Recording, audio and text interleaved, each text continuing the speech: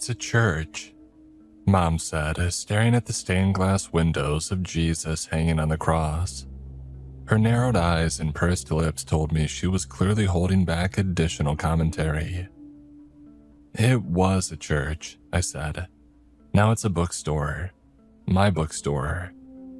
What? I bought it. That was the surprise. Oh, I thought it'd be grandchildren. You made it seem like grandchildren, Lillian. In fairness to me, I am increasing the flock. And not funny. Yes, it is, I said with a smile. I'm thinking of calling it the Church of the Perpetual To-Read List. But it's a church, darling. In a previous life, yes, it was a church. Now it's a bookstore. And churches don't have previous lives. I know Christian dogma doesn't allow reincarnation, but Jesus or his pals never mention that buildings can't start over as something else. I just don't know who would buy books from a church is all. Mom, the best-selling book of all time is the Bible. I feel like you're not understanding the basic premise here. Oh, Lillian, I understand the basic premise. I just don't understand why you picked this place to open a bookstore. It was either this place or Kitty's hot mama's house, but that place is still in business. Oh, Lillian, please, in front of a house of worship, she said, walking inside the building. We were still moving in, so the building was half church, half bookstore, but it still received the full mom judgment. She walked around, running her fingers over some pews and checking how dirty they were. Admittedly, they were still filthy because I was currently removing them, but the store was coming into shape. I was scheduled to open in 2 days, so I had basically been living in the store to get it finished in time. So, I'm thinking of having new releases up front, couches where the pews are, the front desk floating in the middle, an entire section over here for romance and romance fantasy books, and a coffee stand with free mugs with purchase. Oh, don't give away coffee, dear. It invites a slothful element. And what's romantasy?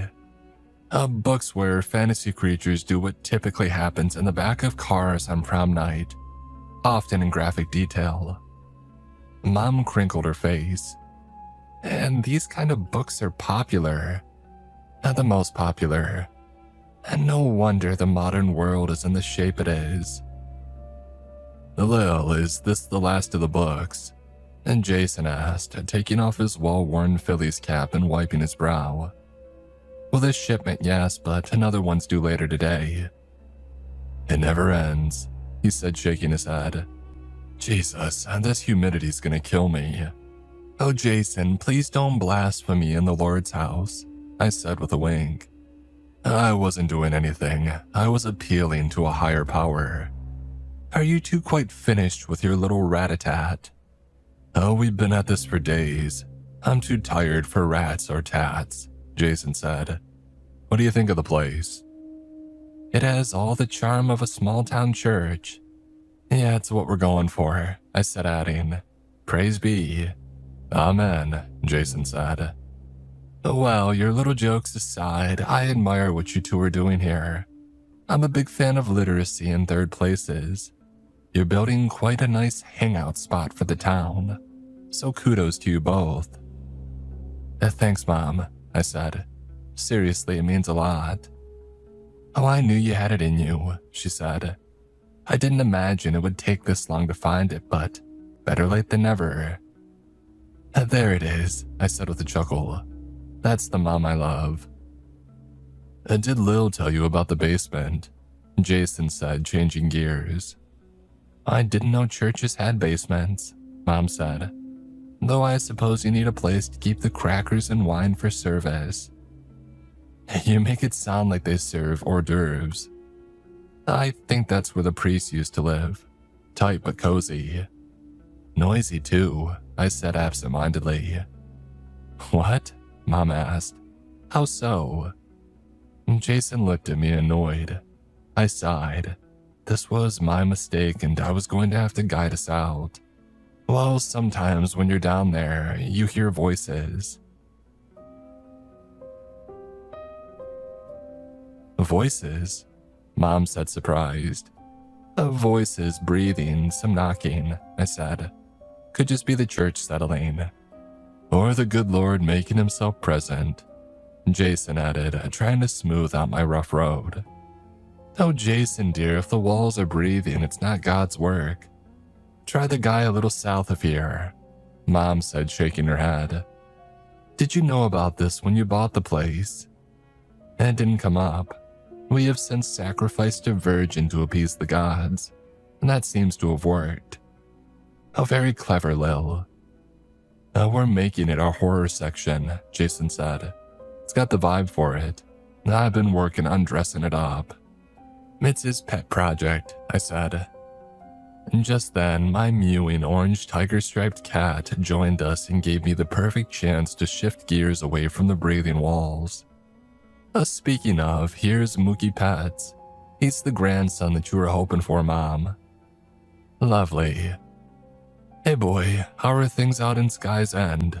Busy. He meowed, flopped onto his back, and rolled into my feet. I reached down and scratched his belly. He rolled back and forth for a bit before popping up, wrapping himself around my legs and sprinting off into the church. Is it sanitary to have a cat roaming around? Oh, Mookie's good people. Plus, he's got a job. He keeps mice and rats out. It remains to be seen if he's even capable of that, Jason said.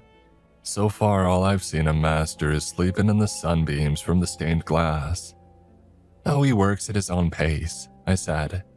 If you're too hard on him, you'll give him a complex, and then he'll be a weird adult. Oh, he might even buy a church and turn it into a bookstore, Mom said with a nod. I laughed. She's still at her fastball. Is the basement ready to be seen? Oh, not just yet. Close though. The body parts we ordered haven't come in. It is so hard to find a reliable grave robber these days. Jason, I don't know how you put up with her. He hugged me around my waist. Oh, who doesn't love a challenge? Hey, I said, playfully smacking him. That and you love me. That and I love her. No, we all do, Mom said. Though some days are harder than others. Oh, it builds character, Mom. Knock, knock, came a sing-songy voice from the front door. We all looked over and saw Darcy, the town mayor, come sauntering inside the church. She was always this chipper, which is probably why she had been elected 6 times in a row. That and nobody really wanted to be the mayor. In a place as small as Sky's End, there really wasn't too much to do. It was the perfect job for somebody who needs to stay busy with minor tasks. And Darcy, how goes the mayoral dealings today? Oh, you know, the fun never stops. Had to remind Jeff at Jeff's Market not to feed the raccoons at night. I'm afraid he's domesticating them. I've seen so many of them around the church at night, I'm thinking of hiring them as security. Darcy sighed. They're not even afraid of people anymore. I went out last night to check on some noises that I heard behind my shop, and I saw 10 of them standing there just waiting for a handout. Those things are disease-ridden, Mom said. Ghastly beasts. Oh, they're cute, I said. No, your mother's right. They're a blight on the city. We've worked long and hard to make Sky's End a picturesque small town, and I don't want to have roving gangs of raccoons ruining it. Roving gangs? Is it like West Side Story? Rival raccoon gangs fighting for turf, the love of a pretty young thing, and to sing songs about their favorite dumpsters, I said. Oh, you laugh, but when they're crawling inside this place eating your books, you want them gone too, Darcy said. But I didn't stop by to talk about the night bandits. Not this time, at least. I came to see if you were still on track for your opening date. Yeah, I think so, I said, turning to Jason to help confirm. We should be good enough to open. Might still have a few odds and ends to finish, but we're on track. I hired the best contractors, I said, slapping Jason on the butt. Oh, well, that's great to hear. The Harvest Festival is the premier event of the Sky's End social calendar. The night walk to St. Asbiel's Church is a storied tradition handed down from the town's founders. It's essential that we keep the tradition going. The town will pillory me if I screw it up. We've already promised our sponsors that we would be ready to go. We have to be ready to go. I know it looks dusty in here, but we're gonna be okay. She surveyed the construction and shook her head. Are you sure? I know you're new to the town, so the importance of this may be lost on you, but... Darcy, I said, interrupting her nervous breakdown. If my man says that we're on track, I believe him. We're golden. She turned to Jason. Are you sure? Positive. It looks worse than it is. My daughter is a lot of things, but a liar isn't one of them. If she says it'll be done, it'll be done.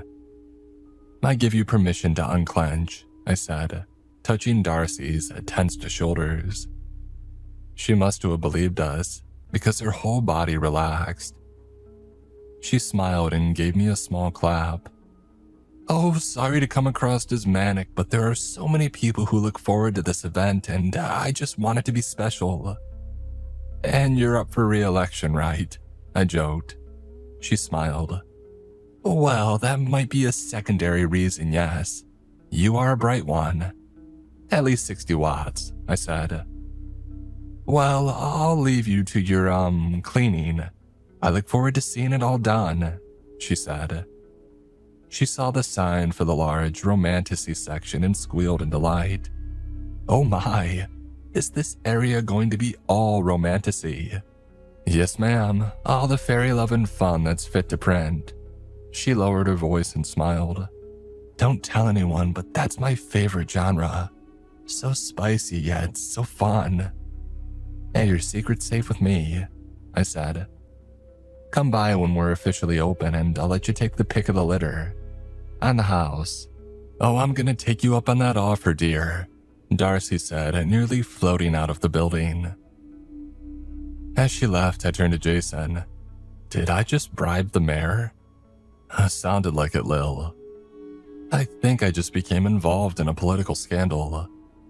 I'd call you Deep Throat, but your mother's nearby, he whispered. Oh, Jason dear, can you help me bring in my things from the car? I'd like to get my room set up before nightfall, and I would hate to be accosted by roaming raccoons, she said, apparently not hearing his joke or choosing to ignore it. I kissed Jason on the forehead and the two of them left to bring Mom's stuff into our little house across the street. I watched them go and felt a strange emotion overtake me. Happiness. It felt weird, like putting your tongue on a 9-volt battery. With everyone gone and Mookie running around doing God knows what, I had a little time to do a walk around the church and take stock of what else I needed to do. It was in these quieter moments that I allowed myself to push aside the joy of ownership and focus on what other chores we had to take on. It was always our dream to open a charming bookshop in a small town. I've always been an avid reader and Jason loves the project. The church coming up for sale wasn't on our radar, but when we found the ad online and the low price, we had to jump. Dreams don't wait for the perfect time to happen.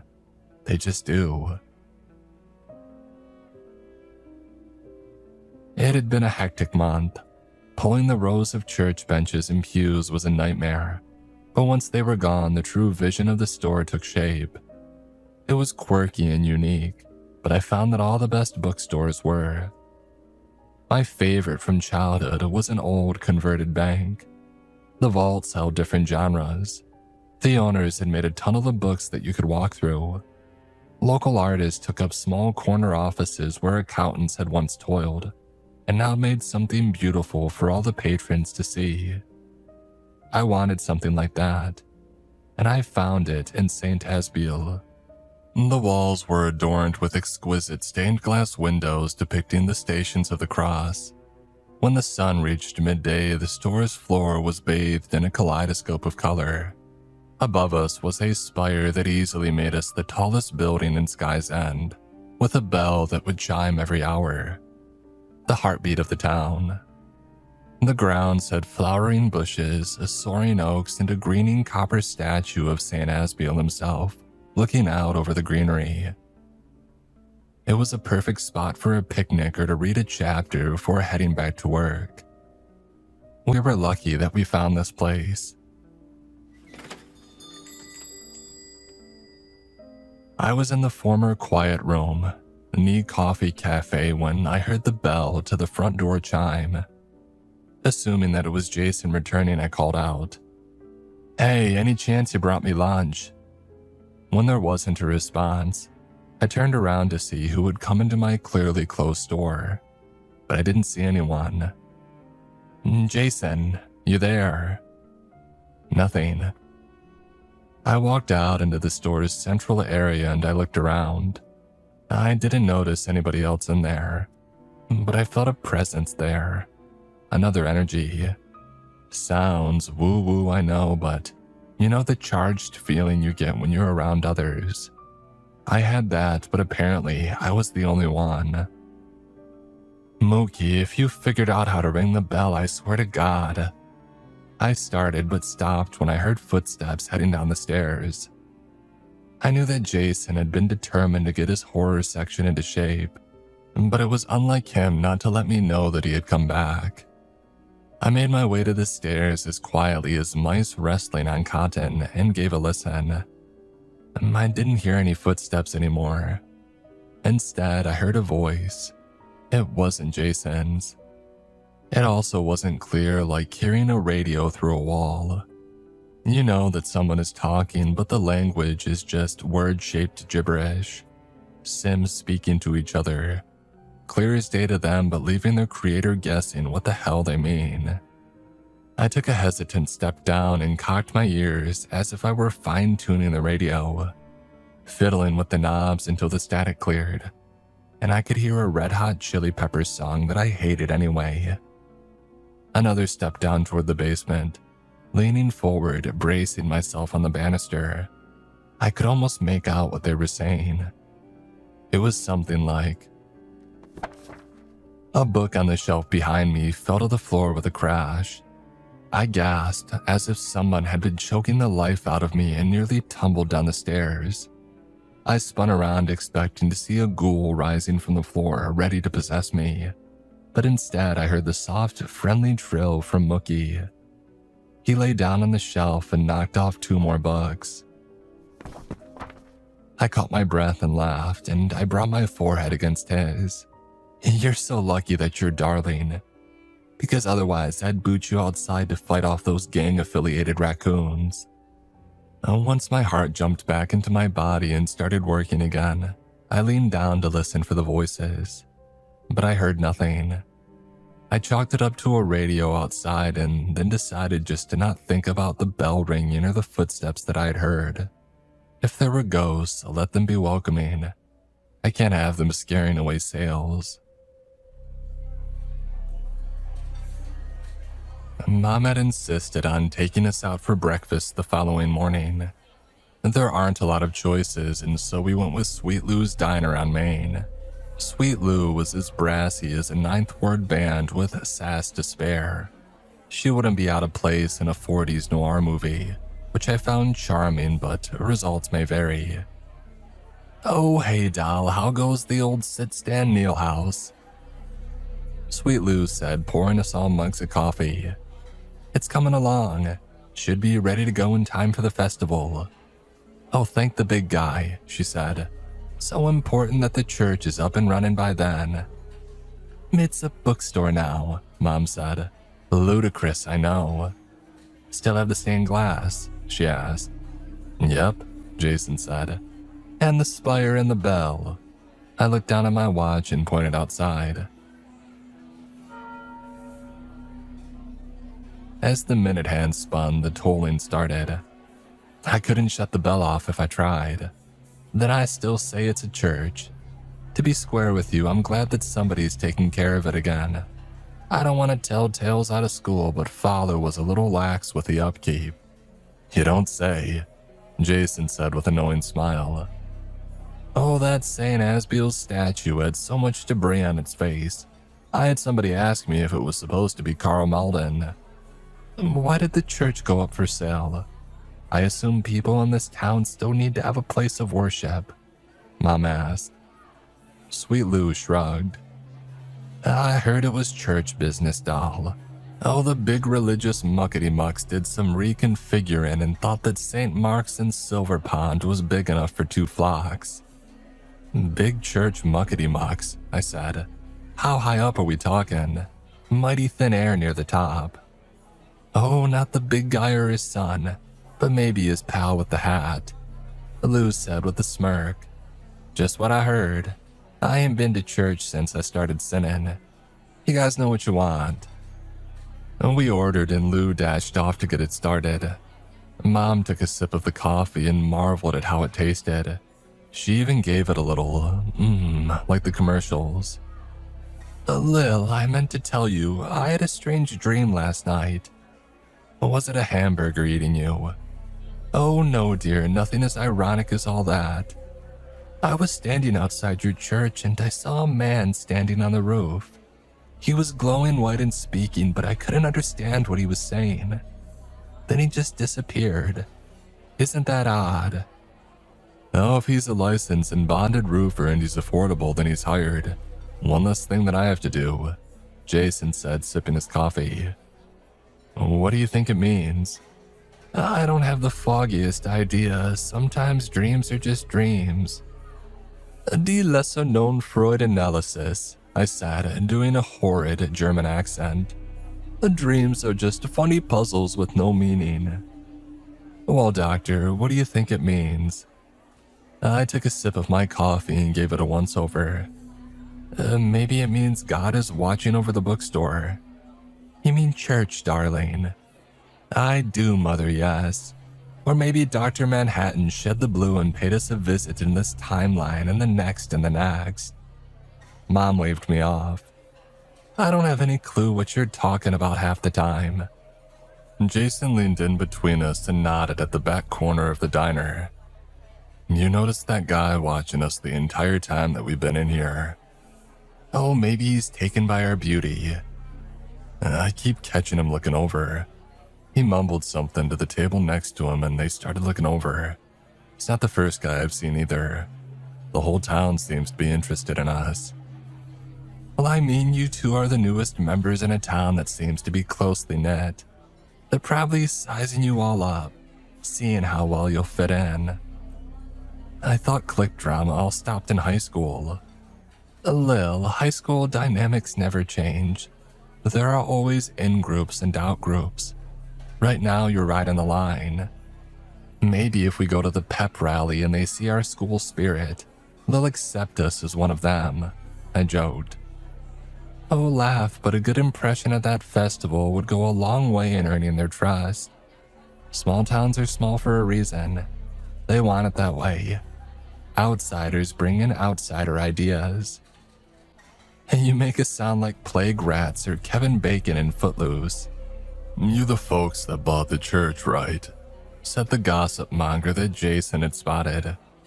Without us noticing, he'd crept to our table and loomed over us. The shock of the stranger's voice caught me and I nearly choked in my coffee. And Jason, who had been vigilant, took the lead.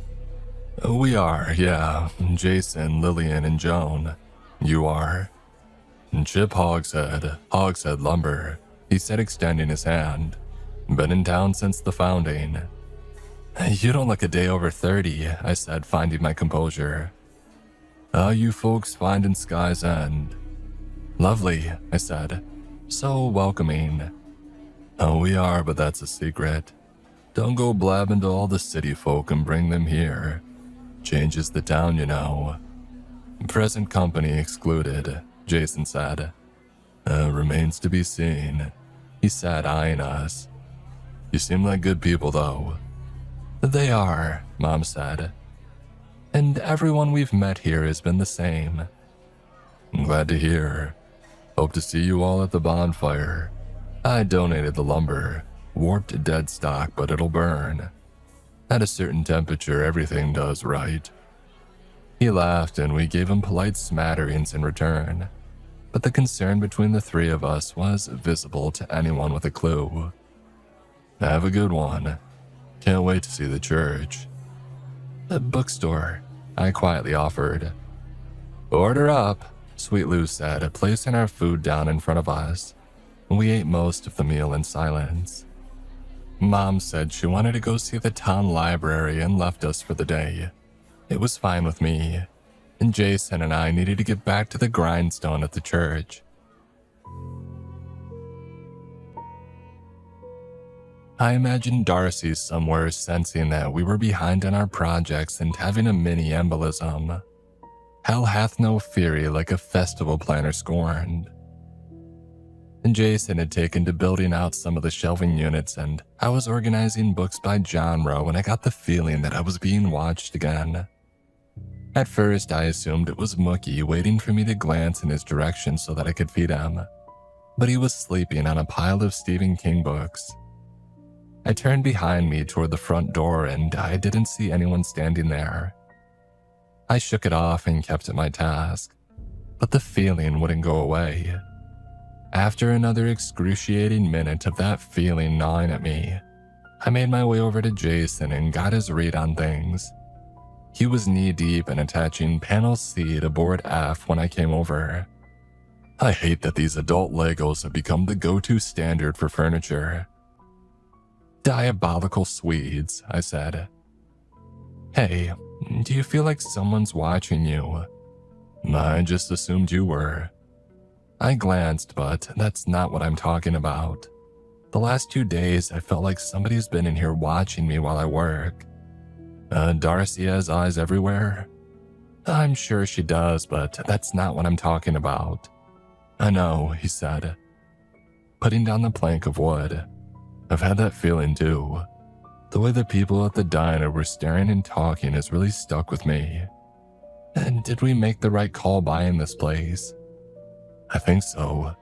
I think your mom was right. We're the new guy on the job. It takes a bit for the new guy to find their place. We can't force it. I plopped down next to him, picked up an Allen wrench and twirled it to my fingers. I just want this awkward stage to be over. Jason spoke, but the sound of a stack of books crashing to the ground near the back door shut us up.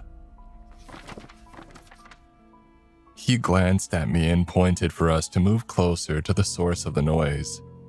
He floated across the floor, careful not to make a sound, and I felt my heartbeat tick up. I crouched and slowly slunk to where he was standing. From our vantage point, we could see that our back door was open. There was a strong wind and several of the books had flipped open, and the pages turned as if a meth-addled ghost was speed reading. I saw Jason's shoulders relax. He turned back to me and whispered, I think the wind blew the door open. I should replace that latch. In the shadowy area about 10 feet in front of us, we heard the skittering of sharp nails on the wood floor. Jason ran over and caught sight of something small and furry, dashing off deeper into the stacks. It's a raccoon. What? I said. Behind me, I heard the soft tapping of nails on the floor. I turned back and saw several other raccoons scattering away from us. I don't know what came over me, but I started chasing after them. They moved quickly, but their little paws failed to find purchase on the ground. The last one blew a tire and slid into the bookshelf, as it rolled onto its back, and I got a look at its face. I screamed. There was a person's face staring back at me. Raccoon's body, human face, all terror. The hell? I screamed and fell back onto my ass and kicked away from it as hard as I could. My yell was so loud that I was afraid that I would shatter the stained glass. The raccoon flopped back onto its feet and sprinted like a bat out of hell through the maze of bookshelves and out of sight. Jason came running over, helped me off the ground, and tried to make sense of my rambling. Lil, you're not making any sense. The raccoons were eating a human face. It had a human face. Jason laughed. I don't think he was making fun of me, I just don't think his brain could process that sentence in any logical way. The idea of it was so absurd, and yet I had seen it. Once his titters died down, he asked, "Are you sure it didn't have a mask on? It might have got tangled up with some Halloween decorations before it came in." "No, it had a face, and it looked familiar." "Lil, did you hit your head when you fell or—" "Jason, I'm serious. I know what I saw." The church's front door burst open. It was Jeff from Jeff's Market. He looked disheveled. His wet, sweaty hair slicked back behind his ears. His dirty, puddle-brown eyes were manic, and he moved with the grace of somebody with 2 left feet. He stumbled into the store, looked me dead in the eye, and said, "Did you know that you had about 6 raccoons run out of here?" "It's why I screamed, Jeff," I said, trying to compose myself. It didn't work. My whole body was still trembling. "Oh, that's the Midnight Brood," he said, glancing to and fro to make sure that we were the only ones who heard. "Not sure why they were out already. It's not like them at all." "What?" "Those things are everywhere. I'd started tracking them at night." "Darcy said you were feeding them," Jason said. "Yeah, that's what I told her," he said, closing the door behind him and walking toward us. "But it's not true. I started noticing their strange behavior when I bought the store about a year ago. They moved in a pack from building to building every night." "Looking for food?" Jason asked. "I've never seen them eat. I even left out cake for them to try. They left it alone." "What are they doing?" "I don't know, but it's not natural. I brought it up with the town officials, but they said I'm crazy. Said rural raccoons act differently than the ones that I'd seen in the cities growing up." "Have you ever, seen one with a human face?" Jeff paused and then shook his head. "Never, why?" "She was reading one of the new horror books that we have in." "She's only joking," Jason said, coming to my rescue. "You're new here too." "I was the newest one before you. Was going to buy this building actually and turn it into an event space. And J.C. Hall, and then the store came up for sale after Mr. Greggio died. The small town grocer seemed like less of a headache than an event space. I switched up. Have you noticed the townspeople? Watching you, well yeah, they do it for a while. I think people were mad that I didn't go forward with the event space. Sweet Lou said it wasn't right that I backed out of the church sale at the last minute. Said that it ruined last year's harvest festival. Refused to serve me for 3 months. I had another question or two, but then the door opened again and Darcy came walking in. She was as put together as I had ever seen her, dressed as sharp as a knife blade with makeup and hair to match. "Oh howdy, coming by for the daily drop-in. It looks worse in here than before. The church will be ready, correct?" Jason stepped up. "Yes, we're organizing books before shelving them. The mess is required, but it's temporary." "You look all glammed up," I said, checking in to see if she was hiding a raccoon tail. My mind was still shaky, but I didn't want to give up the ghost to Darcy. And Darcy laughed. "Oh, I like to get all gussied up for the festival. Told Claire at the salon to be bold, and I think it worked. I feel younger." She noticed Jeff standing there, and her face shifted to disappointment. "Are you the reason the raccoons were just seen running amok in the town square?" "Not this time," he said, "but I should get back to the store. It's nice chatting with you two. The place looks great. J.C. Hall great." As soon as he was out of earshot, Darcy sighed. "Oh, the nerve to bring up J.C. Hall in my presence. Nearly ruined the festival."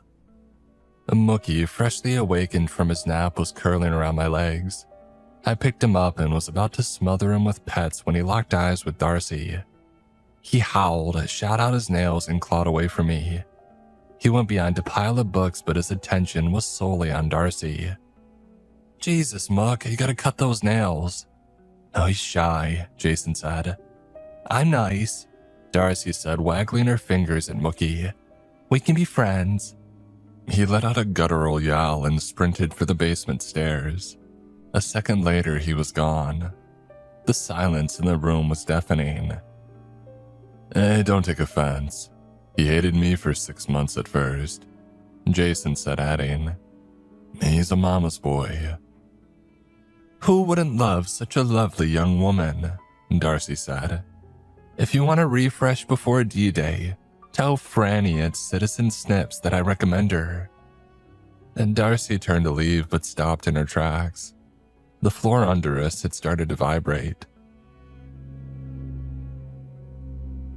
Not an earthquake, but like somebody had put speakers under our feet and blasted a 90s bass track CD. It rattled books off the shelves. When it stopped, Darcy looked over at us and smiled. That was... All the windows in the building shot open at once. I let out another scream and I shook my head. There's something wrong with this place. Something very wrong. Dear, didn't Rose the realtor tell you about the ghosts? What? Jason said, dumbstruck. Oh, Rose, Darcy said, shaking her head. She's getting on in years. I probably should retire. Darcy, I don't give a shit about Rose's future career, I snapped. What the hell are you talking about? Ghosts? Oh yes, well, I don't want to tell tales out of school, but the whole town knows about the spooks of St. Asbiel. It's kind of a local legend. Oh, they're mostly harmless, but seem to get agitated before the festival.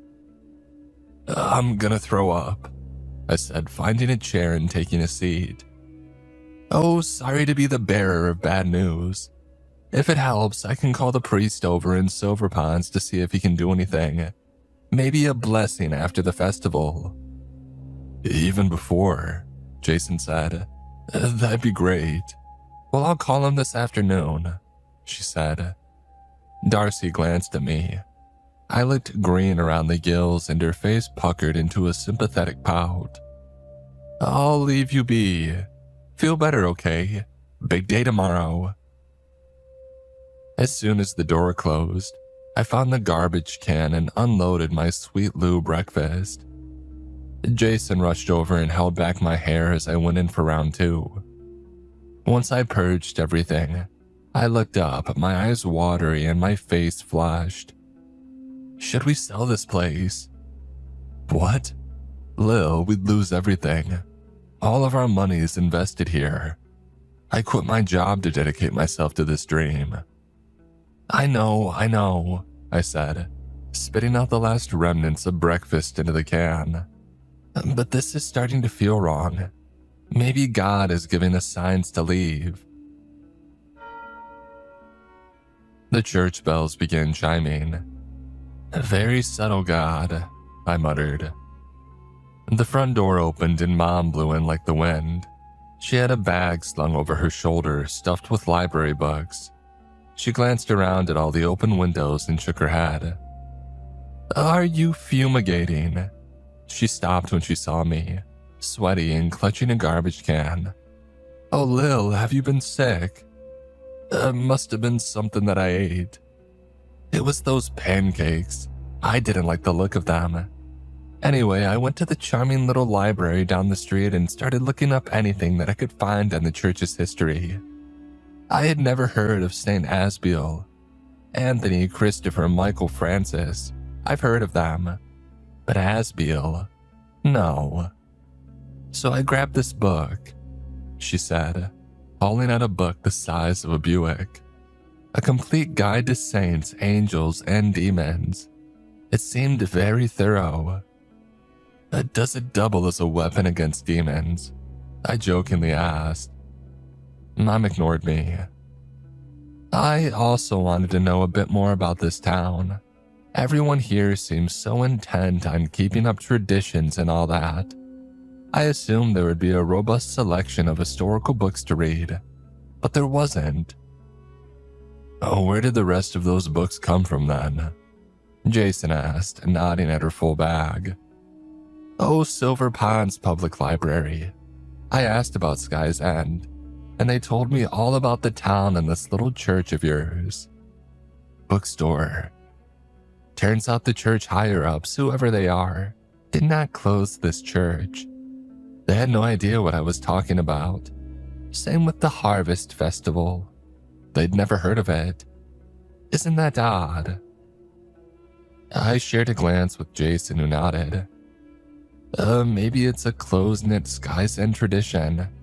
You heard the lumber guy talk about bringing in city folks.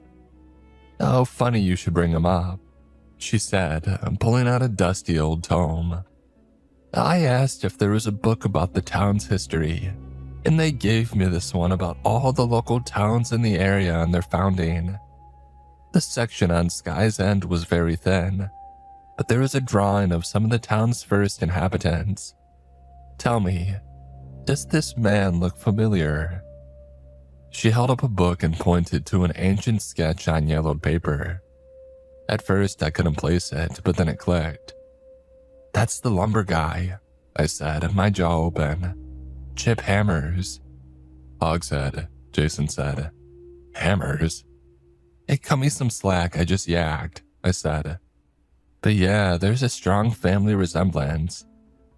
I have a theory, but it's a bit out there, Mom said. I don't think.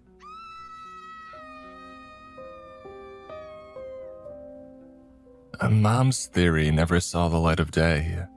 Just outside the church, we heard the screeching of tires followed by a sickening thud and women screaming. We rushed outside and saw a small group of people huddled around a person in the middle of the street. It was Jeff. He was dead.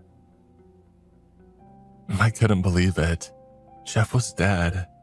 He had been inside our shop just minutes before, and then he was a slab of dead meat in the middle of the road.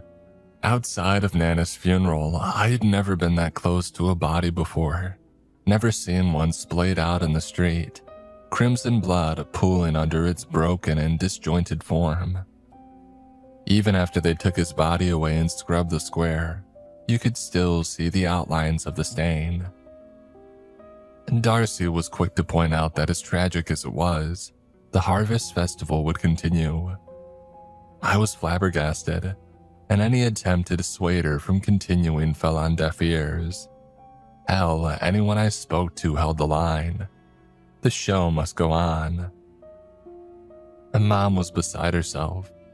She had been even more removed from these kinds of actions, and the death had struck her hard. She left to spend the rest of the day at her house. The thought of doing anything festive made her ill. She mentioned she was considering cutting her trip short. I told her that I didn't blame her. And Jason and I didn't have that luxury. We needed to keep our minds busy, and so we dove into working on the store. My nerves were KFC level deep fried. I feared that every noise I heard was something looming in the shadows, looking to harm us or pester us about the church's readiness. Yet, our options were limited to 1. Give up our future and leave, or 2. Go home and wallow. Neither sounded like an improvement on the current situation, so I kept my nose to the grindstone. Idle hands are the devil's playthings. How my ancient pilgrim forefathers must have cheered my industriousness from beyond the grave. The day turned to night, and the light from the stained glass muted to all black. I flipped on a few lamps and kept restocking. Jason, brave soul that he is, moved to the basement to put some finishing touches on his pet project. A Mookie was with him and sleeping, which good on him for doing so. I didn't know if I would ever sleep again. At around 10, I heard somebody on the back stairs. It was Jason, and the look on his face concerned me. His flushed skin and slack jaw contrasted with his wild and wide-open eyes. He waved me over without a word. "What's up?" I whispered. "I have to show you something. That doesn't sound promising." He led me down the squeaky stairs until we were standing inside the former priest's bedroom. Mookie had woken from his slumber and was pacing in front of a section of cinder block wall. Jason nodded at it. "He's been doing this for a while.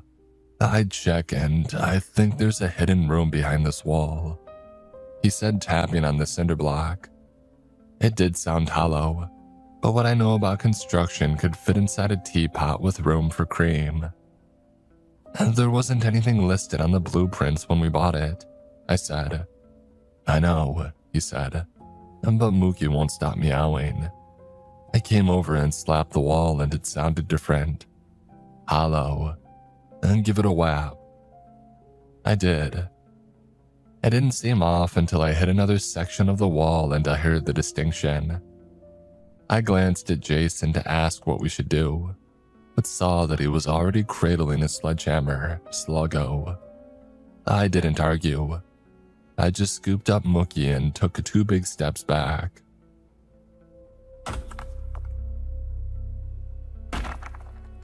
And Jason swung the hammer like Thor, and after several solid hits, the cinder block crumbled. A hole to the unknown had opened right in front of us. I held up my phone to get a view into the void behind the wall. I saw nothing at first, but then we heard somebody say, "Help." I stumbled back and nearly introduced my ass to the ground. Jason looked confused, but then he heard the voice too. This time louder, a little less hoarse, and he backed away as well. We shared a look of astonishment. "Hello?" The weak voice called out again. "Have you come to free me after all these centuries?" I looked over at Jason and mouthed a string of curse words. Not sure if he got most of what I was saying, but he got the gist. I had about 9 million questions to ask, but my brain and mouth couldn't come to an agreement about which to ask first. Instead, I just whispered, "Pata, a buzz baba." My thoughts exactly. What the hell is that? A man in the wall. Why is there a man in the wall? How is there a man in the wall? I don't think my brain knows how to process any of this, Jason said. Mookie, as curious as his kind are, instantly hopped up onto the hole and peered into the darkness. He meowed and we heard it echo back. Before I could grab him, he jumped into the room. Mookie! I moved to the hole and peered in without my phone. I couldn't see a thing at first. Once my eyes adjusted, though, I noticed a figure slumped against the far side of the wall. They were in an ancient jail cell. From the void, Mookie meowed again, this time more forcefully. It twisted into a growl before evolving into a snarl. He hissed a few more times and I heard him nervously skitter back toward the hole. I just moved my face out of the way before he came leaping through and bolted up the stairs, hissing as he did. I glanced over at Jason and swallowed hard. Just what the heck was going on in there? I went back to the cinderblock portal and tried to get a better view of whatever had spooked my poor boy. I couldn't make out much, but I heard someone jostling. "Hello?" I said. "Are you okay?" What a stupid thing to ask. Obviously, the person trapped in a jail cell behind a walled-up secret room isn't okay. "Do you need help?" "Have you come to free me from them?" "From who?" "The Watchers," he hissed. Well, that was terrifying. Way worse than the raccoons. I turned back to Jason. "You need to break down this wall. I'm gonna go find help." "From who? This whole town closes down at 9. "I don't know. I'm sure Darcy's out on vermin patrol. I'll call 911 too. But this guy is going to need immediate help," I said before turning back to the hole. "Sir, just be patient. We're gonna go grab some help." "Beware the Watchers." "I'll try my best," I said before I scrambled up the stairs, following the trail that Mookie Pets had blazed. I hit the top floor and headed straight for the front door. For the first time since our move to Sky's End and the purchase of the church, I didn't feel safe. I guess finding a man walled into a hidden room in your basement will do that to a person. I burst out onto the street and was surprised to find several people walking around. A few of them were huddled together and pointing at the church. A second glance told me that they were with the Harvest Festival Committee. Their lanyards gleamed in the moonlight. Rushing over, they ceased their conversation and looked at me with concern. They must have thought I was an insane person with how wild I was acting, but they kept their personal feelings behind a mask of politeness. "Oh, thank God you're out here. There's somebody inside my walls. I need help." The group of people shared a look, telepathically decided that I was insane or on drugs or maybe both. And then the lead person, Rachel, I think, looked at me with sympathetic eyes and said, "Darling, are you okay?" "No," I said. "We just stumbled into some weird shit, and I don't know what to do or who to turn to." I patted myself and realized that I didn't have my phone. "Can one of you call the cops? I probably need an ambulance too." "Oh, you won't be able to get those two boys. They're on a fishing trip until Harvest Day. Yearly tradition. Trout before turkey, they call it," Rachel said. "Oh, they usually catch the limit too," another one of the committee members added, as if I could give a rat's ass about their fishing prowess. "Lillian, we should talk," came a voice that I was familiar with from behind me. "Darcy, we should talk with Jason too." "Darcy, I'm not in the right state of mind to worry about the teeny tiny details about the festival, okay? I just found a man walled up in my bookstore." "Oh, I know about him. We all do." "Jesus Christ, news travels fast in a small town," I said. "How did you hear already?" "Oh, I've known about him. We all have. The committee. The entire town," Darcy said. "Come, let's go talk to Jason." My mouth went Sahara, Gobi even. Death Valley on a bad day. I felt wrung out and the lack of liquid struck me dumb. I had questions and I wanted to speak, but nothing came from me. Darcy offered her hand and I took it. The Harvest Festival Committee went on planning as if I hadn't just spun them some magical tale. I heard Rachel mention something about putting the bonfire near the grand gazebo this year, and Darcy led me to the store. She was speaking, I saw her mouth moving, but the blood whooshing in my ears drowned it out. Was the whole town in on this oddity? If so, why hadn't anybody mentioned it to me when I purchased the church? Why was he there at all?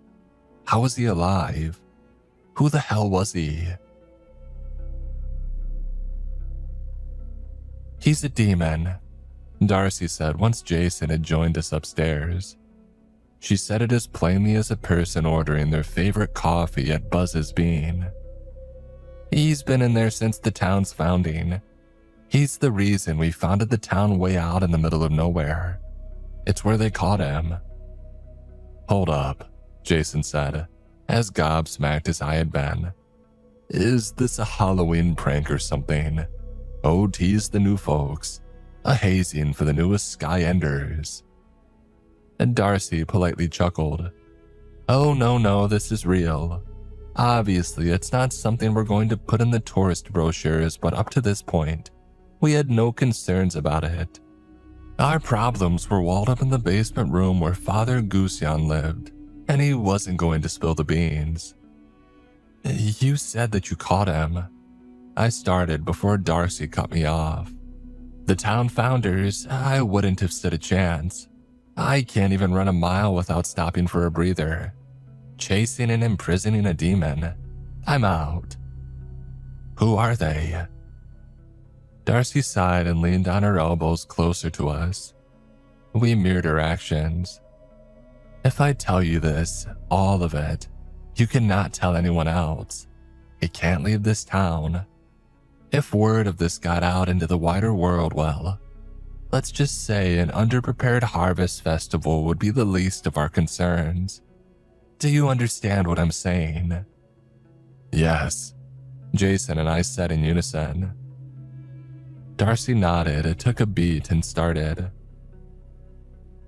They're called the Watchers, the people who tracked and found the demon Ralph. Wait. The demon's name was Ralph, like Wiggum or Cramden, I said.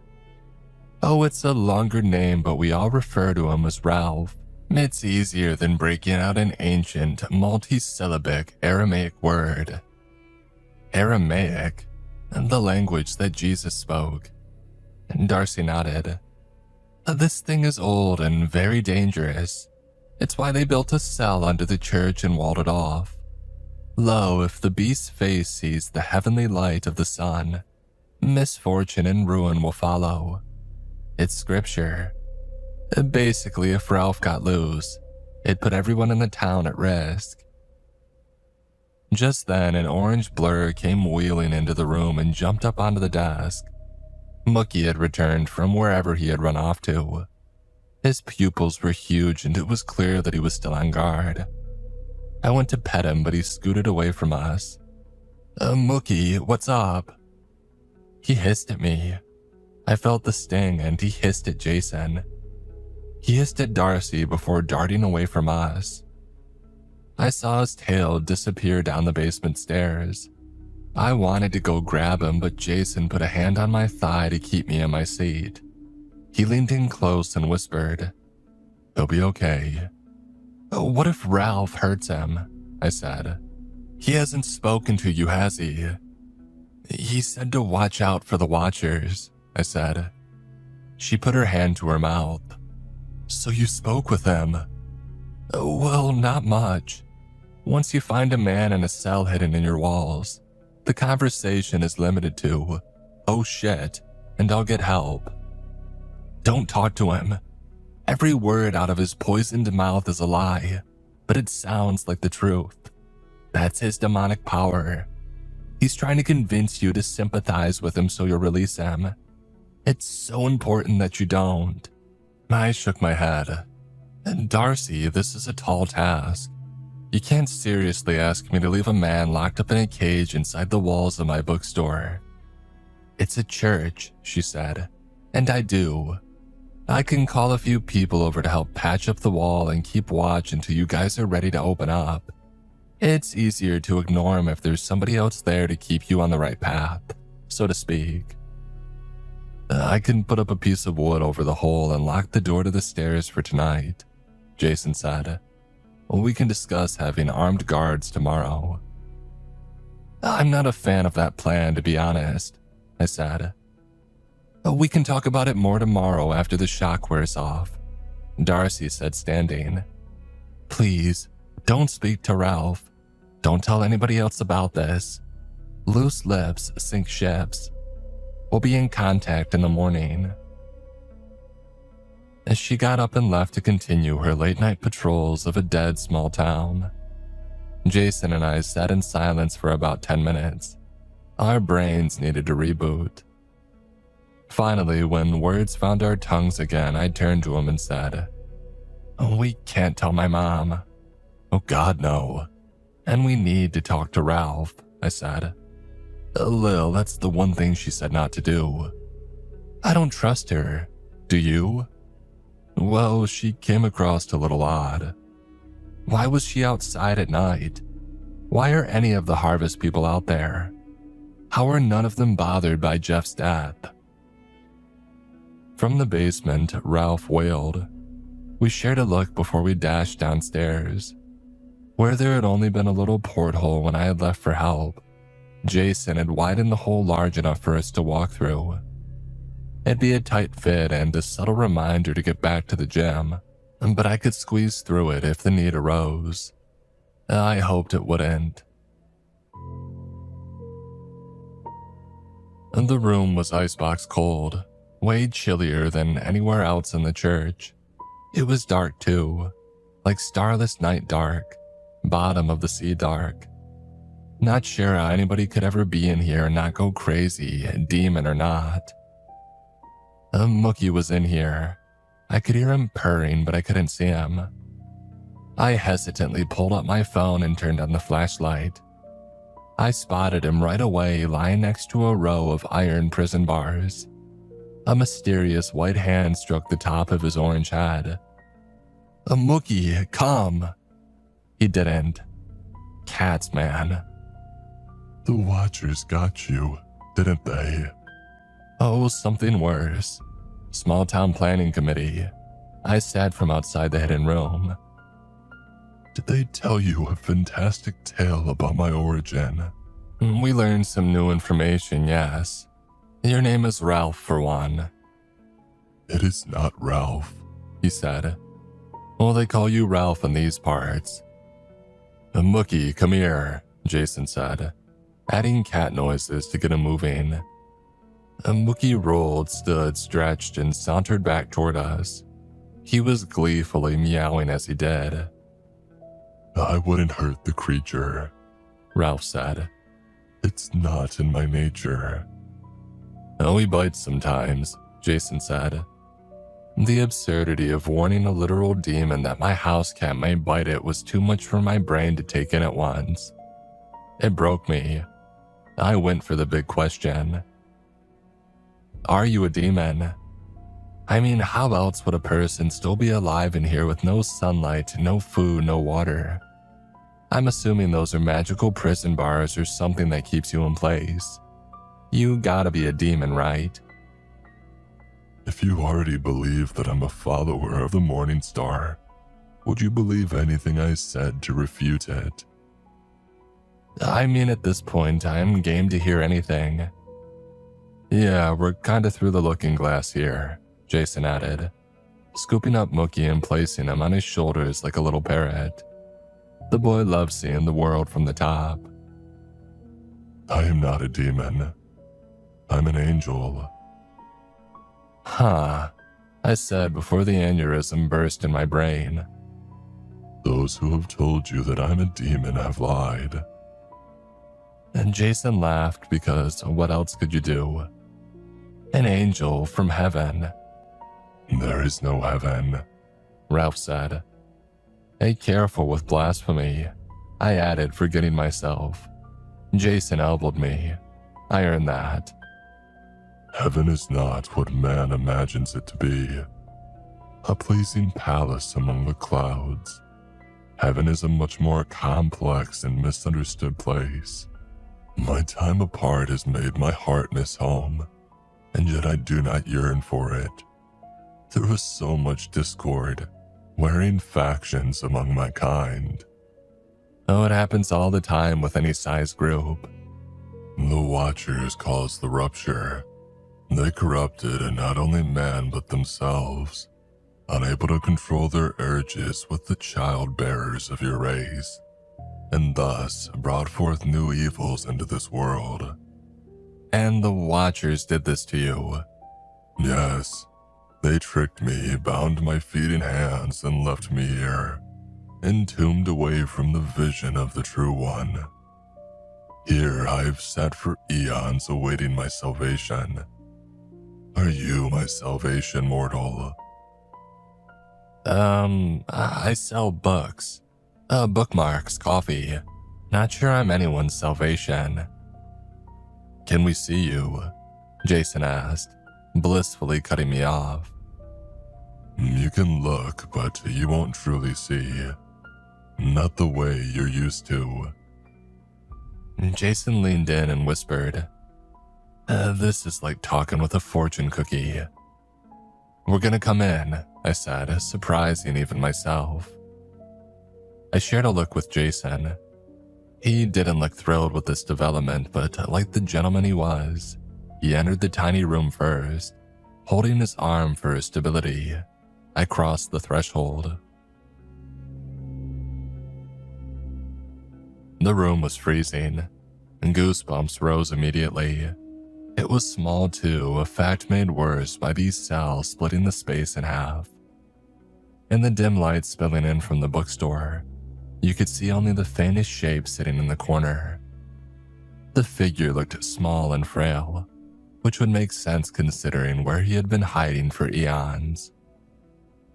Jason and I both turned on our lights and pointed them at Ralph. He was a lump of naked white flesh sitting in a ball in the corner. When he turned his face to us, his bright red eyes shone back, his pupils constricted in the light. While the red eyes were concerning, what took the cake were the spires sprouting out from the top of his head. "It's a demon," said a voice from the basement stairs. Jason and I spun to see Mom gawping at the creature from the last step. Mom's sudden arrival set Mookie off. He hissed and growled and shot up the stairs in an orange blur. I wasn't sure what got into him or where he would go, but it was the least of my concerns at the moment. Ralph stood and his body transformed as he did. Gone was the frail wisp of a man, a demon angel, and in his stead was a muscled beast, horns scraping the well-worn ruts of the cinder-black ceiling. He clutched the prison bars in front of him with his catcher mid-hands. Why he didn't just rip away the bars was beyond me. God knows he looked like he easily could. "If you attack me, I shall strike you down," Ralph said, his voice booming off the walls. "My protector grants me the strength to smite my foes." Hey, she's a 65-year-old woman. I don't think you have to call God down on her. He's not calling God down. He's calling to Satan. Get out of there before he corrupts you both. "She is the Watcher," Ralph said. That's my mom. "She deceives you. This is one of the Watchers. A demon come to claim their prize." Mom turned to us. Get out of there. He's going to ruin you. "They are coming for you," Ralph said to me. Unlatch the door and I can protect you. I moved my phone over to the cell door. There was a tiny stick jammed in the lock. A single little sprig of some dried up wood that wouldn't have kept a toddler out. Mookie could have broken it. You can't break that twig of a lock open. "No, only a human can break it." Don't touch that lock, Mom said. You let this beast out and it'll kill us all. I turned to Jason, who looked as confused as I felt. Oh, what do you think? I don't know, he said. Who's telling the truth? That's the $64,000 question, I said. My eyes went back and forth between Mom and Ralph. I felt a pain in the pit of my stomach. Lillian, we've had our differences over the years and God knows that I was against this purchase. But you have to listen to your mother over a demon. Yeah, I said. I should believe her. I would. But something was stopping me. A nagging feeling at the base of my skull. A warning from my ancestors that lit up my brain with flashing caution signs. Lillian, who are all these people? The voice came from the top of the stairs.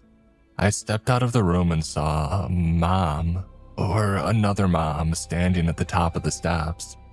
She was still in her pajamas and looking confused. When she saw another version of herself next to me, she let out a surprised yelp and grabbed the banister for support. Why were there two of my mom?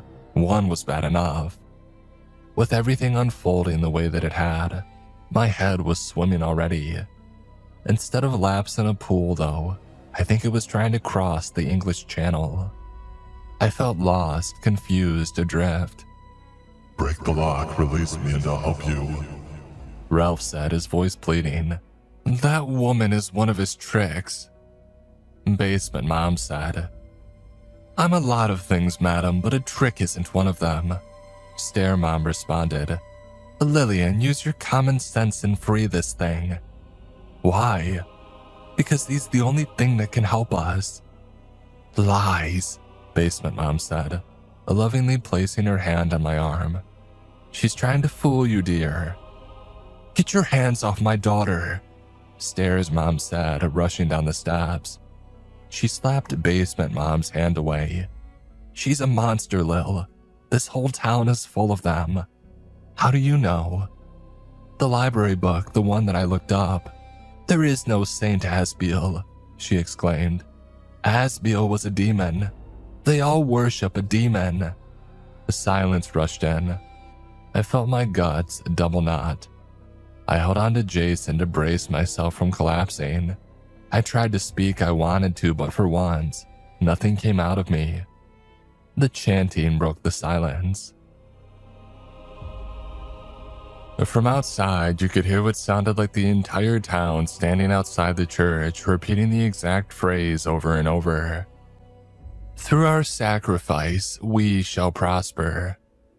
They're coming, Mom, my real mom said. She ran for the cage to break the stick, but Basement Mom shoved her hard in the back. Mom launched forward, smashing her head on the corner of a jagged cinder block. She collapsed to the ground with a sickening thud. Mom! I went down to check on her. Blood was pooling all around her head. I checked for a pulse and I found none. Mom! Jason ran for the cage, but as he did, Basement Mom shot out her hand and a yellow light exploded from her fingertips. It struck Jason in the chest and he stumbled back, clutching himself. As he fell back, we locked eyes and he mouthed the word, "Run." I stood on shaky legs. The chanting was louder now. They had entered the church. I turned to Basement Mom, who was grinning ear to ear. She reached behind her head, dug her nails into her flesh and yanked hard. The sickening sound of tearing filled the room. Basement Mom ripped away her own bloody flesh, gobs of it hitting the ground with wet slabs. Loose hair floating in the dim light. The way she pulled at her skin, I expected to see a skeleton staring at me. But that's not who I saw. Instead of the bone white of a skull confronting me, I was face to face with someone who had been pestering me for days. Darcy. What? Was all I could compel myself to say. Break the stick, Ralph yelled, but the deafening chanting from the top of the stairs drowned his voice out. I turned back and saw the deadly choir, dressed in black robes with red runes stitched onto their chests, slowly marching toward me. You don't know how lucky you are, Darcy said in a measured tone, to witness proof of divine power, a view so few outsiders get to see.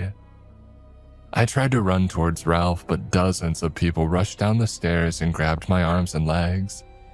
I thrashed and yanked, but the sheer number of hands on me left me immobile. A fly trapped in a spider's web. Who are you people? Darcy laughed, the same stupid and friendly chuckle she used all the time. Oh, we're not people at all. God calls us mistakes, evil unleashed by Asbiel's misdeeds, the unholy union of man and angel, a spawn to all that is dire and bleak. We are the children of the dark, my dear, and you are our necessary tribute. I turned back to Darcy. You're a monster, and you're just in time to celebrate the harvest, she whispered in my ear. She cackled as she tapped the middle of my forehead. Everything went black.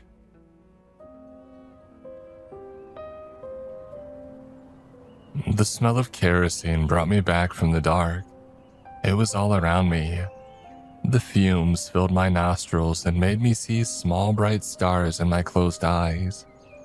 When my lids finally fluttered open, the first thing I noticed was the orange rays of the rising sun. A new dawn, a fresh start. I was standing, and when I tried to move, I found that someone had lashed my body to a pole in the middle of the massive bonfire that I had heard the festival planner discussing earlier. At my feet, I saw the lifeless bodies of Jason, Mookie, and Mom. Oh God, my loving, gentle Jason. Mookie, my curious, precious boy. My wonderful, headstrong mother. My foil and my heart. I'd killed them all. Tears flooded my eyes and washed down my cheeks. My lofty dreams had manifested in our waking nightmare. I offered them hundreds of apologies, hoping that would wake them up, bring life back to them. It didn't. The church bells chimed. I looked up and noticed the entire town standing around the bonfire, heads lowered in silent prayer. I screamed at them to let me go. I bargained with them. I would keep their secret if they let me leave. Appealed to the humanity. Whatever of it might still be in their diseased minds. I begged for mercy that I'd never receive.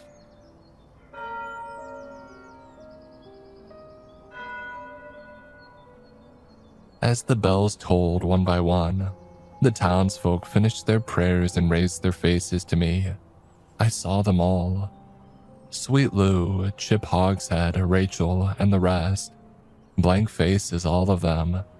No humanity behind their eyes. Darcy, their ringleader, stood in front of them.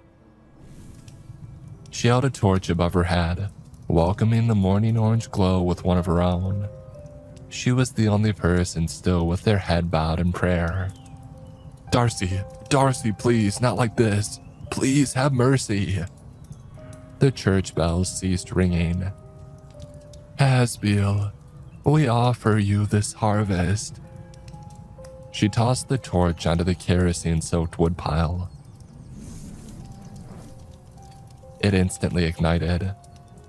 The last thing I remember feeling was the bubbling of my skin and the painful screams I let out as the fire consumed me.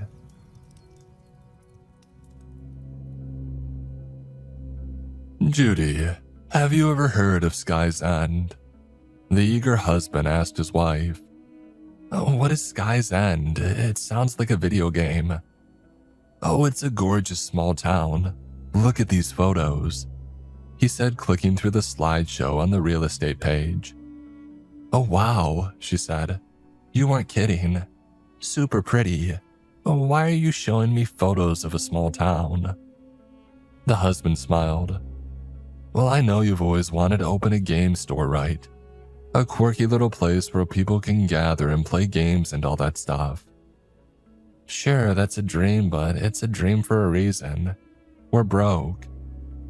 Well, I may have been secretly saving money for a little while. What? Enough for a down payment. They have a building for sale. Cheap, like dirt cheap. Look. A few clicks later, he brought up the building in question. The wife laughed and smiled. They're selling their church? Look at the cost, babe, it's nothing.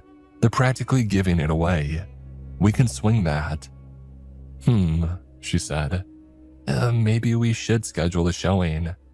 I already have, the husband said. Rose is the name of the realtor. Very nice lady. Sounded old as dirt, but that might benefit us. The wife beamed. Is this for real? Are we really considering this? Hell yeah, we are, the husband said, patting his wife's hand. I have a good feeling about this.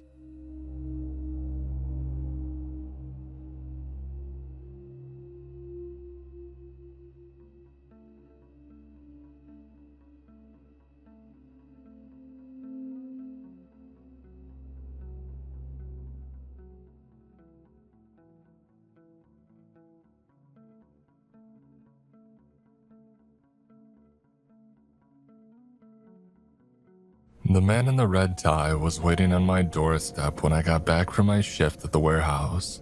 My last shift at the warehouse, to be precise. Without warning, my entire crew had been laid off. I had driven home in a numb haze, half thrilled that I might never see that soul-sucking place again, and half terrified about how I was going to pay next month's rent. I was so distracted that I almost walked right over top of the guy. Benjamin Alexander Hearn, he asked officiously. I told him that just Ben was fine. Nobody had called me Benjamin since high school detention. My name is Osgood Mosby, of Mosby and Sons Solicitors. The man in the red tie went on. I have an important message for you regarding the final testament of Jennifer Price. May we speak inside? Jennifer Price. I hadn't thought about my mother in years. Apart from the photos that my father had shown me when I was a child, I had never actually seen her. And that was fine with me. As far as I was concerned, my father was my only real family. Jennifer Price was just some woman who had brought me into the world and then left me to fend for myself.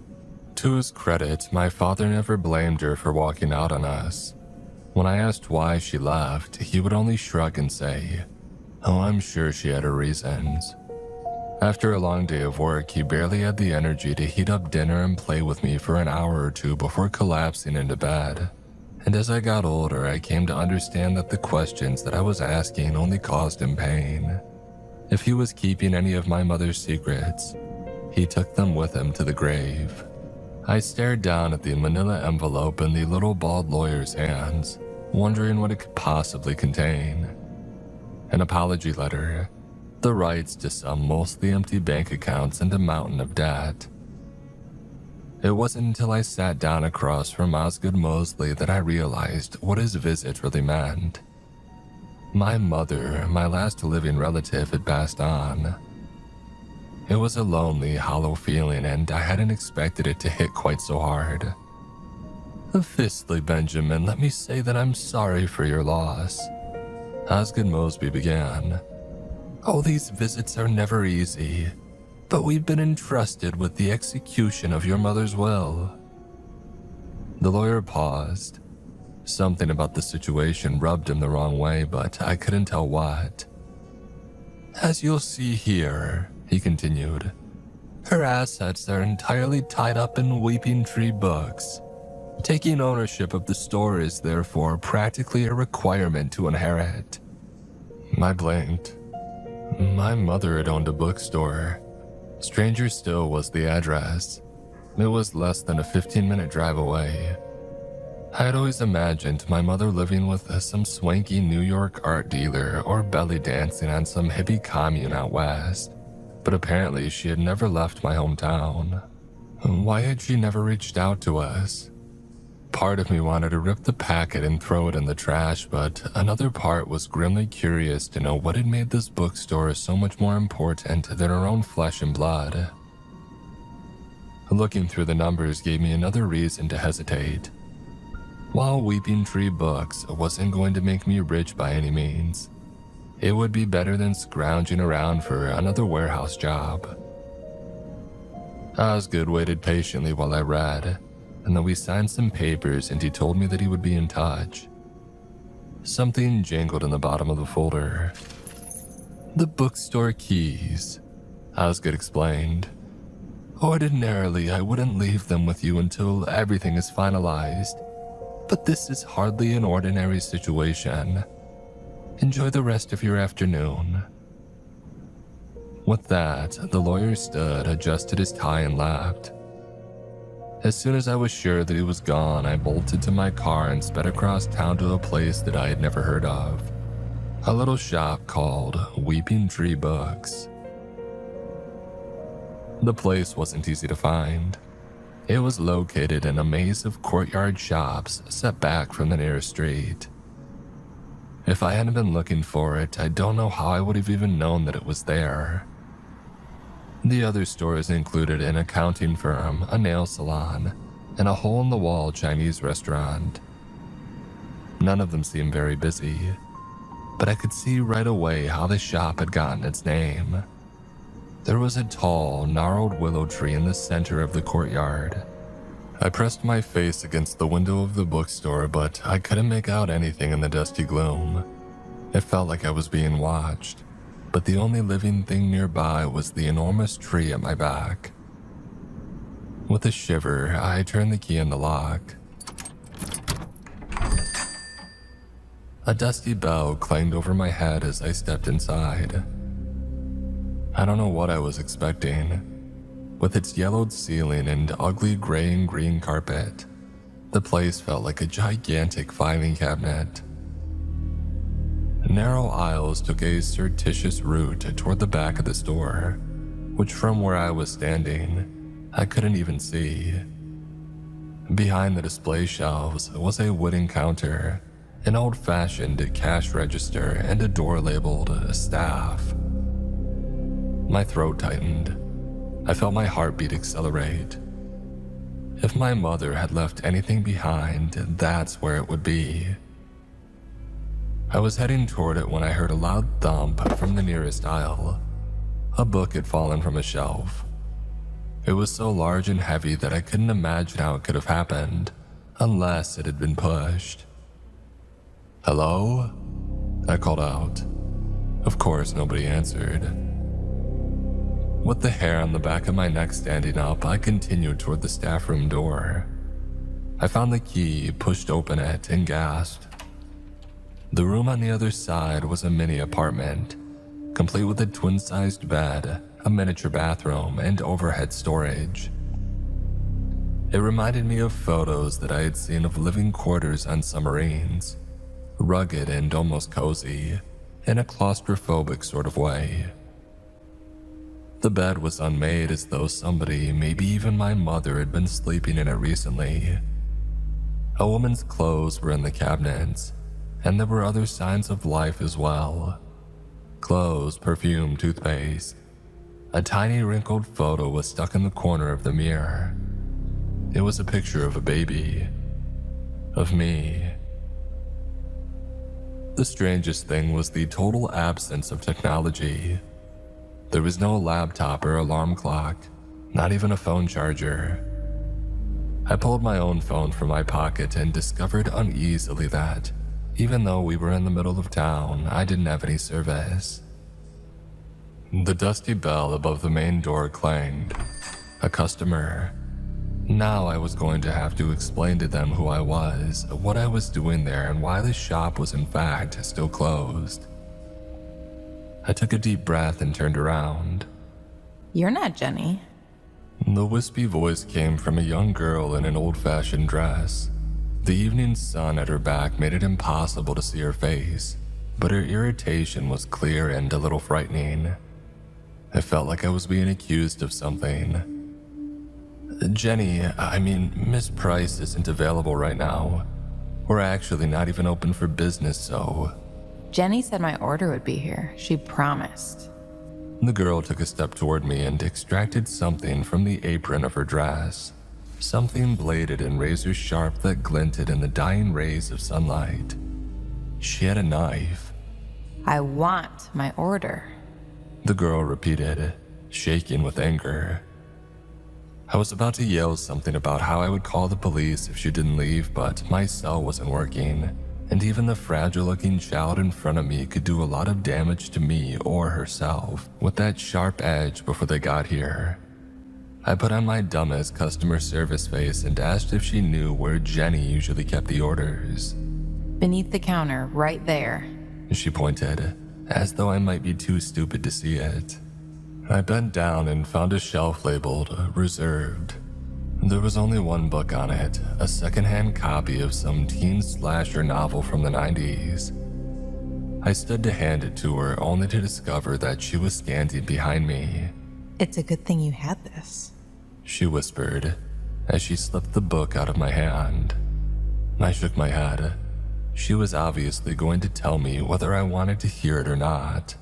"I wouldn't have hurt you. No, nothing that easy. I would have just started to scream. And then, when somebody came running, I would have taken your hand, like this." She gripped my wrist. Her fingers were small, cold, and hideously strong. "And then I would have plunged this big old knife right into my throat." The girl smiled up at me. "Do you know what they do to child murderers in prison?" Before I could answer, she slipped the massive blade back into the pocket of her apron, picked up the book, and left the store. "When you see Jenny in hell, tell her that Esme says hi." The girl shouted, and then let the door slam behind her. I waited a beat and then ran to alert the authorities. Or at least I tried to. Something odd happened when I reached the display shelves. The floor beneath my feet seemed to stretch somehow. No matter how hard I sprinted, I just couldn't advance. It was maddening and dizzying. I grabbed my knees woozily and then tried to jump forward instead. Nothing. I got the same result from walking backwards, climbing onto the display case or slithering across the carpet with my eyes shut. I wasn't sure which possibility was more horrifying, that I had lost my mind and all of this was in my head, or that I had somehow become a prisoner of Weeping Tree books. I was running out of things to try and it was getting dark. Another book had tumbled from the shelf, but I wasn't going to investigate. Now with the bookstore already so gloomy that I could barely see my hand in front of my face. I had an awful feeling that if I started down one of those aisles, I would turn around to find that the shelves had rearranged themselves and the way back to daylight had been closed off to me forever. With a tense look over my shoulder, I made my way to the door marked Staff. I closed it behind me and I lay down in the darkness to wait for morning. I dreamed of black, hairy hands holding me down and cracking open my chest as though it were a book. They peeled away my skin layer by layer, as though each one were a separate page. No matter how much it hurt, however, I just didn't have the strength to escape. My eyes snapped open. I had gotten tangled in the bedsheets. The stuffy little room was still pitch black, but more than just the nightmare had jolted me awake. Something was turning the handle of the door. Blinding light flooded into the room. I threw my hands up in front of my face and screamed. "Oh, forgive the intrusion," Osgood Mosley said and adjusted his tie. "Oh, when I didn't find you at home, I suspected where you might have gone. I suppose you've noticed that you're unable to leave." I thought back to the night before, to the ugly carpet extending beneath my feet, like some sort of horrible gray and green ocean. The memory made my empty stomach roll. I groaned and asked Osgood what the hell he was talking about. "Oh, you're the bookkeeper now. The store will not permit you to exit. Right now I suppose you're imagining yourself tunneling under the floor or breaking out through the ceiling. But whatever you're thinking, I assure you that another bookkeeper's already tried it and failed. The sooner you accept your fate, the better it will be for everyone involved." I didn't want to believe him, but his words carried the weight of a judge's life sentence. If what he was saying was true, all I had left in the world was what I had walked in with. My wallet and keys, a cell phone that didn't work, and the lighter that I still carried, even though I had quit smoking years ago. I clenched my hands into fists and demanded to know how he could have put me in this situation. Wasn't he supposed to be my mother's attorney? "Oh, I never said Jennifer Price was our client," Osgood huffed, sounding hurt. "I said that we've been charged with the execution of her will. In this case, we work at the behest of the Weeping Tree Books Trust Fund. We have a contract with the Chinese restaurant across the plaza. They'll provide you with 3 meals per day and whatever toiletries you need. If there are any other issues, you can inform me when I come by to empty the till each Friday." I fired off one angry question after another, but Osgood just held up his hand.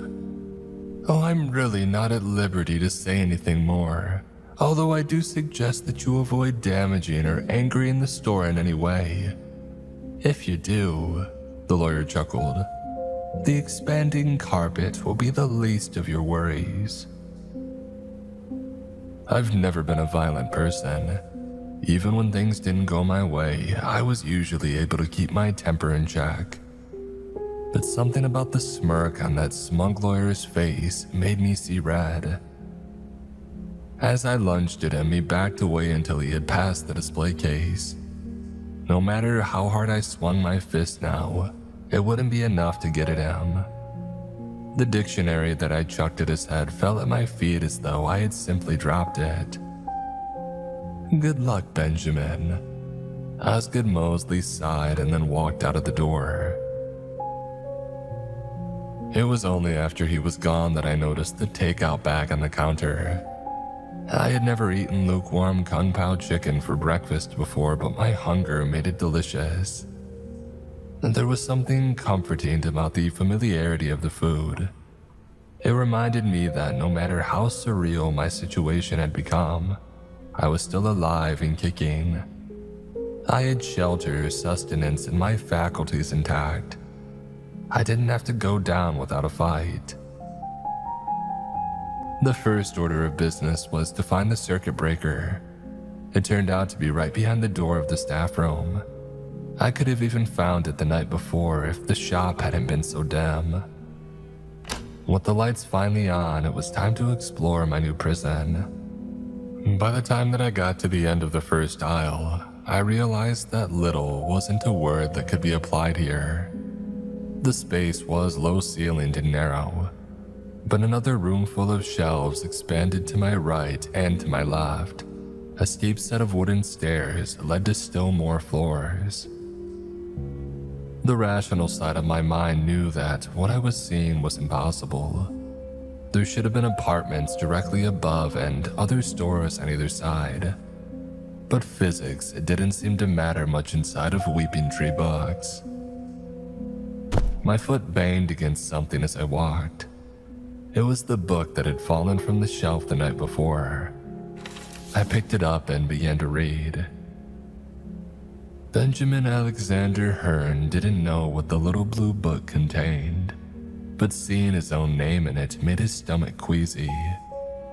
His eyes darted obsessively over the page, completely oblivious to the burning man standing behind him, eager to wrap his charred, bony fingers around his neck. I gasped and looked over my shoulder. The aisle was empty, but I could have sworn that I smelled charcoal in the air. When I glanced back down at the book, its pages were blank. Maybe, I thought queasily, they always had been. The bell above the door clanged, and I was grateful for an excuse to hurry back to the counter. The freckly, curly-haired guy in the doorway fiddled uneasily with the device in his hand while he waited. "A sign for this," he grunted, nudging the cardboard box in front of him with the toe of his boot. When I asked what was inside, he just shrugged. "Hey, don't ask me, man, I just deliver the packages." He squinted hard at me. "Hey, you're new, huh? The lady before was a lot nicer. She always had a pot of tea ready when I stopped by. I technically wasn't supposed to have any because I was on the clock and all, but..." He shrugged again. "She used to say that I reminded her of her son. And do you know what happened to her?" I felt the blood rush from my face. This was too much to handle all at once. I signed for the package, apologized for not having any drinks to offer, and I told him that I would see him next time. "I hope so," he said ominously, and then shouldered back out through the door. Almost reluctantly, I retrieved some scissors from below the counter and opened the box. It contained about 24 secondhand books. 2 were marked as special orders. I thought of Esme and her knife and shivered. The rest bore a note in some weird foreign language. As I looked away from the words, however, they seemed to come into focus. It was as though I could only read them from the corner of my eye. The message they carried was even stranger. "Stock before nightfall," it read. It appeared that I would be exploring the rest of the store sooner than I thought. I loaded the books onto the handcart beside the staff room and headed into the depths of the bookstore, making sure to take a different aisle than I had the first time. It was that quick decision, seemingly unimportant at the time, which ultimately saved my life. As I walked, I became aware of a thin red wire running along the floor. It bent and twisted with the bookshelves, turning at random, and I found myself following it. Since I didn't know where I was going, it didn't matter which route I took. What mattered was being able to find my way back. At first, I thought that Weeping Tree was laid out like a normal bookstore. There were sections for romance, science fiction, history. There was even a kids section. The further I went, however, the more obvious it became that my impression had been wrong. The signs above the aisles and nooks and reading areas became more bizarre. Cryptozoology, non-Euclidean geometry, alternate futures. Some of the labels were in other languages, pictures, and hieroglyphics. I wished I could stop and browse through some of them, but I was too busy looking for a section where the delivery books might fit. They all seemed to be old biographies of saints, although not from any religion that I'd ever heard of. Sweat ran down my back, my hands were numb from hauling the handcart, and the lights overhead had started to feel like the sun of some sweltering desert. Most disturbing of all, I was no longer sure exactly how long I had been walking. It felt like hours, but it could have been more. The only thing that I was certain of was the red cable I was following along the floor. At some point, I heard a bang from inside the box. I hadn't hit any bumps, yet a book called The Agony of Saint Honora had toppled over.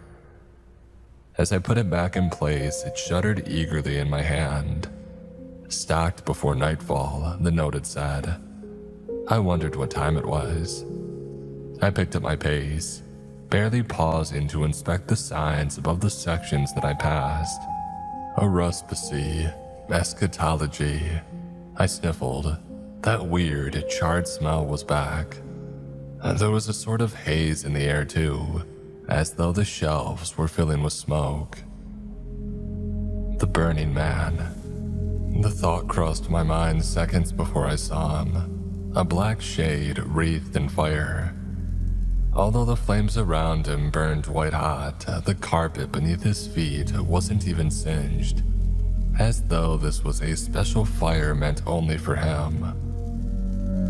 A low groaning sound came from his ribcage.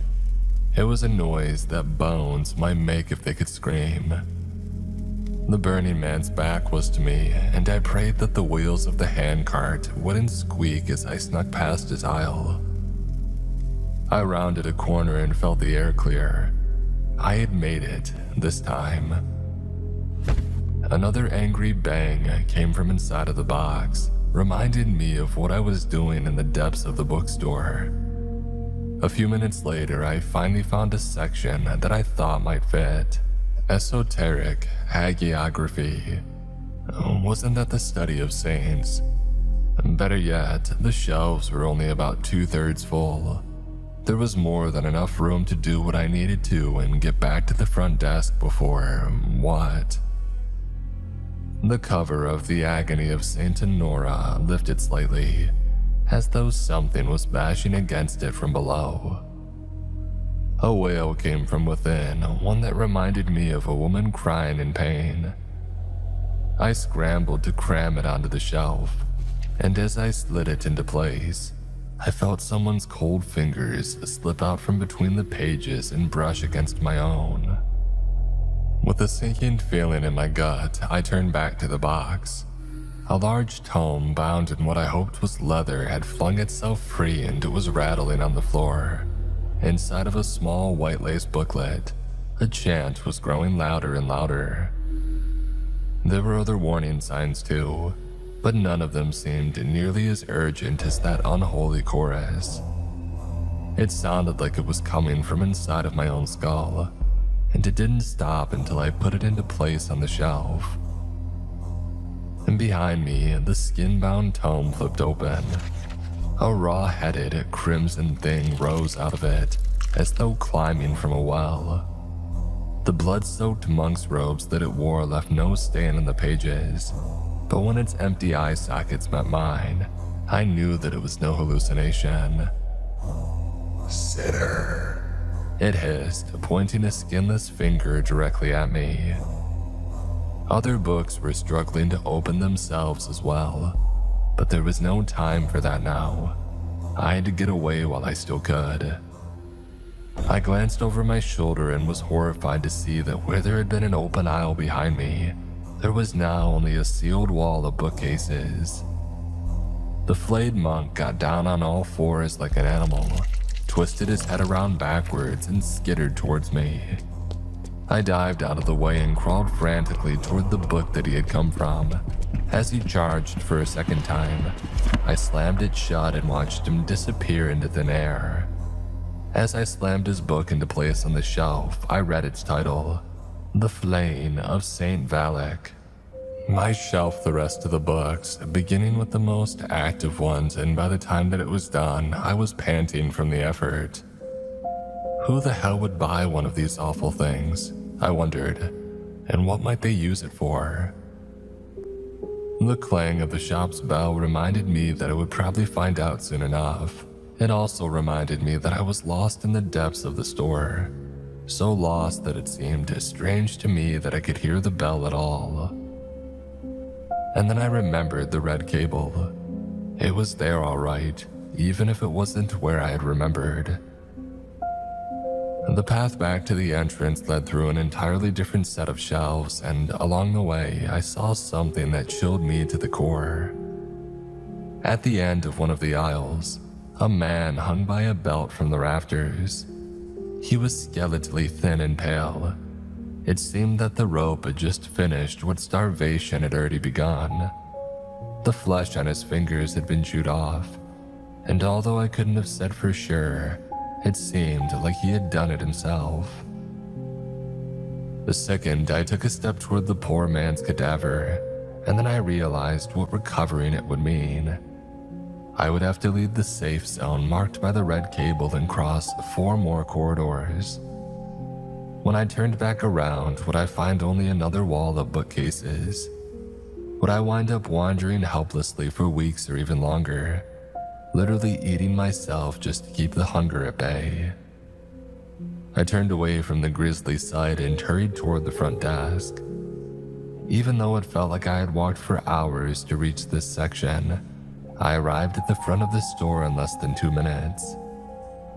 The man at the counter cleared his throat. I looked him over nervously. Goatee, piercings, long-length black trench coat. I asked how I could help him. "I need a cookbook," he whispered. When he saw the look on my face, he blushed and added, "My girlfriend says if I don't start pulling my weight around the house, she's gonna kick me out. I'm fine with anything so long as the recipes are easy." It occurred to me that even a shop like this from time to time would be visited by regular folks. I was about to warn him to be careful not to get lost, but the store behind me seemed to have shrunk somehow. The oddly named sections had vanished, and the culinary nook was plain to see. I pointed to it and watched him shuffle away sheepishly. A few minutes later, the bell clanged again. A stocky gray-haired woman in a puffy pink sweater walked through the door.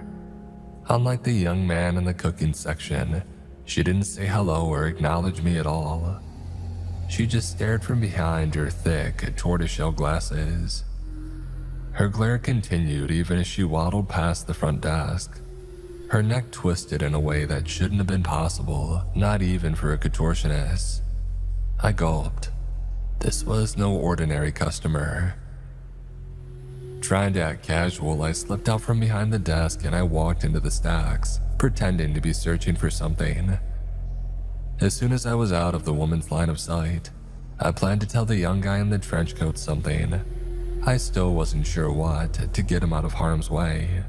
I was rounding the corner of the second set of bookcases when the woman walked out in front of me. She was breathing excitedly through her mouth, which suddenly seemed much wider than it had been a moment ago. Her head moved toward me even though her body hadn't budged. She ran her tongue over wormy violet lips. On the other side, I could see several rows of tiny razor-sharp teeth. Even without words, I understood her warning. Stay put. Don't interfere. As I backed away, I whistled, coughed, and even knocked over a display stand. But none of it was enough to make the young man turn around. I didn't see what happened next, but I heard it. The gasp, the scream choked in blood, the gruesome sound of feasting. The noise reminded me of a pack of hyenas ripping apart a corpse. I stayed frozen behind the front desk until the woman passed by for a second time. Beneath her fluffy pink sweater, her stomach was hideously distended, as though she had just eaten something even larger than she was. She bought a pair of romance novels and a thick purple encyclopedia called Mind-Altering Toxins of the Great Lakes Region. There was still a few flecks of red on her cheeks. I glanced back down the aisles behind her. They extended into the distant darkness once again. The store, it seemed, could rearrange itself based on the customers inside of it. I wondered what else it was capable of. Was it sentient? Or was it just reacting to these stimulus around it, the way that plants in shade incline toward the sunlight? Did my mother also have to learn all of this the hard way, back when she was the bookkeeper? My experiences so far left one thing crystal clear. The store couldn't or wouldn't protect me. I was disposable, just like my mother, the hanging man, and all the other bookkeepers before us. The pork fried rice and oolong teas sitting on the counter had gone cold, but I wolfed them down anyway. As I ate, I thought about the red cable. Someone had found a safe path through the store and put it there, which meant that the previous bookkeepers might have other information to pass down. Information which could help me stay alive inside of this nightmare. The idea hit me with the force of a religious revelation. I shoved aside my food and started turning the staff room upside down. I checked beneath drawers, in the pages of magazines, behind the toilet and inside the lampshade, but I found nothing. And then I looked at the mirror, at my own baby picture still tucked snugly in the corner. If my mother had left anything else important behind, it might be connected to the mirror as well. I lifted it gently from the wall. A thin red journal was taped to the back of it. The first page was blank.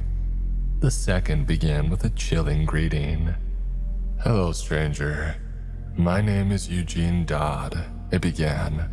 "And if you're reading this, then I'm already dead.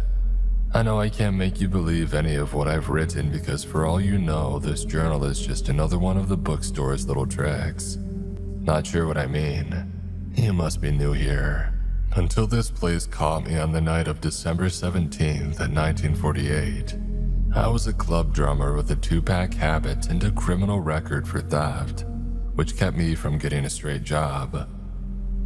I used to walk past Weeping Tree Books every morning on my way back from gigs, and there was always this pretty brunette sitting on a stool behind the front desk.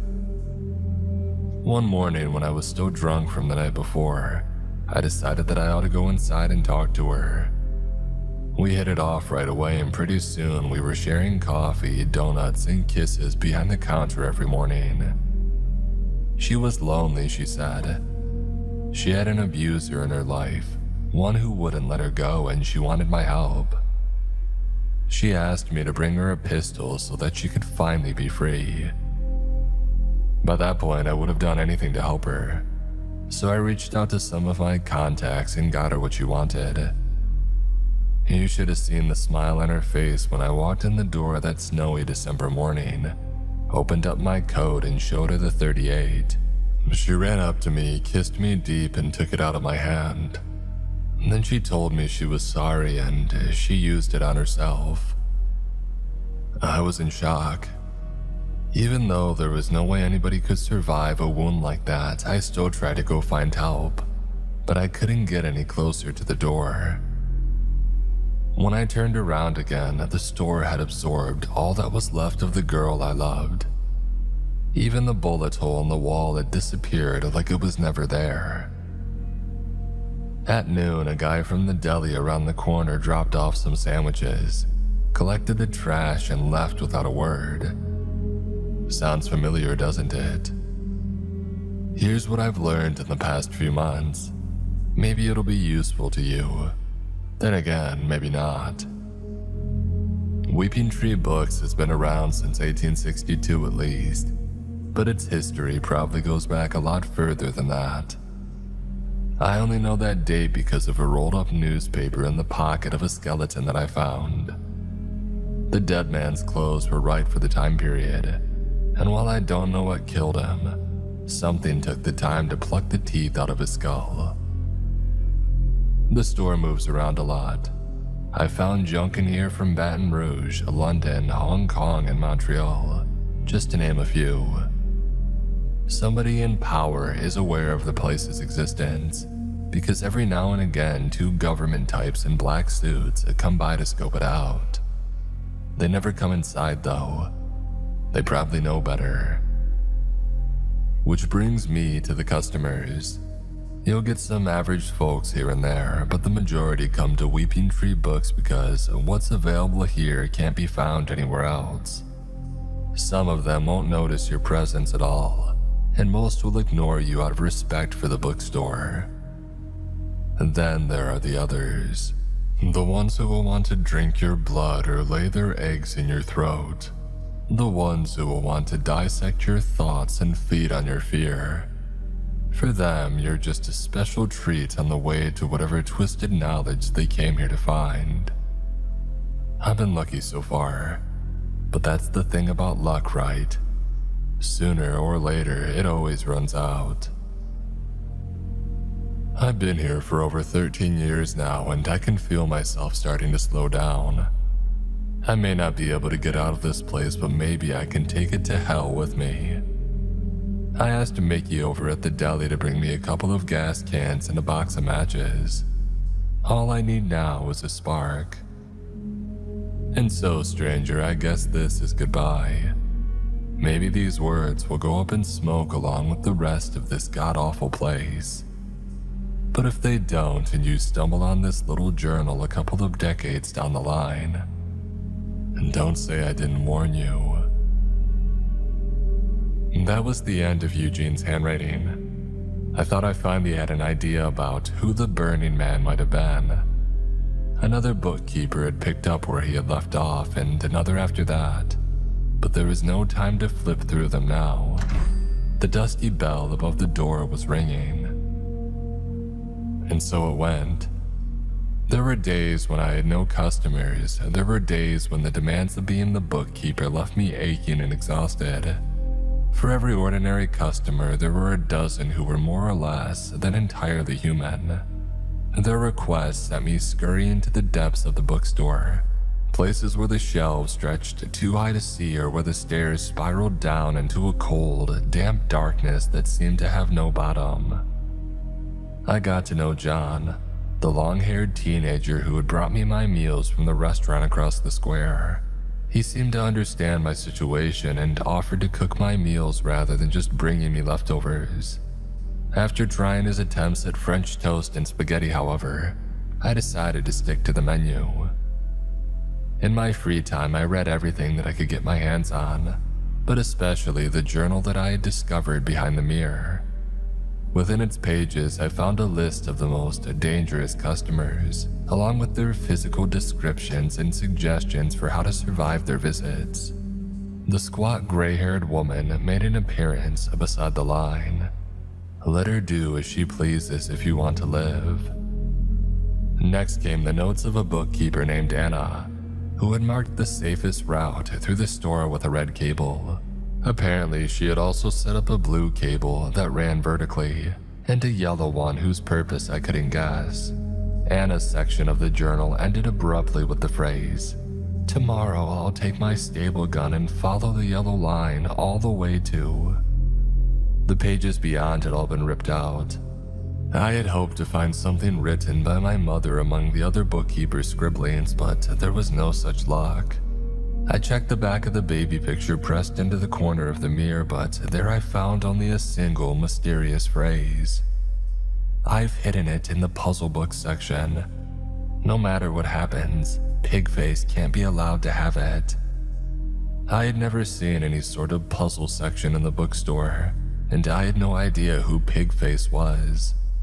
But whatever my mother had written was so important to her that she used the entire back of the photograph to send her message. And then during my second week at Weeping Tree Books, a customer arrived who would change my life forever. He came in an hour after lunch, and as he walked through the doorway, he smothered the sound of the bell with an enormous hand. Despite his immense size, he moved silently. If I hadn't happened to look toward the front of the store in that precise moment, he could have easily snuck up behind me.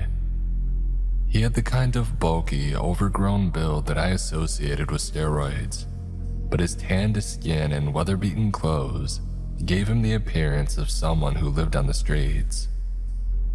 Weirdest of all was his mask, a pink rubber pig's head that stuck out from beneath his hood.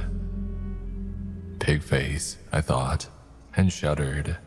I'm looking for some stolen property. The huge man rumbled. It's in here somewhere.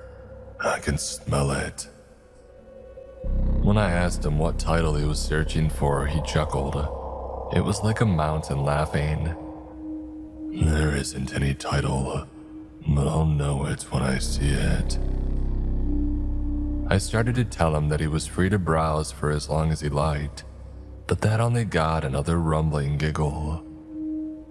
Oh no, Pigface insisted. You're coming with me. He put a hand on my shoulder and pinched. It felt like my arm was about to pop out of its socket. I clenched my teeth to avoid crying out, but it was clear that running away wasn't an option. Pigface half guided, half pushed me forward into the stacks. I noticed nervously that we weren't taking the safe route, but before I could mention it, we had made another turn and the red cable had disappeared completely. I wondered aloud whether the big man knew what section his stolen property might be in. Just keep walking. He grunted and nudged me toward a downward spiraling staircase that I had never seen before. The list of dangerous customers in the journal hadn't mentioned anyone who looked like this, but that didn't mean much. Whoever had compiled it had only been the bookkeeper for a few months, and the note about Pigface came afterwards. Each sub-basement we passed was disorientingly similar to the first floor. I kept an eye out for Anna's blue cable, but there was no sign of it. Whoever the big stranger was, he seemed to know exactly what he wanted and where he was going. There, Pigface rumbled, pointing to the top shelf of a section marked puzzle books. I was so unnerved by how deep we had gone, and by the fact that I couldn't find my way back, that it took me a moment to react. Pigface gestured irritably to the ladder beside the shelf. I figured he was too heavy to climb up it himself. As reluctant as I was to turn my back on him, I put my boot on the base of the ladder and went to retrieve his stolen property. The top shelf was higher than it had looked from below, and the stranger's large size distorted the dizzying view downward. The ladder wobbled uneasily as I grabbed the book that Pigface was pointing to. It was a beautifully embossed volume that looked like it could have been a collection of fairy tales, and I couldn't resist taking a quick peek inside. I pretended to lose my balance and let the book fall open on the rung in front of me. The page I had flipped to showed a photo of some kind of stone pit, one that had been sealed with rusty bars. It looked real enough to touch. And then a pair of hands reached up from the darkness inside. A young boy pressed his face against the bars, mouthing the word "help." I gasped and turned the page, only to find another pit holding another child. I thought of all the stories I had heard about witches and ogres with big burlap bags who came to drag away the bad kids. If there was any truth to them, it wasn't a stretch to imagine that such a creature might be storing his victims inside of an enchanted book. The ladder trembled.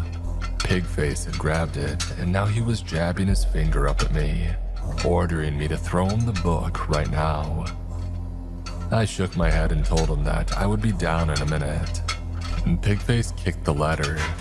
I hugged the rungs with one hand and clutched the book against my chest with the other. It was my only bargaining chip. Once the big man got it, he could do whatever he wanted with me. If I was lucky, I might end up in one of those cells between those beautifully etched pages. I threw myself against the nearest shelf. Its ledge was barely wide enough to support my sweaty fingers.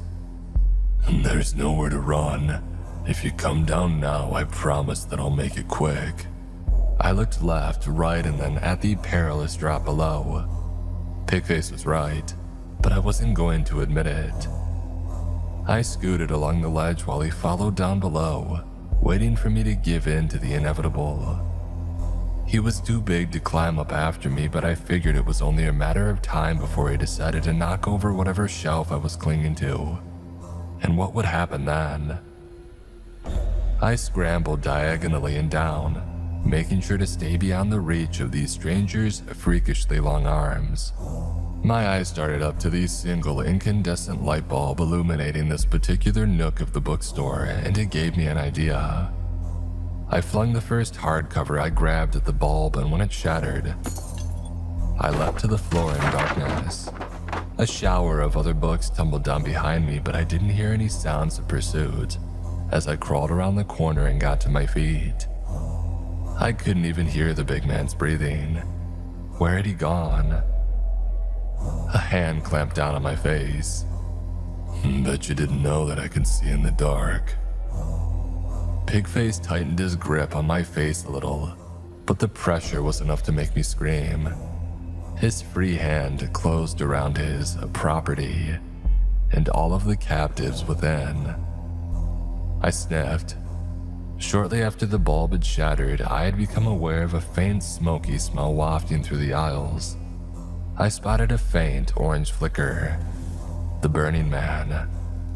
"Eugene!" I shouted. "Help!" Through a gap in the books, I saw the fiery corpse pause. And then everything seemed to happen at once. Eugene's flame-wreathed spirit careened toward us, crashing into Pigface like a fireball. He let go of me and tumbled backward, howling with rage and pain. I ran without looking back. I could hear the shelves reorganizing themselves, trapping the big man in its depths. The store wasn't protecting me, I realized. It was punishing Pigface for his disrespect. I spotted a staircase to my right, but I didn't dare to take it, not without knowing where I was first. The sounds of Pigface's struggling grew fainter. I slowed down and concentrated my energy on searching for the blue cable, the one that Anna claimed she had used to navigate between levels of the bookstore. 4 staircases later, and I finally found it. I followed it to its meeting point with the red cable, and then back to the front desk of Weeping Tree Books. I slammed the big man's volume onto the counter and opened it, this time from the beginning. That charred smell made me look up before I had even begun. Eugene stood at the far end of the aisle holding something in his hand.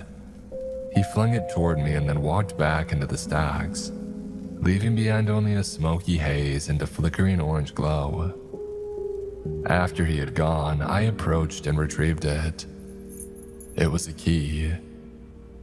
Its tip was black as though dyed by ink, and the sight gave me a mad, impossible idea. And then again, these photos of caged pits, these children trapped between the pages of a book. Wasn't that just as crazy? Maybe an insane problem demanded an insane solution. Working fast, I flipped to the first picture that showed one of those awful prisons.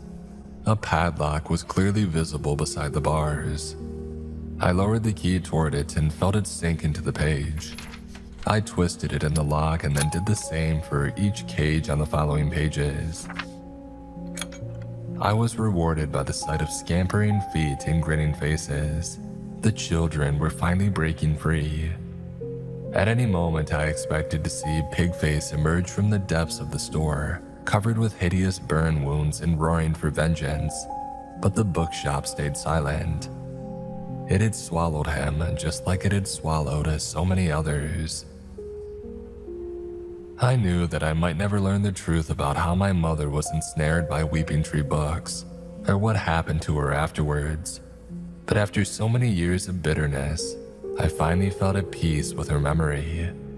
I had fulfilled her last request, one that she had entrusted me to find in spite of the nightmarish circumstances. In a few hours, John will come by with some egg rolls and shrimp fried rice. I'll read a few more chapters of The Long Goodbye, and then crawl into bed before it gets dark. I've learned the hard way not to wander around the store at night. Tomorrow, I'll begin my search for Anna's yellow cable and the missing pages of Eugene's journal. There's no guarantee that it will lead to an escape from Weeping Tree Books, but I've got all the time in the world to find out.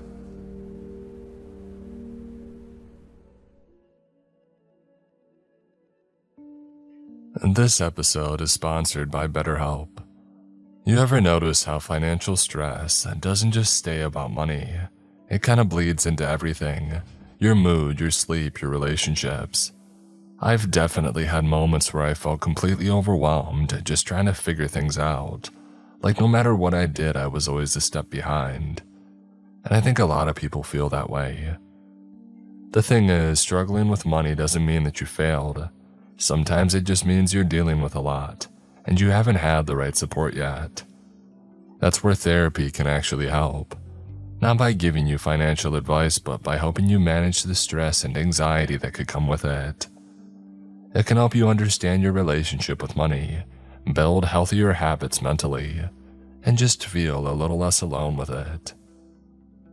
BetterHelp makes it easier to get started. They'll match you with a licensed therapist based on a short questionnaire, and if it's not a right fit, you can switch anytime. With over 30,000 therapists and millions of people using it, it's a way to connect with someone who can help you work through what's weighing on you. When life feels overwhelming, therapy can help. Sign up and get 10% off at betterhelp.com/Mr. Krabs. That's better, HELP.com/Mr. Krabs.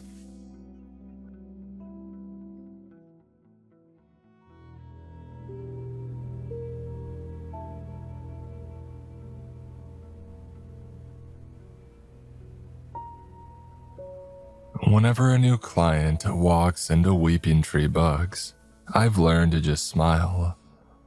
Ignoring people can be seen as a dangerous lack of respect, but drawing attention to yourself by talking can be even more deadly. A nice quiet smile is the best middle ground.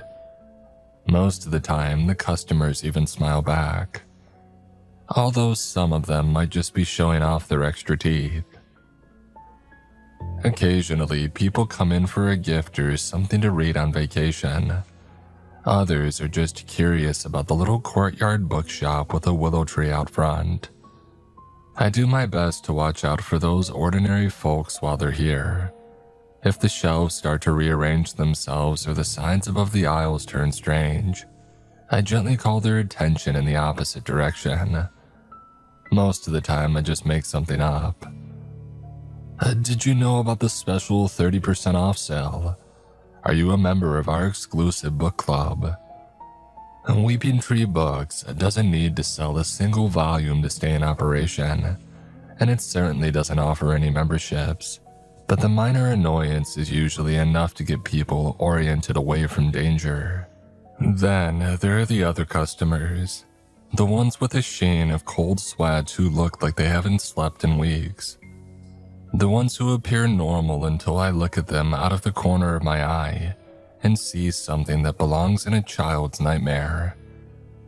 Those clients always seem to know exactly what they're looking for. I've been the bookkeeper at Weeping Tree Books for over 3 months now, and in all that time, I've never once set foot out the door. The lawyer who got me into this mess warned me that every attempt I made to escape would fail. And he was right. My predecessor, Anna, ran color-coded cables along the floor of the bookstore to show which paths were safe. I had hoped that one of them, the yellow one, would show a path out. As I followed it, however, I noticed something disturbing. The ceiling seemed to be getting lower as I went. The aisles grew narrower, and even the books themselves were smaller. When I banged my head against a light fixture, I couldn't deny it any longer. I was being led into some sort of tunnel. 20 minutes later, I was crawling on my knees. The volumes lining the shelves around me were as small as post-it notes.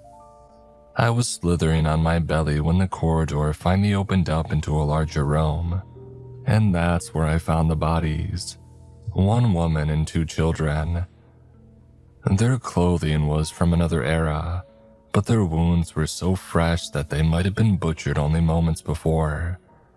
The cuts had been made by a small blade and maybe a pocket knife, and I could still see the shock and fear in the poor boy's wide, glassy blue eyes. The woman was clutching something in her hand, a heart-shaped locket that held black and white photos of herself and another man. EKS read the initials beneath her name. ALM read his. Whoever ALM was, his body was nowhere to be found in the gruesome menagerie around me. Meanwhile, the aisle up ahead was even tighter, and unlit by a single light bulb. As I approached, I would have sworn that I felt a warm, moist wind, like someone's breath blowing out of it. I wasn't going to follow the yellow cable a single step further. Even if freedom was on the other side, I knew that there was no way I could force myself to move ahead into that narrow, suffocating, hungry darkness. Since then, I've accepted my fate. I told myself that I get 3 warm meals a day and a place to sleep, and that there are plenty of people who do worse work for a lot less. I could have gone on believing that forever, if it hadn't been for a girl named Amy. I met her a few days after Thanksgiving. It was a slow afternoon with no deliveries to stock and a cold rainstorm battering down in the courtyard outside. Even the willow tree looked miserable. I would have been almost grateful to be trapped inside the warm and dry bookstore if my dinner hadn't been taking so long to arrive. John Wei, the teenage fry cook at the Chinese restaurant across the plaza, was the one who had provided my meals. He was usually so on time and prepared that I had never even considered what might happen if one day he just didn't show up. Since I was unable to leave Weeping Tree Bucks, I had no other way to feed myself and no guaranteed visitors apart from the lawyer who came by each Friday to collect the week's profits. I caught myself glancing over my shoulder at the stacks, something that I usually tried not to do, especially if I felt like I was being watched. But hunger and nervousness had altered my routines. The safest part of Weeping Tree Books was where I sat, right between the front desk and the staff room where I slept. Yet I found myself pacing the aisles, flipping irritably through one cheesy romance novel after another. Where the hell was John? Someone cleared the throat behind me. Startled at first, I relaxed when I turned all the way around. There he was, a slicked back, black hair, a mischievous smile, and a steaming plastic bag of Chinese takeout in his hand. Finally, I sighed. I was starting to get worried. The words died in my throat as I realized that I hadn't heard the dusty bell above the front door ring as John walked in. Whatever was standing in front of me held out the bag of food and smiled even wider. It hadn't blinked once. I backed away slowly and it matched my speed. I turned to run and it opened its mouth wide. And the dusty bell above the bookshop door clanged. I blinked. There was no uncanny duplicate of John Wei lurching toward me, opening its mouth constrictor wide to swallow me whole. Either I had imagined the whole thing or whoever had walked into the store had just saved my life. Ben? A tense female voice called out. This is for you. John's sick. He asked me to bring your dinner over. With her red nose and puffy eyes, the girl standing at the front desk wasn't exactly a picture of health herself. She set a bag of food down on the counter, stepped back a good distance, and sneezed into her scarf. Now that I was over my shock, it was clear that I was looking at a slimmer, more feminine version of John. "I'm Amy," the girl explained. "John's older sister." I nodded, completely forgetting to say thank you. It took me a moment to realize that Amy hadn't waved goodbye and left. She was still watching me curiously, hands stuffed into her pockets while she rocked on her heels. "So, a long shift, huh?" she commented, looking at the empty bookstore and the ticking clock above the staff room door. "The longest," I grinned. "Sometimes it feels like it'll never end." I fumbled for something to say and then added, "I didn't know John had a sister." That got a laugh. "Oh, we might look alike, but we don't exactly get along, and besides, I was away at college until recently."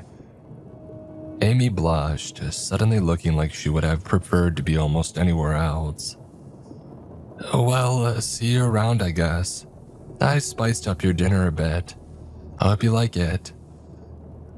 With a final sneeze into her scarf, Amy hurried back out into the rain. I wasn't sure what she had done to my chicken, but it was the best thing that I had eaten in weeks. As I stared into the darkness of the staff room that night, I found myself hoping that it would take John a while to recover. The next day dawned less rainy but just as gloomy. I was disappointed to find that Amy had left my breakfast on the doorstep earlier that morning. I told myself that she must have woken up early to get a head start on her college work. It was better than the possibility that she was avoiding me. Around 11, a large shipment of botany guides arrived and had to be stocked, which meant that I had missed Amy's lunchtime visit too. And then in the afternoon, a customer had arrived who drove John's sister from my mind completely. He was bald and well-built, wearing a brown leather coat and jeans that looked like he had just bought them off the rack. He gave me a brief nod when he came through the door, and he headed directly to the depths of the shop. And that set off my alarm bells immediately. If there was one thing that I was sure of, it was that the further one ventured from the front desk, the stronger the strangeness became. I hurried after the guy to warn him, only to find that he had disappeared. Unlike most of the other ordinary clients, the guy seemed to know the layout of the place already. But when he still hadn't reappeared after 2 hours, I started to get worried. It was a relief when I finally heard his quick steps coming down the aisle, but I did wonder what he had been up to for so long back there. "Find what you were looking for?" I asked. Not today," the guy shrugged, and then left without another look back. Not today. It was an odd comment, most of all because it implied that he would be back. Weeping Tree Books rarely had repeat clients, although whether that was due to amnesia of the shop or just due to the fact that there wasn't much in stock for regular humans, I couldn't have said. Half an hour after the man in the leather jacket left, there was another odd occurrence, one that might have meant everything or nothing. A 20-something redhead in a black overcoat entered the plaza, walked around it in a slow, deliberate circle, and then left. He might have been lost, but he wasn't following the navigation on any phone, nor did he ask anybody in the nail salon next door for directions. I couldn't shake the feeling that his weird behavior and the man in the brown jacket were related, but I had no idea how. I was still mulling it over when Amy arrived with my dinner. Once again, she hesitated before walking out the door. Sorry I left in such a hurry yesterday. It's just when we started talking about school." Amy took a deep breath. The truth is that I quit. The work, the pressure, it was just too much. Everyone is kind and sympathetic in telling me to take my time, but I can tell they're disappointed. My parents, they had so much invested in me, And now... Hey, at least you're not stuck working in a bookstore for the rest of your life, I offered. I guess it's true. There are always worse places you could be. Amy perked up. Have you got any recommendations? How could I tell her that the last book I had flipped through was over a century old, written in symbols rather than letters, and appeared to be about how to manipulate the weather? And before that, I tried to find some relaxing images of nature and a photo guide for the modern hunter. Only the first picture, however, had been taken in the woods. It showed a small house at twilight with the lights on. The photos that followed were just more shots of the same house, closer and closer each time. I quit when the photographer seemed to crawl through the kitchen window.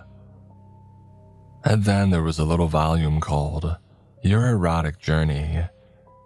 And the short stories it contained were always uncannily similar to whatever the reader was fantasizing about at the time, which would have been great if it wasn't for the dreams. They were lush, vivid, and followed the stories exactly, apart from their gruesome endings. For weeks afterwards, I woke up shivering, my head full of beautiful faces, with ink-black eyes and the lingering sensation of my limbs severed one by one while I was still alive. Nope, I replied to Amy's question.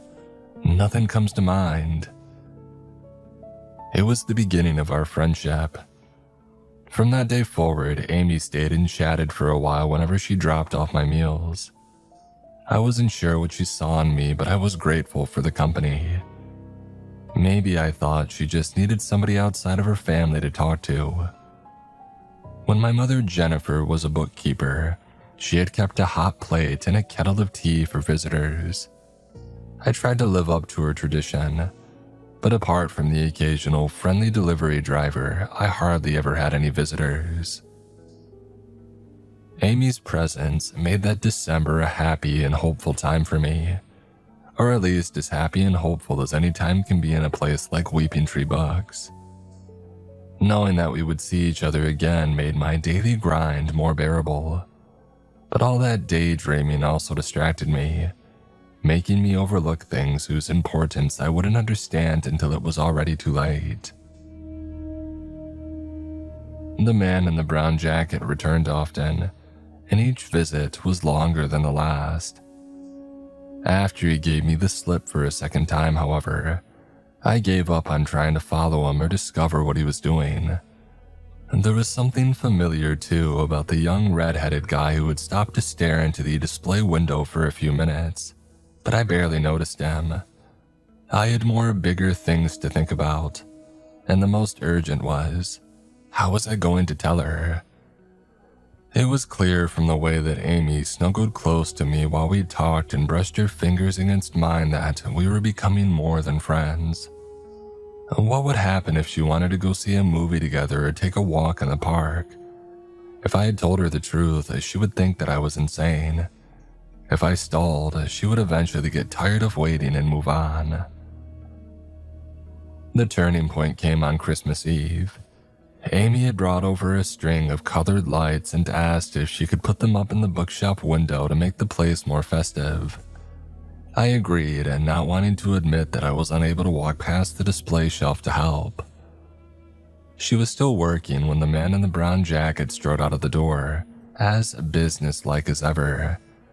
Suddenly, Amy paused. "What is it?" "I think I know that guy," she muttered. "From my PhD program." "No, it can't be. Jacob wouldn't be caught dead in a leather jacket." Until that moment, I hadn't realized that Amy had been just as elusive about her time at college as I was about my work at the bookstore. What had she studied? Why had she quit? That night, when she came back with a 3-course meal and a bottle of wine to share in the glow of the festive lights, those questions were the last thing on my mind. Amy wound up spending the night with me. I made up all sorts of excuses to justify why I was allowing her to stay without warning her about the bookstore's dangers. But the simple and selfish truth was that I wanted her more than I cared about the potential consequences. We drifted off to sleep in each other's arms and woke to the sound of crying outside the door. "What's that noise?" Amy mumbled groggily, and then sat up and felt around for her clothes in the dark. "It sounds like some kid is hurt." Of course, I was used to the nocturnal noises of the bookstore. Grumbles, shouts, and distant conversations. The haunting, distant songs of a choir. The rowdy chaos of a party. Sometimes I thought that I recognized the voices, but more often they just sounded like incoherent gibberish. There were metallic groans and reverberating clangs, as though the store itself was stretching out after a long day. But this screeching infant was something new, and just like Amy had said, it sounded like an abandoned child. The staff room was pitch dark, and I didn't realize what Amy was doing until I heard her zip up her sweater. "Hey, where are you going?" I whispered. "There's a kid in trouble out there," she grunted. "We've got to do something." I tried to argue that the noise was coming from the apartments up above, and that she couldn't possibly be hearing what she thought she was hearing inside of a closed-down bookstore. But Amy refused to listen. "When John was little, I went out to the backyard while I was supposed to be watching him. I'm not even sure why I did it, but when I got back, he had knocked a glass bowl onto the floor and sliced his foot wide open. He was bawling his eyes out just like that. You can stay if you want, but I'm going." While I fumbled around for more excuses, Amy found the light switch and opened the staff room door. It was around 3 a.m., the blackest hour of the night, and the concrete plaza outside was covered by a fine layer of snow. The crying seemed to be coming from 2 or 3 aisles away, and Amy was already hurrying toward it. A heap of white sheets lay between the shelves. Something wiggled underneath. "Amy, stop!" I hissed, grabbing her wrist. She had dragged me halfway down the aisle toward the pile when the wrongness of the whole thing finally seemed to dawn on her. The bookstore's eerie yellowish lights, the lateness of the hour, the presence of that squirming bundle, with no sign of how it had come to be there or why. Whatever was beneath the blanket must have noticed our presence as well. After a few more half-hearted cries, it had stopped whimpering. It was waiting for us to come closer. When no one moved, the bundle of white cloth inched tentatively in our direction. Amy took a nervous step back, and suddenly it was scrambling toward us with a predator's speed, crying not from pain but from the thrill of the hunt.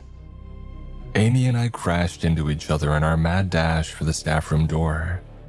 We closed and barricaded it behind us, but I wasn't sure if it would be enough. I usually survived the nights in Weeping Tree Books by laying low and not drawing attention to myself, not by having some sort of defense system. Something slammed against the door hard enough to rattle it. Amy and I braced it with our backs and felt the second slam reverberate through our bones.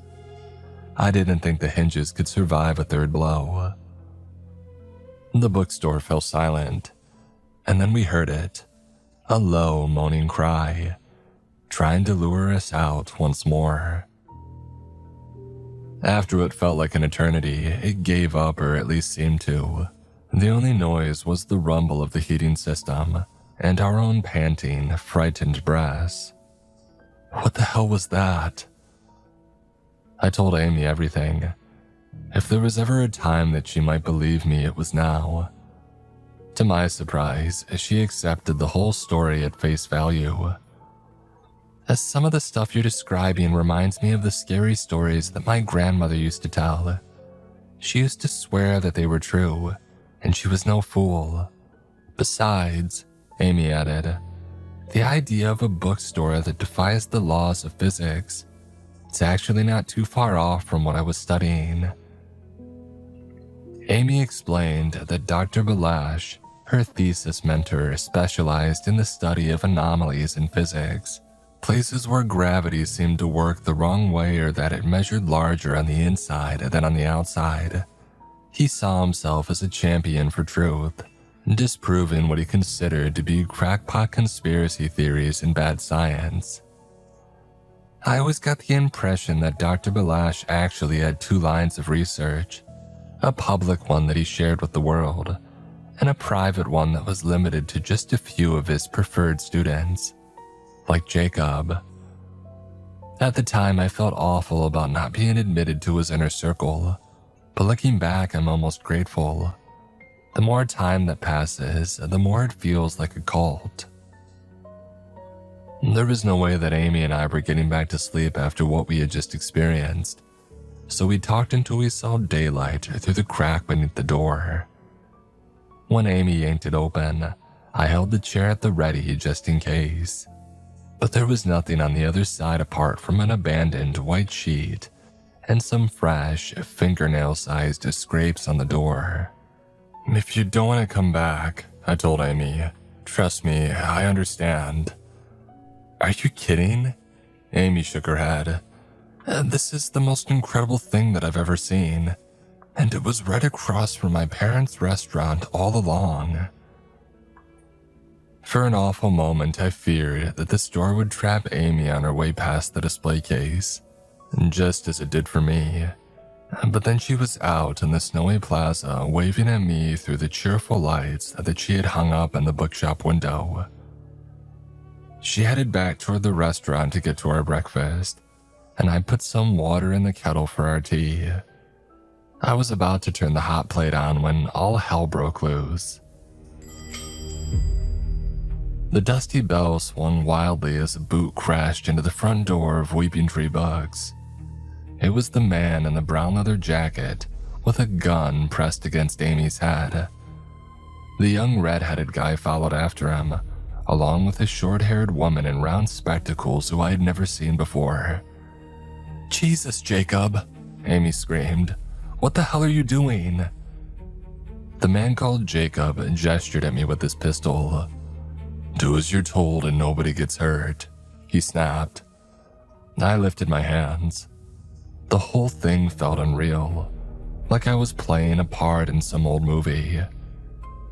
"There isn't much in the till," I informed him, "but you can have it all." The redhead and the woman in the glasses looked at each other and laughed. "Money? You think we're after money?" Jacob jabbed his pistol toward the interior of the bookstore. "There's stuff in there that's worth more than all the silver and gold in the world combined. But you know that already, don't you?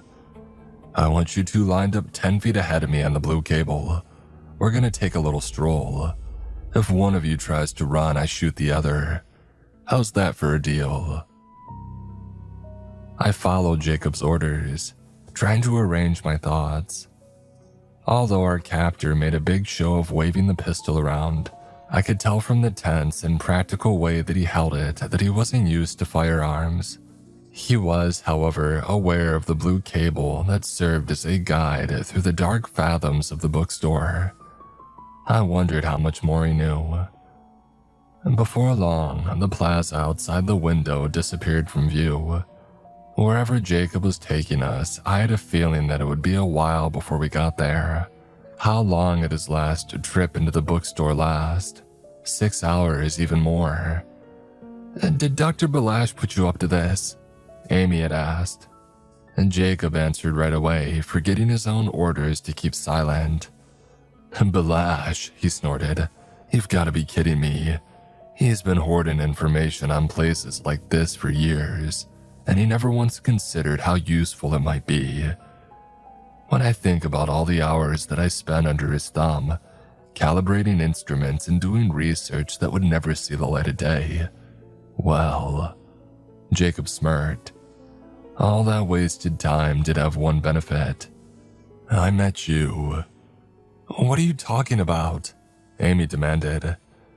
And places like this leave an electromagnetic residue that Dr. Balash's tools are designed to measure.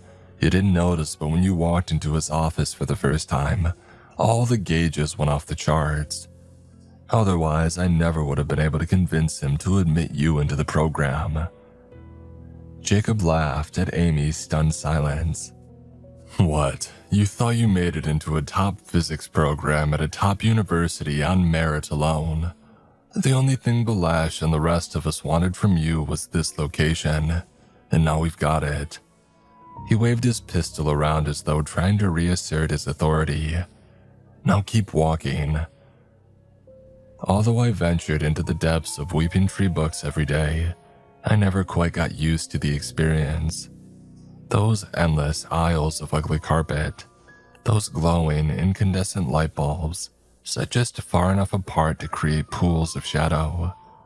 Those shoddy particle board shelves that seemed to move whenever they weren't being watched. And above all, the lingering, inescapable sensation that something was following, on the ceiling, around a corner, somewhere just out of sight. Most people couldn't stand it for more than a few minutes, but Jacob and his crew hardly seemed to notice. I wondered whether it was because they had been in places like this before, or if they were just too fixated on finding whatever they were looking for to notice. My legs were beginning to ache by the time that we encountered the red cable at the top of a spiral staircase. Here, Jacob informed the others. His crew stopped, placed their black backpacks on the floor and paused for a break. Jacob tossed Amy and I a water bottle and some energy bars. You see, I'm not a monster, not as long as you both cooperate. We ate in silence and then continued down the stairs. That oppressive feeling of being observed only grew stronger. It was as though we were passing through the entrails of some enormous beast. I knew from experience that the further one wandered from the main floor, the less stable and more dangerous Weeping Tree books became. But were Jacob and his crew aware of that fact? The way they had taken out flashlights and rope during our break suggested that they were, but I doubted this trio of graduate students fully understood what they were getting themselves into. Still, it raised an uncomfortable question. If Jacob didn't need us to help him navigate the bookstore, then why had he brought us along at all? I lost count of how many floors we passed. Some were lit by cheery lights, without a single book in a language that I couldn't identify. Others were all dark wood shelves and dusty tomes, as gloomy and ominous as the inside of an anglerfish's mouth. The steps had changed as well, becoming wide concrete slabs or narrow wooden slats, depending on the level that we were passing. Each time I rounded a corner, I expected some unknowable horror to leap up and drag me into the darkness, but the monster that I was expecting never came. Maybe, I thought, as I listened to Jacob mutter to one of his accomplices, we had brought the monsters in here with us. My one comfort was the presence of the red cable, winding its way down the central column of the staircase like some endless crimson serpent. I took advantage of the distraction to look back at my captors, and at Amy. She was drumming her fingers nervously on her jeans. Behind her, Jacob and the redhead were inspecting a small silver device and nodding at one another. The woman with glasses had taken over the gun and aimed it unwaveringly at Amy and I. Unlike Jacob, it was clear from her stance and trigger control that she knew what she was doing. Phones and internet didn't work inside of Weeping Tree books, but the device in the redhead's palm seemed simpler than that, almost like a mercury thermometer for supernatural activity. I realized that it was probably the same device that I had seen him using in the plaza several days earlier, and while I couldn't imagine what it might be pointing to, we seemed to be almost there. Black and white were the only colors on the next floor. The surgically bright fluorescent lights were a far cry from the cozy, incandescent bulbs that I was used to, and the polished tile floor gave the place the ambience of a sinister hospital.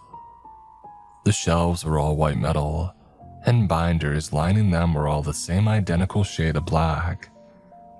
With my red sweater and khaki pants, I felt like an invader as we exited the stairwell. Suddenly, I wanted very badly to hold Amy's hand, or anybody's hand for that matter. This didn't seem like a place where humans should go. Jacob cleared his throat. I got moving. There was no text on the shelves here, nor any indication of where we should go apart from the redhead's weird device.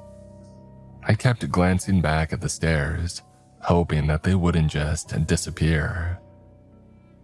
The total silence magnified the echo of pages turning up ahead. Jacob nodded to the woman in glasses, who lowered her pistol slightly as we crossed into the next aisle. The man in the center turned around like he had been expecting us. His striped pants, suspenders, and white-collared shirt had probably been stylish about 100 years ago, but now they were in tatters.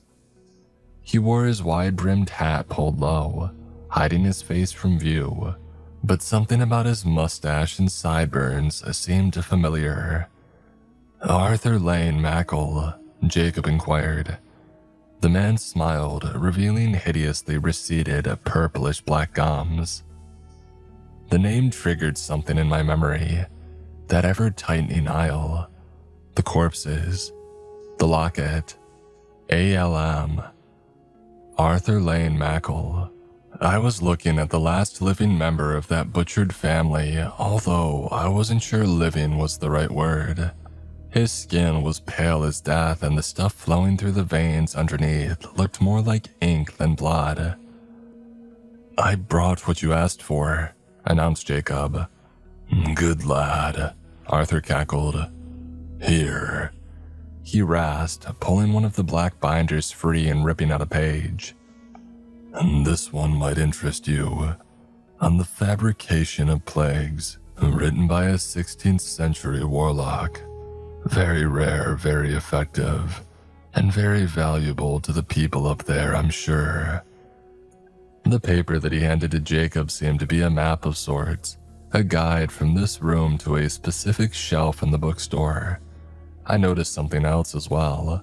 The bumps on the spine of the binder and along the shelves weren't any accident. They were braille. "I understand why you wanted us to bring you the girl," Jacob commented as he pocketed the paper. "It must be awfully lonely down here. But what about him?" Arthur chuckled. "Would you believe that I actually volunteered to be the bookkeeper?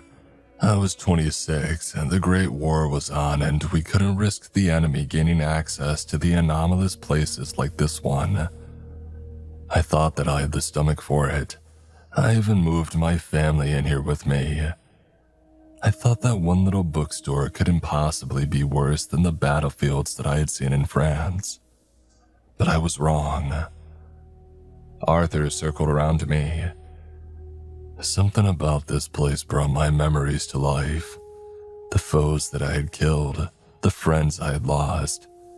I could see them, smell them, hear their screams because in a way, I had brought them in here with me too.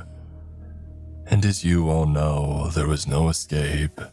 Day after day, year after year, it was that sort of torture that drives a man to consider insane possibilities and do awful things, even to the people that he loves. I offered up my wife and child to any power in this accursed place that could free me from my role as a bookkeeper. And you know what? Something answered. Its promise was a trap. I should have known better than to imagine that I would ever be allowed to leave. Instead of the bookkeeper, it transformed me into the codex. I know the location of every volume in Weeping Tree books, and yet I cannot read a single one." Arthur removed his hat, revealing a pair of black pits where his eyes had once been. I'm sure you've got quite a lovely set of peepers yourself, lad.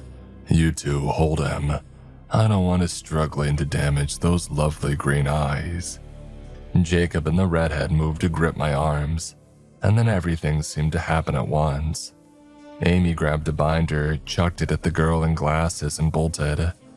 The girl in glasses fired her pistol. Her shot went wide and hit the thing that had once been Arthur Lane Mackle in the gut. A viscous black liquid, like ink, oozed from his wound onto the tile.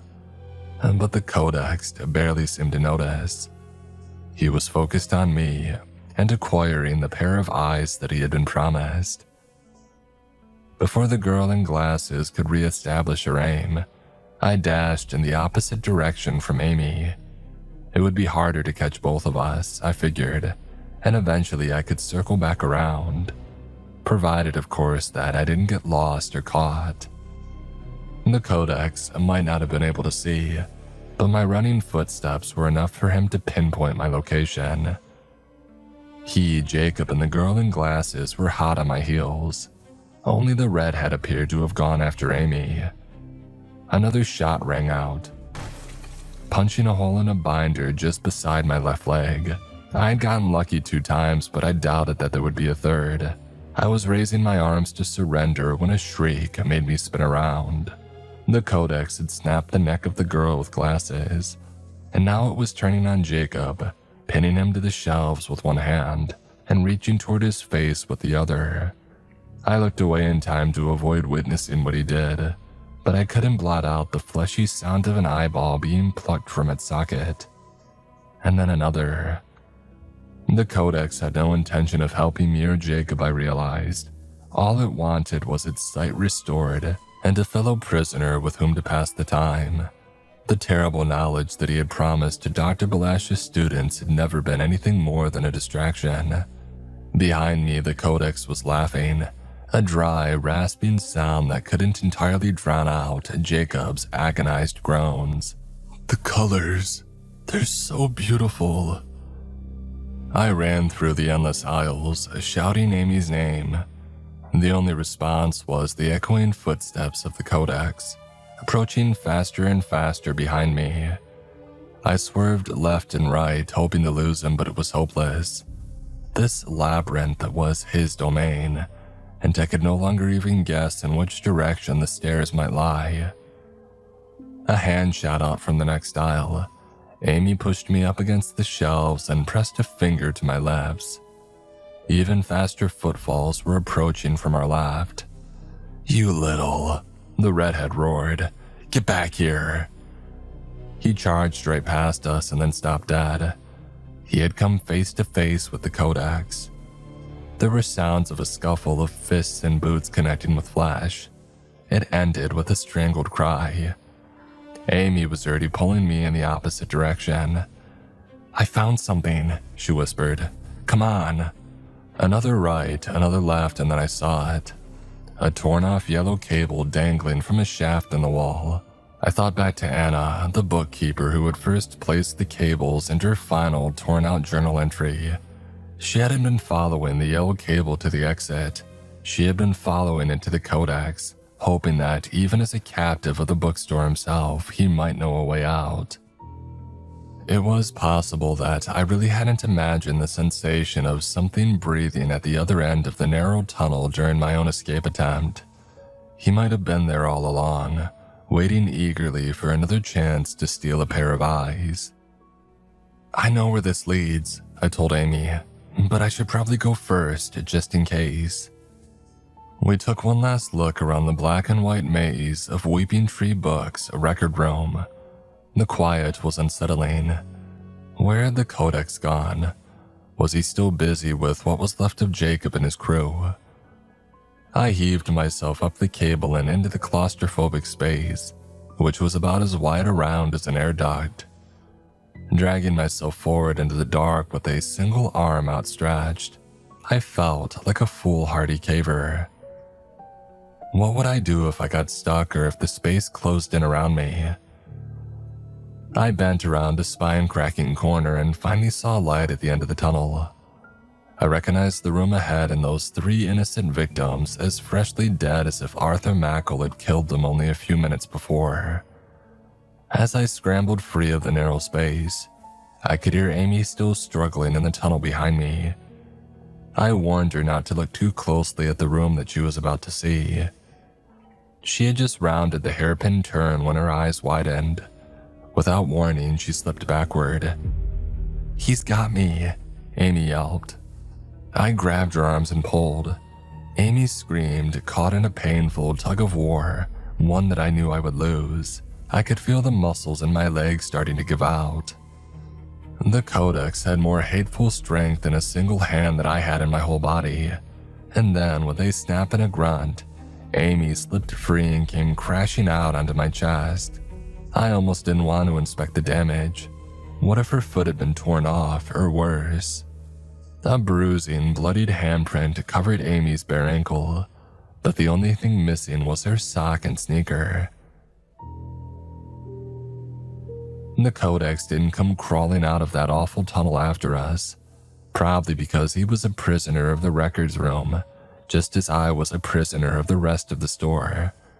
A fact which made me realize exactly how much Arthur Mackle's bitter sacrifice had cost him. Rather than being trapped for one lifespan in the bizarre bookstore, he was trapped for eternity in a single room, a room that up until now he had been unable to even see. "Are you all right?" I asked Amy. "No, but I'll live."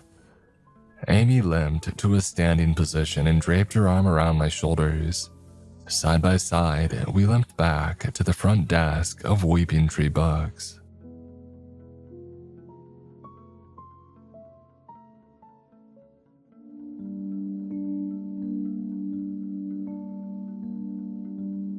This episode is sponsored by Rocket Money.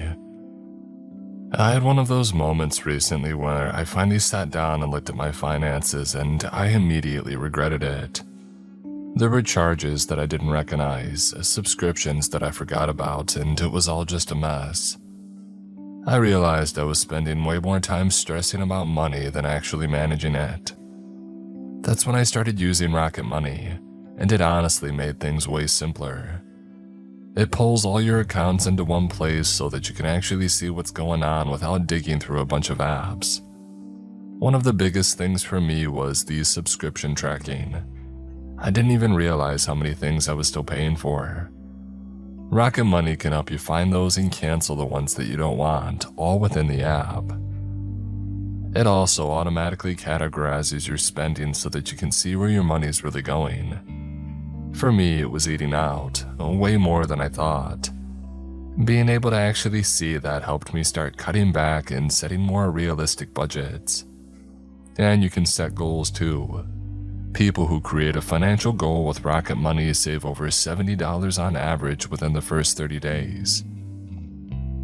Rocket Money is a personal finance app that helps find and cancel your unwanted subscriptions, monitors your spending, and helps lower your bills so that you can grow your savings. Let Rocket Money help you reach your financial goals faster. Join at rocketmoney.com/Mr. Creeps. That's rocketmoney.com/Mr. Creeps. rocketmoney.com/Mr. Creeps.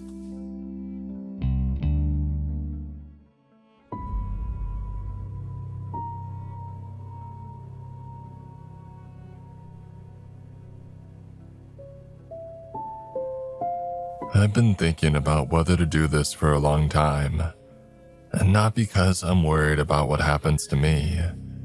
The office will not come for me because the office does not work that way. The most effective classification system ever invented is not a locked file cabinet or a server behind a firewall. It is the certainty that anything I say publicly will be dismissed as fiction. I could describe every job that I've ever worked in exact detail and post it on the internet, and the result would be that a few thousand people would read it, and most of them would assume that it's made up. That is the security model. Public disbelief. It has never failed. For the past 8 years, I have worked for a division of the federal government that doesn't have a public-facing name. I call it the office. On paper, it operates under the Department of the Interior. In practice, it answers to a small interagency committee that I have never met and communicate with only through my handler, a woman named Delia Marsh. My job, if it had a title, would be something like containment or recovery specialist. In plain language, I find things the government created or caused or allowed to happen, and I deal with them before the public finds out. Before the office, I spent 12 years as a wildlife management officer for the state of Wyoming. I tracked problem animals in the backcountry, wolves that killed livestock, mountain lions that wandered too close to subdivisions, bears that had lost their fear of humans and needed to be relocated or put down. And I was good at it. I was good at finding things in difficult terrain that did not want to be found. The office recruited me because they needed that skill set for targets that were not animals, or were not entirely animals, or were not animals anymore. I am going to tell you about 3 jobs, 3 incidents, 3 mistakes. The details are exact. The locations are real, though I have changed some names. The things that I saw are described the way that I saw them, without exaggeration. And these are not the worst jobs that I've worked, and they are not the strangest. And they are the ones that I think about the most. The ones that come back to me in the quiet moments. Here is how the work operates. I get a call from Delia. She gives me a location and a briefing, which is usually short because the office often doesn't know exactly what it is sending me into. I drive to the location. I assess the situation. I contain whatever needs containing, and then I report back. The office will send a cleanup crew if one is needed, and then I leave. The incident is filed into a system that I do not have access to, and life moves on. I live alone in a rented house outside of Casper, Wyoming. No wife, no kids, and no close friends. The work doesn't allow for it. Not because the office forbids relationships, because once you have seen what I have seen, you can't sit across a dinner table from somebody that you care about and pretend that the world makes sense. You can't send a woman a good morning text and then drive to a valley in Utah where the cattle have stopped moving and something that is not cattle is standing among them wearing their shape. The two realities do not fit inside the same life. I'm telling you all this because I think people deserve to know, even if knowing will not change anything.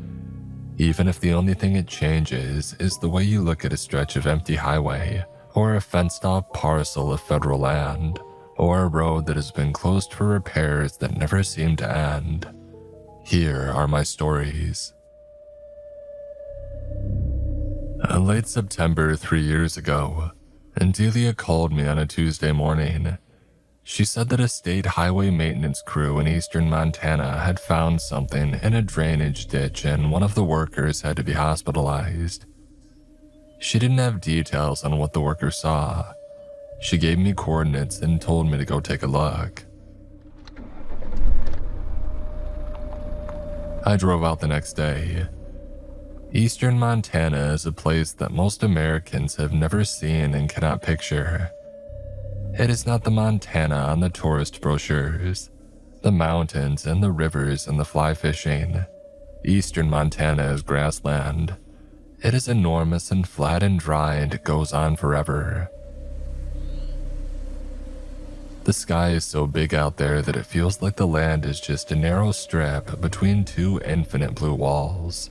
You can drive for an hour and see nothing but grass and fence posts, and the occasional pronghorn standing on a ridge watching you pass. The site was on a 2-lane state highway between 2 small towns called Selden and Garfield Crossing. I found it easily. A concrete ditch running under the road, used for drainage on the north side to a dry creek bed on the south. A standard highway drainage infrastructure. It was about 4 feet in diameter and roughly 60 feet long. The north opening was partially clogged with tumbleweeds and dried silt. The south opening emptied into a shallow creek bed choked with dead grass. I had a flashlight, a 50-foot rope, and a sidearm. I was alone. And the office does not send teams for assessment. Teams come after, once I tell them what they're dealing with. I went in from the north side. The pipe was tight. 4 feet is big enough to crouch walk, but not big enough to stand or move quickly. The floor was silty and damp, the kind of accumulated sediment you would find in any culvert that has been sitting under a highway for decades. The culvert was 60 feet long. I should have been able to see daylight from the south opening within a few seconds of entering. I could not. The pipe stretched ahead of me and the flashlight beam dissolved into darkness, and there was no circle of daylight at the far end. I kept walking. I counted my steps. At 60 steps, which should have put me well past the south opening and out on the other side, the pipe was still going. The walls were all the same. The silt on the floor hadn't changed. But the distance was all wrong. I had been walking for what felt like 3 minutes inside a pipe that should have taken maybe 30 seconds to cross. I stopped. I turned my flashlight behind me. The north opening was still there, a small circle of gray daylight, but it was much further away than it should have been. I had entered a 60-foot culvert and I had walked at least 150 feet and I was still inside of it. Now I want to be clear about something. I am not describing a magic trick. I'm not describing a hallway that stretches or a room that changes size. This culvert was concrete. It was real. It was physically longer on the inside than it was on the outside. Whatever was injected into the ground beneath that highway in the 1960s had done something to the space itself. Or it had grown the culvert outward from the inside, the way that a vine grows through a crack in a wall, extending it, adding to it, making more of it. I don't know the mechanism. I know what I measured with my own feet. I turned back around and kept going. The air changed. It became warmer and wetter, and it picked up a smell that I can only describe as organic. Not rot, not decay, but something alive. Like the inside of a large animal. Like putting your face close to the belly of a horse and breathing in. The concrete walls were no longer clean. They were coated in something dark and slick that caught the light from my flashlight and gave it back in a dull sheen. I did not touch it. The silt on the floor had been replaced by a substance that was softer, that compressed under my boots and sprang slowly back. It had the texture of wet muscle. And then my flashlight found what the highway worker found. In the center, roughly 200 feet from the entrance of the 60-foot pipe, there was a mass of biological material. I'm choosing my words carefully here. It was tissue and it was alive. It was growing out of the walls and the floor and the ceiling, fused with the concrete the way that a tree root fuses with a sidewalk over decades. It was dark red and vascular. I could see veins running through it, thick ones, pulsing with a slow rhythm that I could feel through my boots. It was warm. The heat radiating from it was noticeable from 10 feet away, and it filled most of the pipe, leaving only a narrow gap at the top between the mass and the ceiling that I could have squeezed through if I had wanted to. I did not want to. It was organized, but not in any way that I recognized. Not like an organ or a body or any anatomy that I had seen in an animal. It was structured, but the structure was its own. It had a heartbeat, slow and heavy and steady.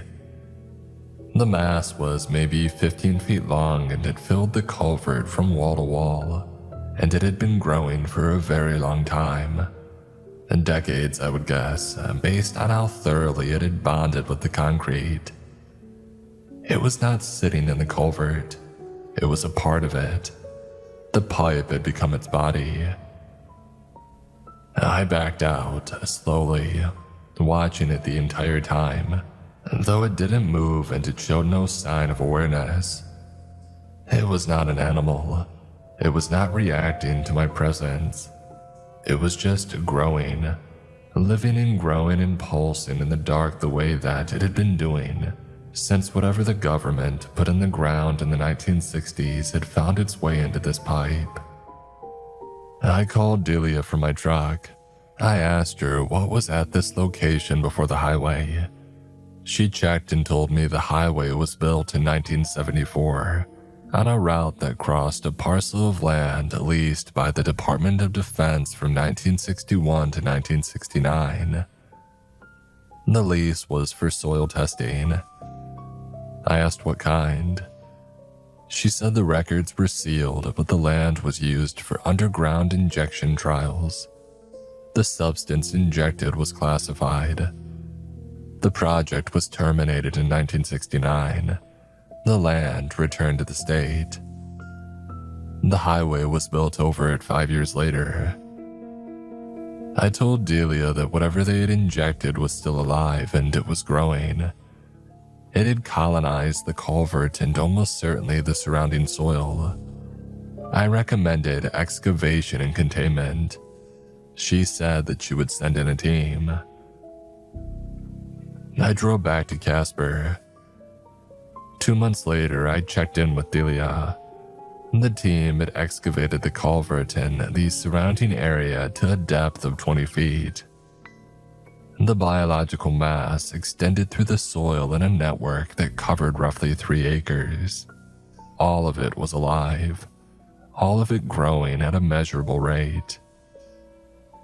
They removed what they could and sealed the rest under a concrete cap. The highway was reopened with no public explanation for the 10-day closure. The local paper reported it as an emergency road repair. And the part that stays with me is not the mass in the culvert. It's the fact that it grew for over 50 years under that highway without anybody knowing. 50 years. Every car and truck that drove over that stretch of road between Selden and Garfield Crossing was driving over something alive. Something with a beating heart. Something that was fused into the concrete and spreading slowly outward through the Montana soil for half a century. And if a highway worker hadn't crawled into a drainage pipe to clear some tumbleweeds, nobody would have ever known. I think about that sometimes. How many culverts are there in this country? How many miles of highway are built over old government land? How many underground spaces where something might be growing right now, in the dark where nobody's looking? I try not to think about it too much. The hardest part of this work is not the danger, it isn't the isolation. It's the knowledge. Once you know that the government buried something alive under a highway in Montana in 1969, you can't unlearn that. You carry it. Every highway you drive on, every stretch of fenced-off federal land you see from a car window, you wonder, what's down there? What's been done here? What was left behind? Here's the second story. Mid-July 2 years ago, Delia called and told me that a rancher in west central Utah had reported a problem with his cattle. The rancher's name was Boyd Sutter. He ran about 80 head of beef cattle on a grazing lease in a broad, dry valley between 2 mountain ranges. The valley was accessible only by a single unpaved road. The nearest town was Callaway, population maybe 200, a former mining settlement that existed mostly as a waypoint for ranchers. The valley was public land in theory, but so remote that nobody went there except the occasional hunter. Boyd moved his cattle into the valley every spring and brought them out in early fall. He had been doing it for 20 years. This July, when he drove in to check the herd, the cattle were wrong. They were clustered in the center of the valley, standing in a tight-knit group, motionless and all facing inward. They would not respond to his truck horn. They wouldn't respond to his voice. He approached on foot and they did not flee. Heck, they didn't react at all. He said they were standing so still that from a distance they looked like statues. He said their eyes were open, but he couldn't tell if they were seeing anything. And he said the herd seemed larger than when he had left it. And the Bureau of Land Management sent an officer to investigate. The officer drove into the valley, looked at the herd through binoculars from about a quarter-mile away, drove back out, and filed a report through channels that eventually reached the office. I don't know exactly what the officer saw through those binoculars, but I do know that he took early retirement 2 weeks later and moved to the Gulf Coast of Florida. The report did not include photographs. I drove to the valley. It took most of a day on bad roads. The landscape out there is sage and bunch grass and dry pale dirt under a sky that is so blue, it almost looks like it has been painted. The mountains on either side of the valley are low and dry. No trees except a few junipers on the ridge. And visibility is perfect, which is both a comfort and a concern, because I could see the herd from miles away. They were in the center of the valley, a dark mass on the valley floor, motionless.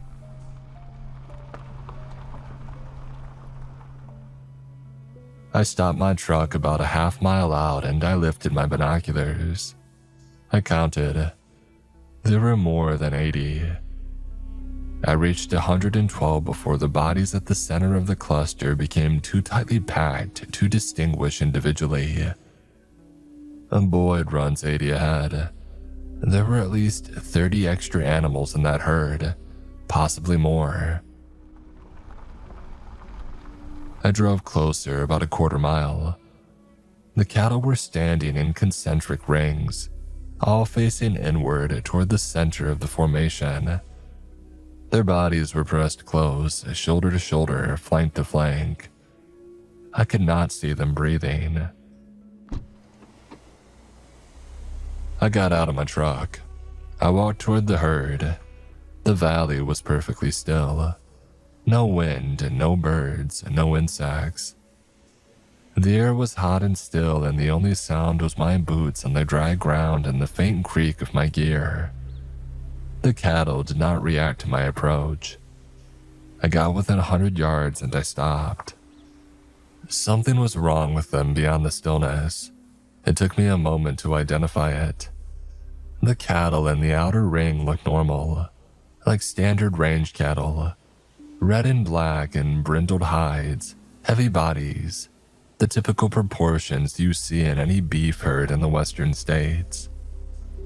But the cattle further in, the ones in the second and third rings, they were different. Their proportions were off. Their legs were slightly too long. The bodies were a little too narrow.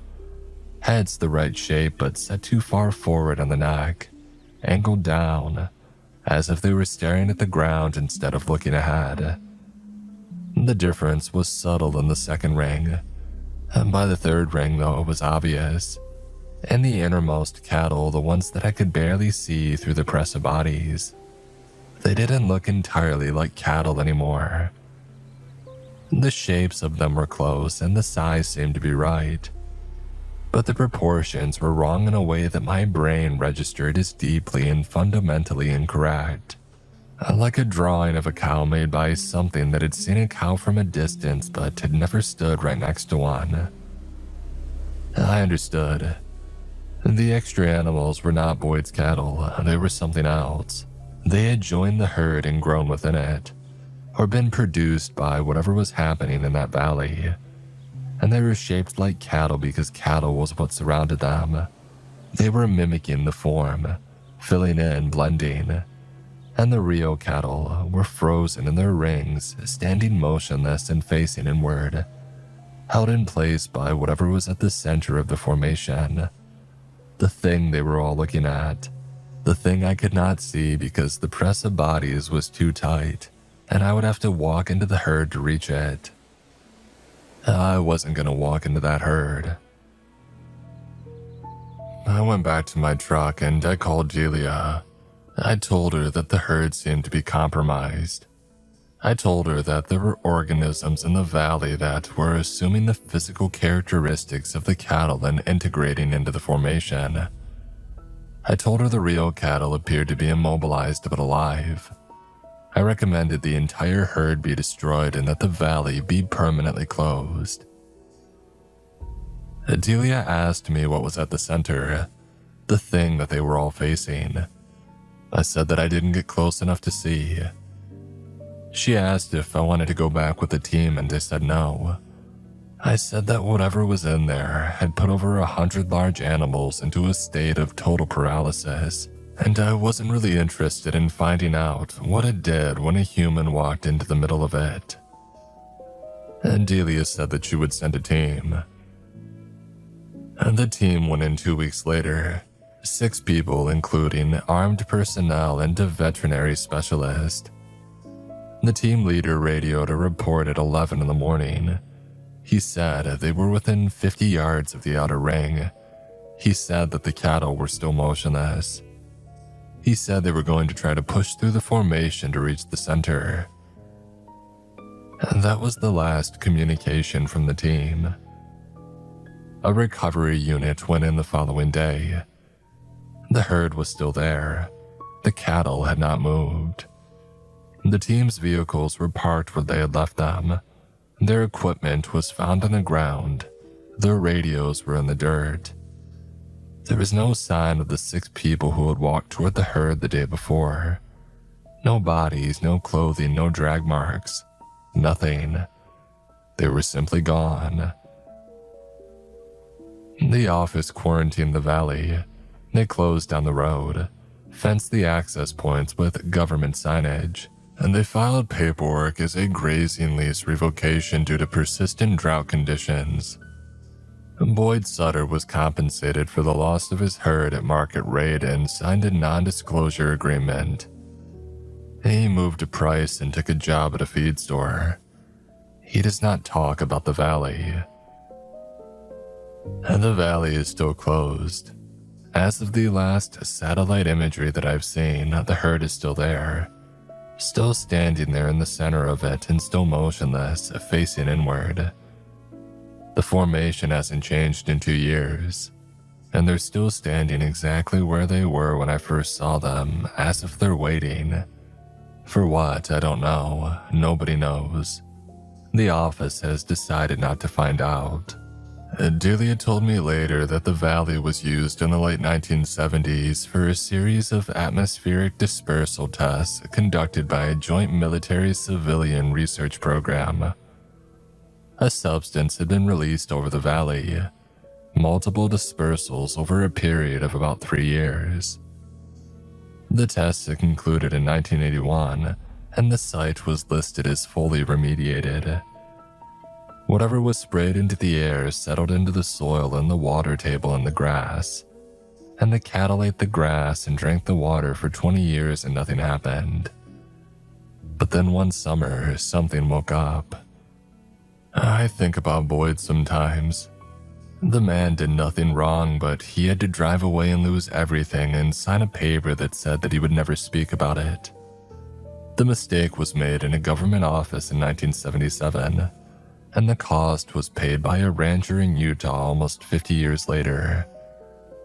And nobody will be held accountable because nobody outside the office even knows that it happened. That's how it works.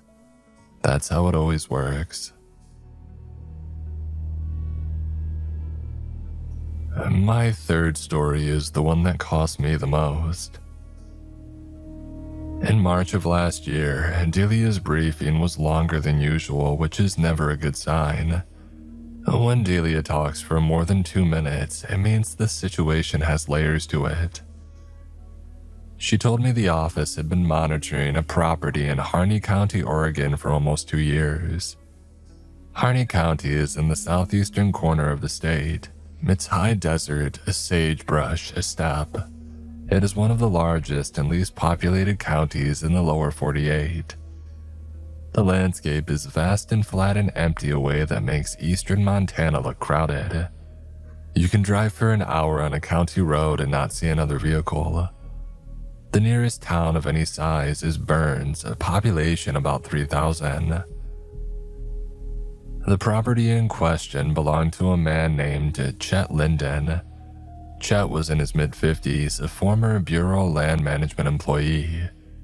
He had worked as a wildland firefighter in his younger years and later as a facilities manager for a remote research station that was decommissioned in 2004. When the station shut down, Chet stayed in the area. He bought a small ranch property about 40 minutes south of Burns on a county road that sees maybe 10 vehicles a day. He lived there with his wife Nora and their 2 boys. And Delia told me that Chet had contacted the office in Burns about 18 months earlier, claiming that something was wrong with his land. He said that the ground behind his house was warm. Not hot, but warm. Noticeably warmer than the surrounding soil. He said it had started in a small area, maybe 10 feet across near the back fence line. The warm area had been growing.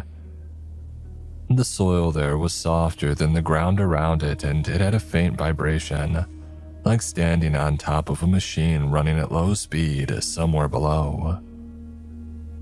The Bureau of Land Management sent out a field officer. The officer confirmed the warm soil and the vibration and filed a report. Somebody at a federal agency cross-referenced the location with old project records and found that Chet's property sat on the boundary of a site used from 1967 to 1972 for deep well injection experiments conducted by the Department of Energy. The injections were performed at a depth of roughly 800 feet, multiple wells. The project ran for 5 years. The wells were capped and sealed when it had ended. And Delia told me the warm area had continued to expand, and now covered most of the acreage behind the house, about 6 acres. The vibration was stronger. Chet's well water had changed. It was warmer than it used to be, and it had a taste that he described as metallic and sweet. His wife Nora was having persistent headaches, and the younger boy, who was 12, had started sleepwalking.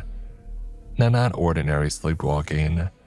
The boy would get out of bed in the middle of the night, walk out of the house, and stand barefoot in the warm area behind the back fence, in the cold, in the dark, perfectly still. And when Chet brought him inside, the boy wouldn't remember any of it. Delia said the monitoring data suggested the subsurface activity was intensifying. She did not define what that meant. As she sent me to assess whether the family needed to be relocated and whether the site needed active containment.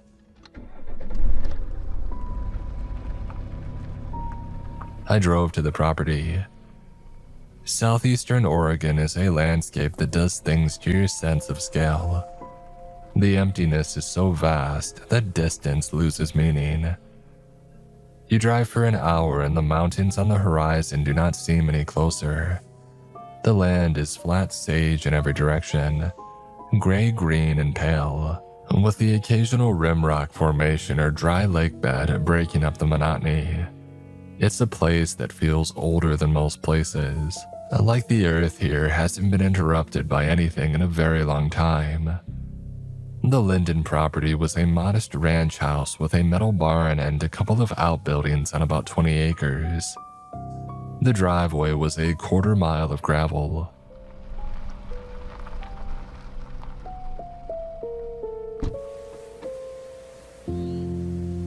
When I pulled in, Chet was on the front porch.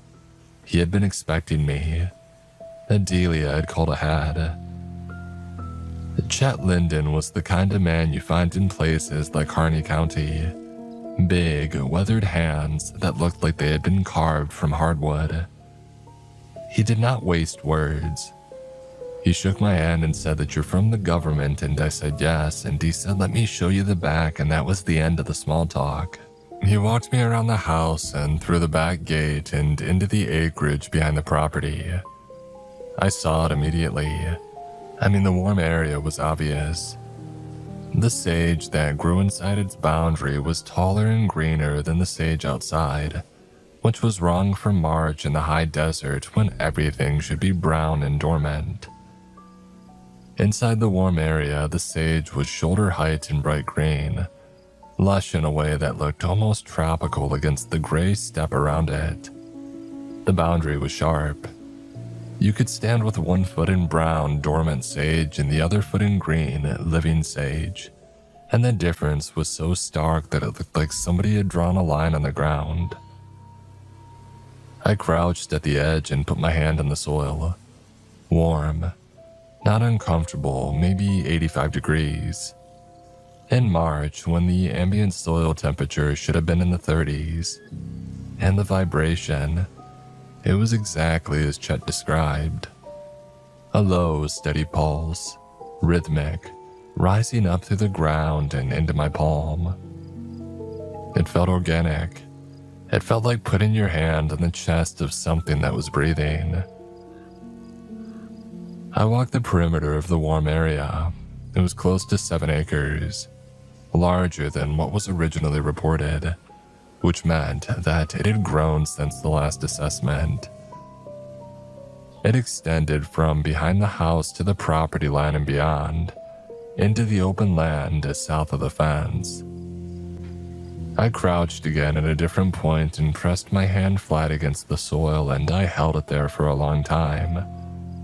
The vibration was steady and even, like a heartbeat, and underneath it, deeper, slower, I could feel something else. Movement. Not the vibration, something separate. Something large, turning over slowly far below the surface. The way you might feel a passing whale under a small boat. A sense of enormous mass and motion, deep in the earth, moving in a way that was deliberate and slow. I talked to Chet. He stood with his arms folded and his jaws set, and he told me what had been happening. The warm area grew about a foot a week in every direction. The vibration was getting stronger month by month. His well water was warmer every time that he tested it. And Nora's headaches were constant now, and she had started getting nosebleeds. And bad ones, the kind where you fill a towel and it does not stop for 20 minutes. And the boy, the 12-year-old, the sleepwalking was almost nightly now. Chet had installed a lock on the boy's bedroom door, the kind that latched from the outside. He locked his own son in his room every night so that the boy could not walk out to the warm in the dark. Chet told me this with his jaw tight and his voice flat, and I could see what it was costing him to say it out loud. He knew how it sounded. A father locking his child's door from the outside. He knew that in any context that would be an unforgivable thing, anything normal. But this was not a normal context. The alternative was finding his son standing barefoot in a field of warm soil at 3 a.m, eyes open and unseeing, pulled there by something neither of them could explain. I told Chet the truth, or as much of it as I had. I told him about the Department of Energy injecting something into deep wells on this site over 50 years ago. I told him that the wells were sealed, but whatever was injected appeared to be active, and it was generating heat. It was expanding. It was affecting the water table and possibly the people living above it. And Chet absorbed it. I expected anger. I've been yelled at before by people who discover that their land, their water, their lives have been contaminated by something the government did before they were born. I've stood in kitchens and living rooms and fields while people raged at me, as if I were the one who had signed the orders. I understand the anger. I even think that it's justified. But Chet did not get angry, he just got tired. Or rather, he let me see the tiredness that had been there all along. The exhaustion of a man who had known for months that something was profoundly wrong with his home and his family, and who had been waiting for somebody to come and confirm it. He just nodded. He looked at the green sage behind his house, and he nodded once and he asked me what he should do. I told him that his family needed to leave immediately. He said that he would talk to Nora, and he said it would take a few days. I spent the night at a hotel in Burns. The next morning, I drove back to the Linden property. When I turned onto the county road, I could see the green sage from almost a mile away. It was larger, significantly larger. Overnight, it had expanded by dozens of feet in every direction. It had pushed past the back fence and was now within 20 feet of the house. The sage in the newly warm area was not just green, it was tall, well above shoulder height, and growing months or years in a single night. The vibration was strong enough that I could feel it in the driveway, through the gravel in these soles of my boots. The whole property felt like it was humming. Chet was in the kitchen. Nora was at the table. She looked bad, pale, thin, dark rings under her eyes. She was holding a folded cloth to her nose, and the cloth was spotted with blood. She did not look up when I came in. She looked like a woman who had used up all her energy months ago and was running on something deeper and less renewable than energy. Something like obligation. Like she was staying upright because her children needed her to be upright, and for no other reason. Chet told me the boy had gone out again last night. The lock was engaged on his bedroom door, but the boy went out through his window. Chet found him again at 3 a.m, standing barefoot in the warm area, 50 feet from the house, the same as before. He wasn't responsive when he tried to call his name, or when he put his hand on his shoulder. He was just standing there in the dark and the cold, in his pajamas, with his bare feet on soil that was 85 degrees, and the rest of him exposed to air that was below freezing. Chet picked him up and carried him inside. The boy did not resist and did not wake up. And his feet, which had been standing on the warm ground, were not warm. They were ice cold. As if the heat in the soil was not radiating up into the boy's body, but pulling something downward out of it. I told Chet the family was leaving today. Not in a few days, not after they had time to arrange things, but today, right now. Chet looked at Nora, and Nora looked down at the table. And then she stood up and walked to the bedroom and started putting clothes in a bag. And the older boy, who was 14, started carrying boxes to the truck without being asked. He hadn't said a word the entire time that I was there. He was old enough to understand what was happening and young enough that he could not do anything about it. And the expression on his face was one that I had seen before in this work. The expression of someone whose world has become something that they didn't agree to. While they packed, I walked to the edge of the warm area. It was closer to the house than it had been when I had arrived 30 minutes earlier. I could see it advancing. Not quickly, but visibly. The boundary between the dead brown sage and the impossible green sage was creeping toward the foundation at a pace of about a foot every few minutes. Slow by human standards, fast by any standard that involves the ground itself moving. I crouched at the edge. I put my hand flat on the soil. The vibration was intense, and I could feel it in my wrist, in my elbow, and in my teeth. And underneath the vibration, that deep, slow movement, the thing down there, the thing that had been growing and rising ever since they had injected it in 1967. It was moving closer to the surface, substantially closer than it had been the day before. Yesterday, the movement had felt deep, like a subway train far below a city street. Today, it felt like it was just under the floor of a building, close and getting closer, and then it changed direction. I was kneeling with my palm on the ground, and I felt it shift. The movement had been lateral, expanding outward, spreading through the soil toward the edges of the warm area. But now it was rising slowly and steadily toward the surface, toward my hand. I could feel it coming the way you feel the floor vibrate when a heavy truck is approaching. The vibration intensified. The soil under my hand got warmer, and something down there, something enormous and alive and patient, was moving up. I pulled my hand away. I stood up. I walked to the house and told Chet that they were leaving now, not in 20 minutes, not after one more load. They had to get out of here right now.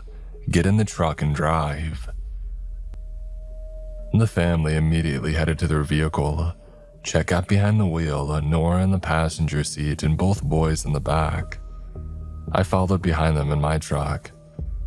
We drove out of the gravel driveway and onto the county road, and I watched the property shrink in my mirror. The house looked the same. The barn looked the same. But the sage in the house was taller than it had been when we left, and the green area was wider and it was still growing. The office sent a containment team the following week. I was not part of it, and Delia briefed me afterward. The team arrived and found that the warm area had made it to the house. The foundation was compromised. The house was sinking.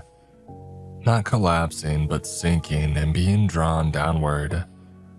The soil beneath the foundation had become soft and warm and yielding, and the house was settling into it slowly, like a heavy object settling into wet sand.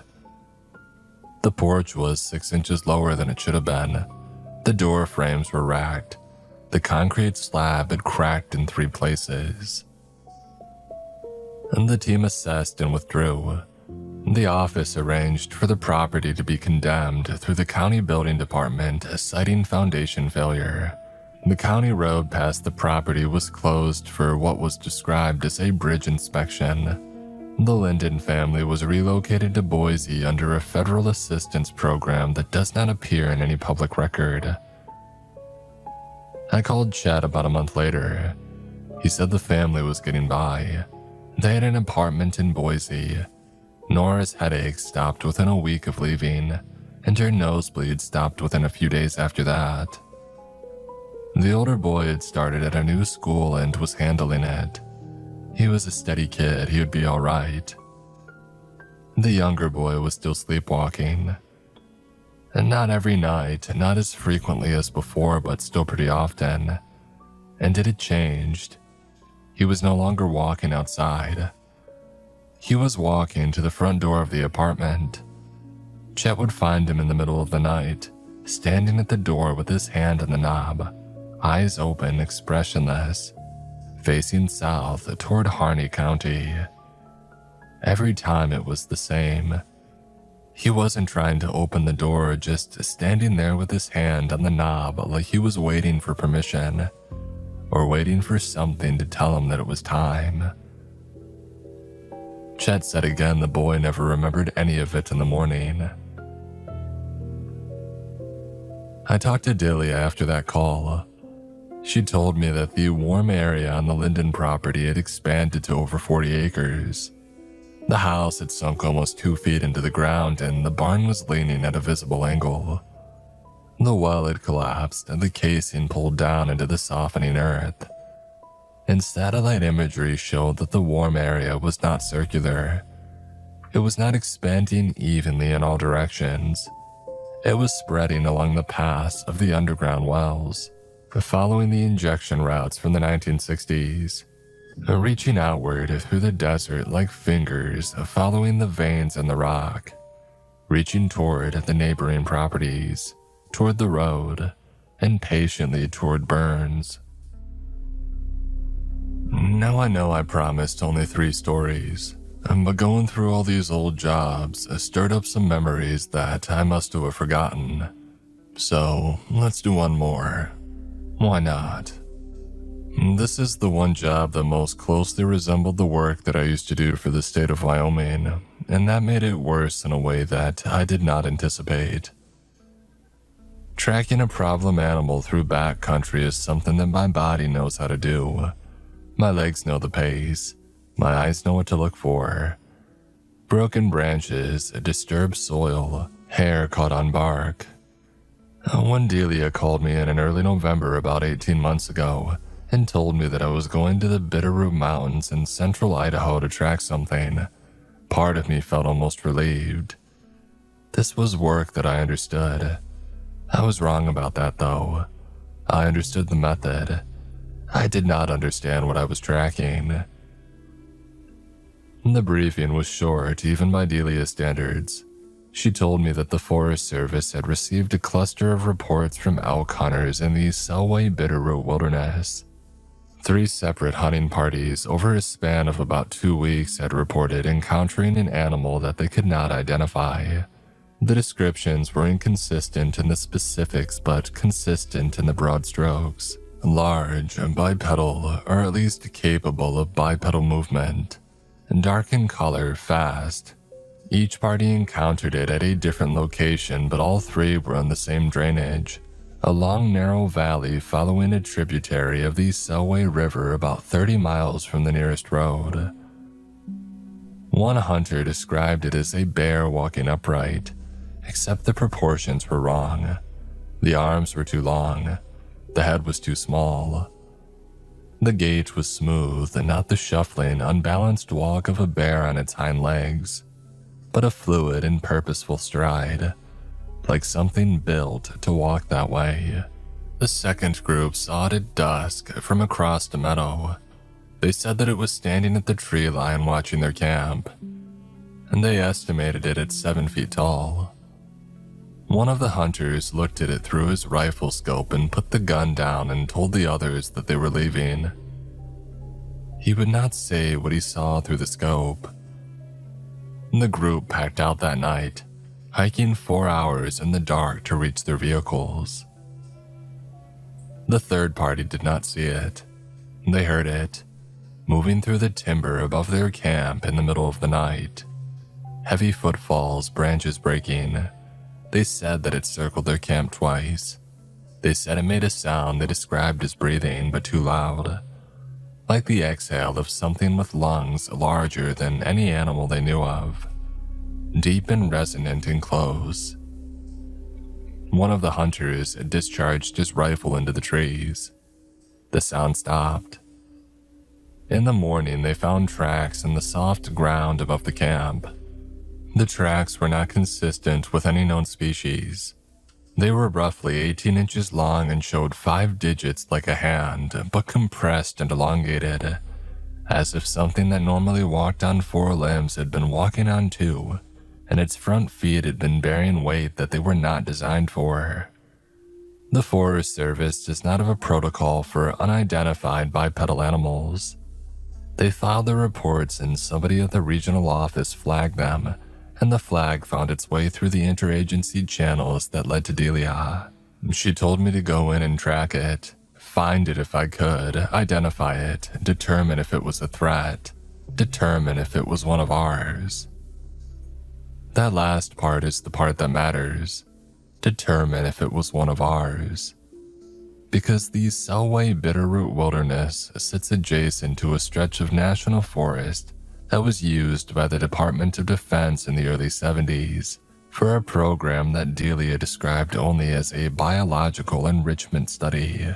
She said the program involved the release of modified organisms into a controlled forest environment to observe adaptation and survival rates. The organisms were classified. The study ran for 3 years and it was terminated in 1974. The containment protocols at the conclusion of the study called for the recovery and destruction of all released organisms. She said the recovery was listed as complete. She said every organism was accounted for in the project's final inventory. I asked Delia how confident the office was in that inventory. She said not confident enough or she would not be sending me.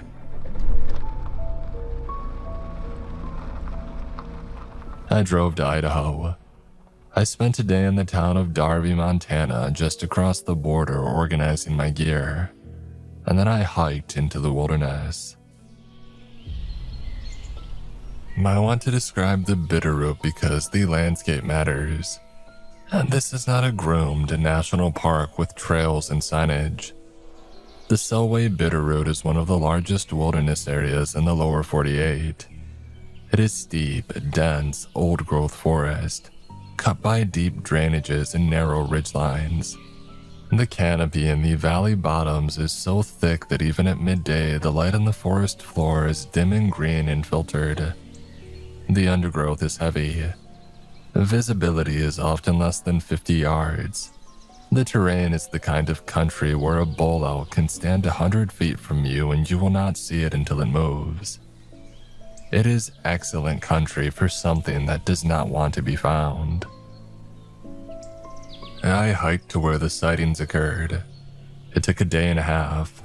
I set up a base camp on a flat bench above the creek and I started working. I'm a good tracker, I'll say that without modesty because it's relevant. I spent 12 years tracking predators through the Wyoming backcountry, and I can read ground signs and conditions that would frustrate most people. Compressed grass, overturned pebbles, the faint disturbance in a bed of pine needles where something heavy passed through hours ago. I am patient, I am thorough, and I know what I'm doing. I found something on the first day. A game trail on the north side of the drainage that had been used by something heavy. The tracks were faint but present, pressed into a patch of damp soil where the trail crossed a seep. 5 digits, 18 inches roughly, deeper at the toe than the heel, which indicated a forward-leaning posture. Bipedal, walking with purpose, not wandering. The stride length was about 4 feet, which for a 7-foot animal would indicate a relaxed walking pace. Not hurrying, not fleeing, just moving through its territory. I followed the tracks up the drainage for about 2 miles. They stayed on the game trail and then they left it, cutting uphill through heavy timber toward the ridgeline. The ground was drier on the slope and the tracks faded. I lost them halfway up. I spent 2 more days working the drainage. I found tracks in 3 other locations. I found a place where something had bedded down in a thicket of young firs. The branches pushed aside and the ground compressed in an oval of about 6 feet long. I found droppings once in a rocky wash. I will not describe it in detail except to say that it was large, and it didn't match any species that I knew, and it contained material that I could not identify. Not bones or vegetation, something fibrous and dark that I didn't recognize. On the 4th night, I heard it. I was in my tent at about 2 in the morning. The forest was quiet, the way that deep wilderness is quiet at night, which is not truly quiet at all. Owls, creek water, the occasional branch falling. But underneath those sounds, there's a bass line, a hum of living things, insects and small mammals and the general ambient noise of an ecosystem at rest.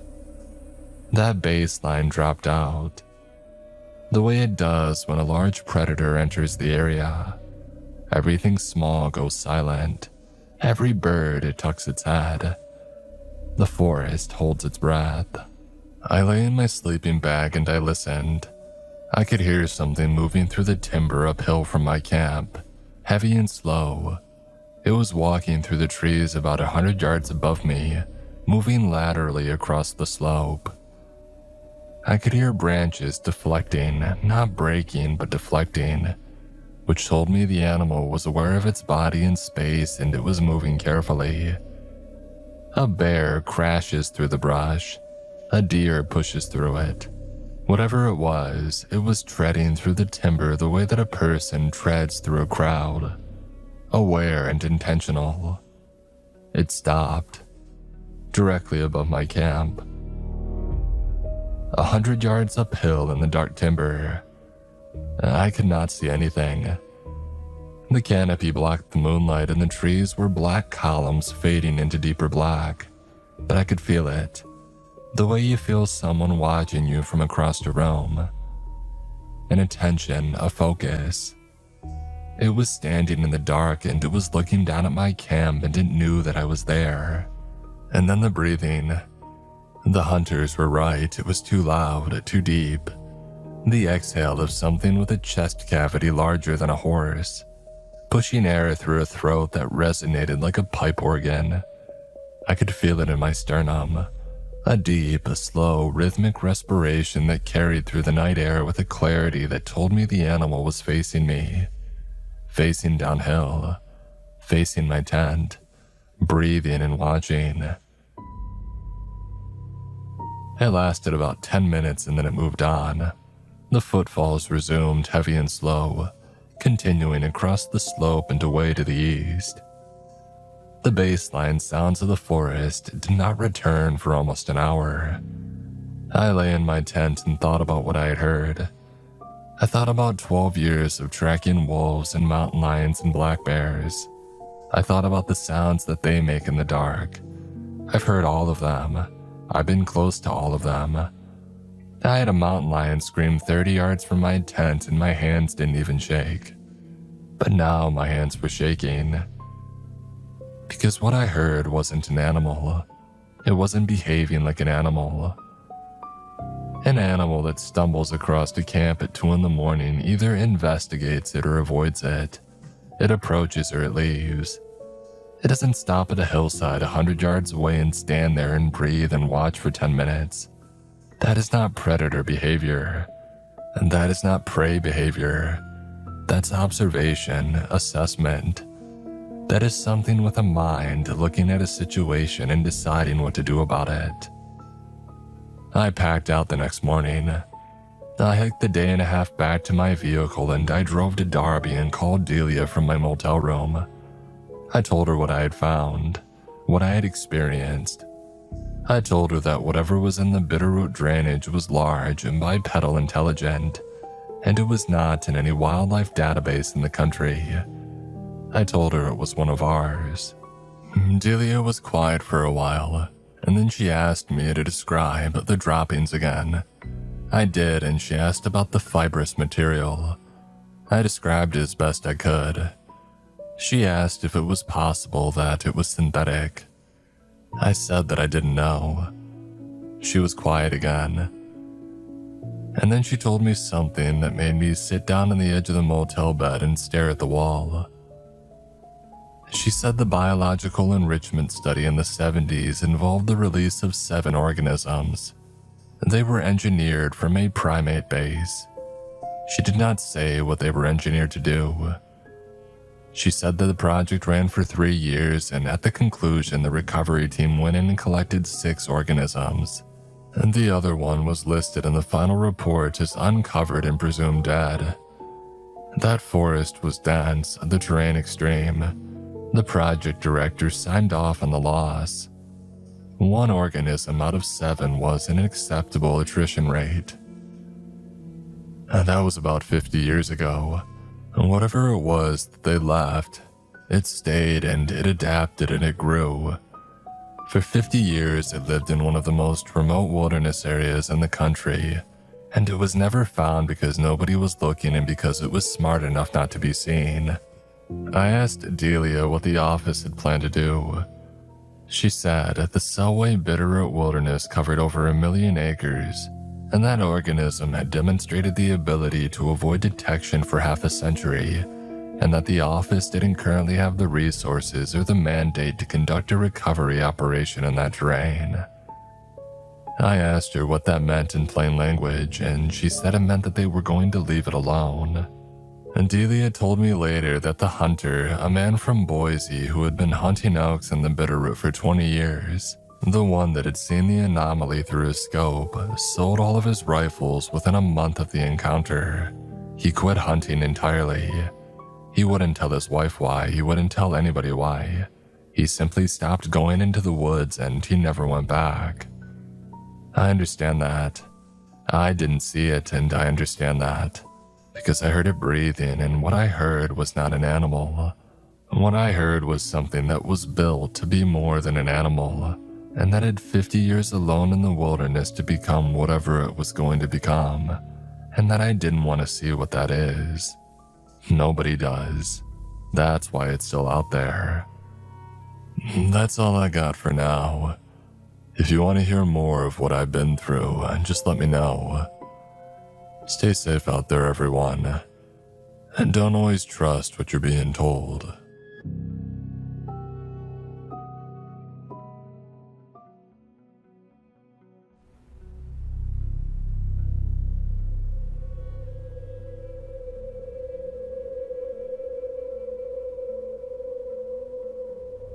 People in the village have avoided that vast stretch of mangrove forest near the river for decades.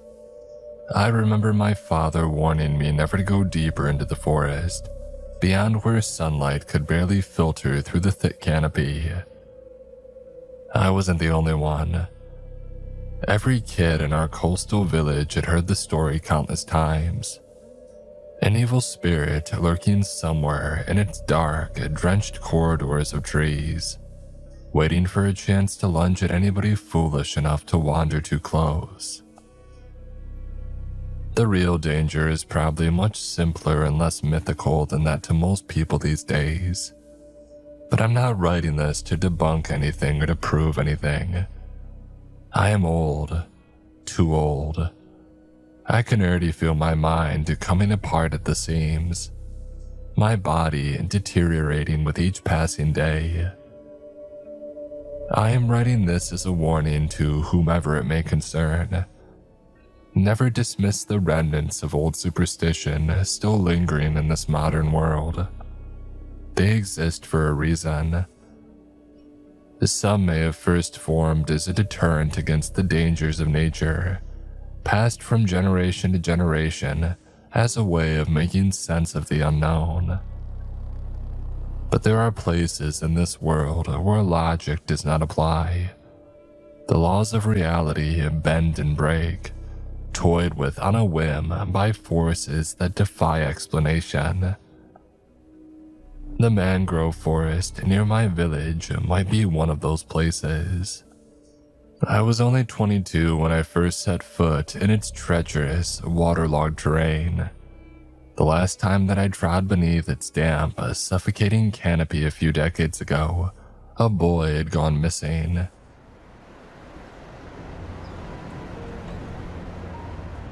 It was a brutally hot day under the July sun.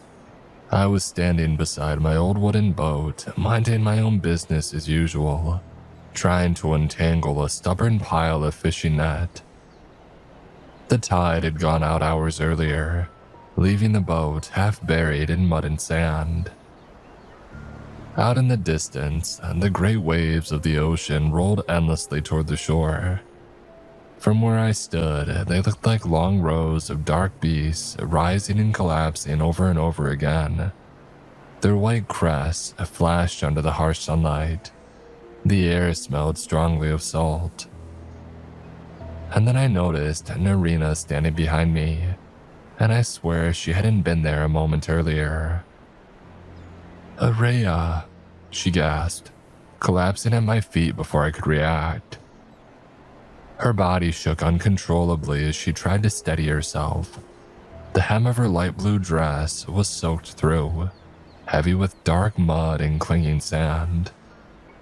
"What is it?" I asked. My voice was calm, more out of habit and exhaustion than kindness. Even back then, I already felt stinking old and worn out. Life had taught me long ago that panic rarely solved anything. "Rhea, he went." The rest of her words were drowned out by sobs. "Hey, slow down, take a breath." "Rhea, the mangrove forest after school." The words spilled out between sharp, frantic breaths. She pressed a trembling hand against her chest, struggling for air. "Hasn't come home." I reached down and took her shaking hands, pulling her gently but firmly back to her feet. She felt almost weightless, as if fear had hollowed her out. "Did he sneak off to fish again? That stubborn little son of a gun," I muttered through clenched teeth as we hurried toward the village, our steps quick and uneven. "Please," she sobbed, her shoulders shaking violently as she tried to keep up with me. "Find him, please." I sat her down on the rickety chair in my front porch. The wood creaked as she shifted to look up at me, her eyes glassy and unfocused. Long strands of her dark hair had come loose and stuck to her wet cheeks and neck. Looking at her like that, I remembered the day she and her son first came into my life. I had been living on my own for years, minding my own business, before Narina arrived in the village with their small son in tow. She introduced herself to me privately as my late wife's distant relative. Her story was simple and heartbreaking. She had been forced into an arranged marriage, and after years of that she had made the difficult decision to leave, taking her 2-year-old son with her. That was how she had ended up here. To avoid the gossip and drama that the village could barely contain, I introduced her as my own distant and much younger relative from my mother's side, someone that I barely knew. And just like that, the villagers had welcomed her and Rhea as if they had always been one of us. Over the years, she had proved to be a quiet, dependable presence. She helped around the house, managed things while I was out fishing, and she was an excellent cook. In return, sending her son to school seemed more than enough for a woman in a small coastal village to hope for. In the first few months, there were nights that she would linger at my doorway after Rhea had gone to bed, watching me sleep with an expectant look that I understood perfectly. I was no fool, old perhaps and less educated than her, but not blind to meaning when it stood right in front of me. I expected nothing at all, and I made that clear. I was simply grateful not to face the rest of my days alone, miserable and unnoticed. I had someone to care for now, and that was enough. "Please," she had pleaded again, her fingers tightening around my hands.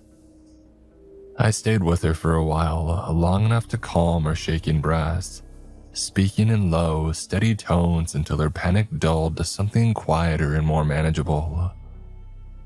"I'll find him and bring him back," I told her. From the pained look on her face, I knew she understood what that might mean. She nodded, gripping my hand so tightly that it almost hurt. "I've told you so many times," I went on. "That forest near the river is dangerous. People have disappeared there. Some of them were never seen again. No one in their right mind goes anywhere near it." She nodded again silently, tears rolling down her sunburnt cheeks. But I wasn't done. "Hey, you need to teach that boy to listen," I said. "If you tell him to stay away from a place, he stays away. Next time he pulls something like this," I shook my head, "I'll deal with it myself."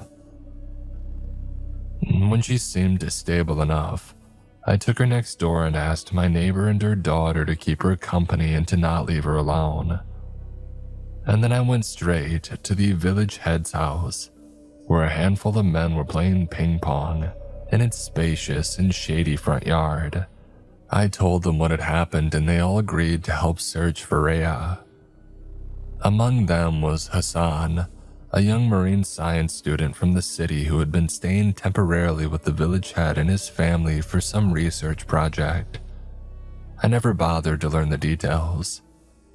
City people love their names and titles, as if the right words can make them belong anywhere. I had never liked intruders, people who knew nothing of the sea, who couldn't read the wind or the water, and yet act as if they understood the place after just a few weeks of observation and note-taking.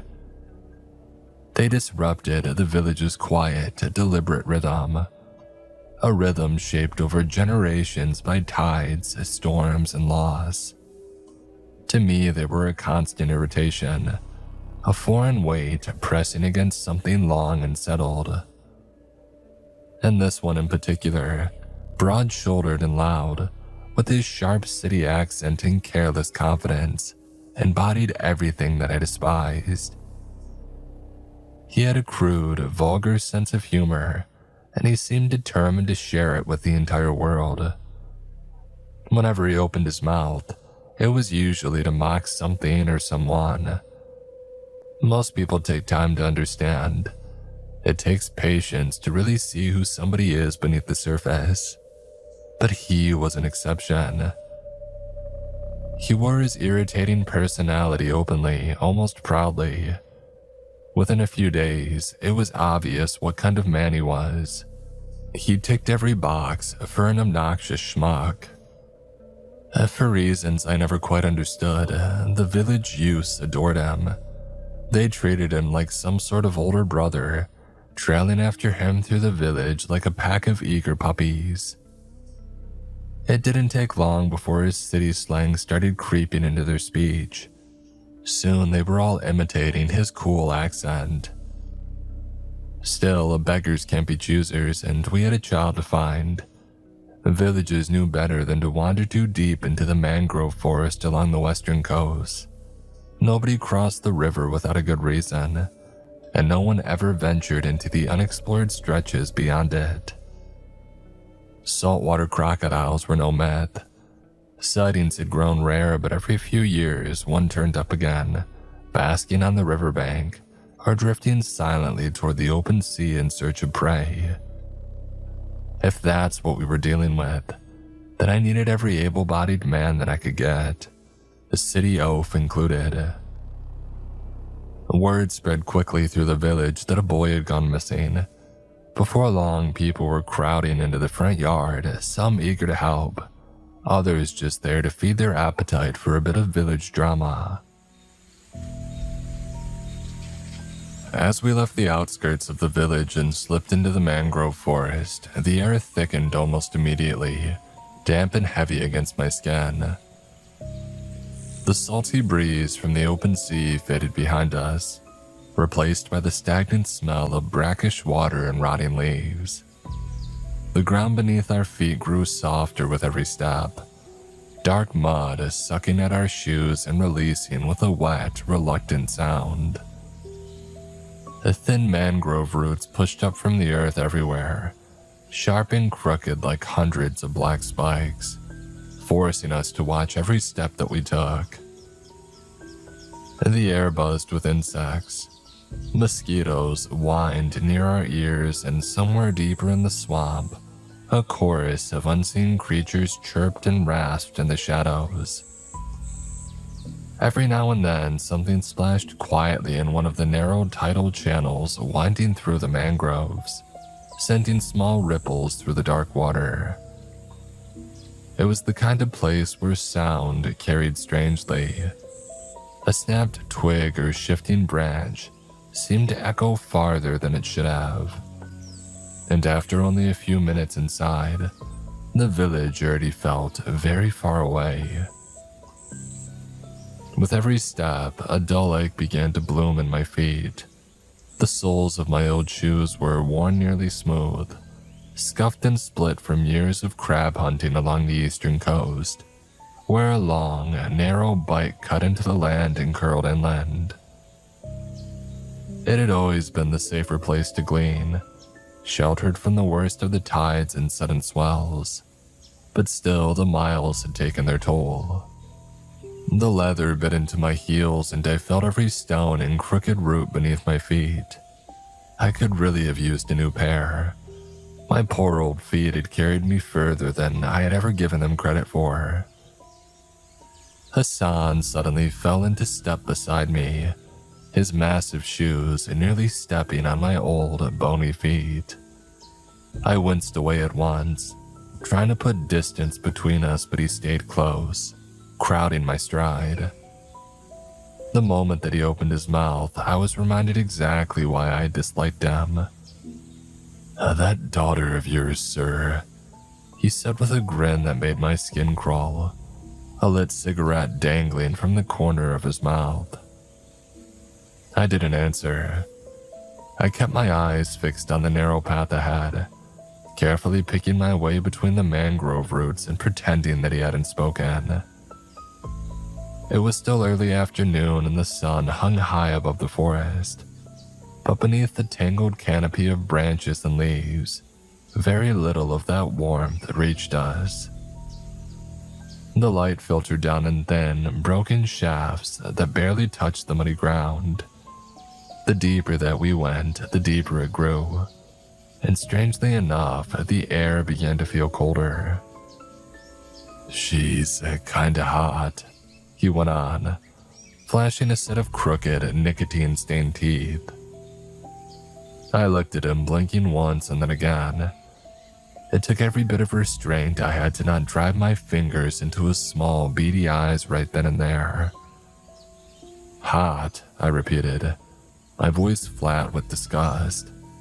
Never in my life had I heard someone reduce another human being to such a small, contemptuous word.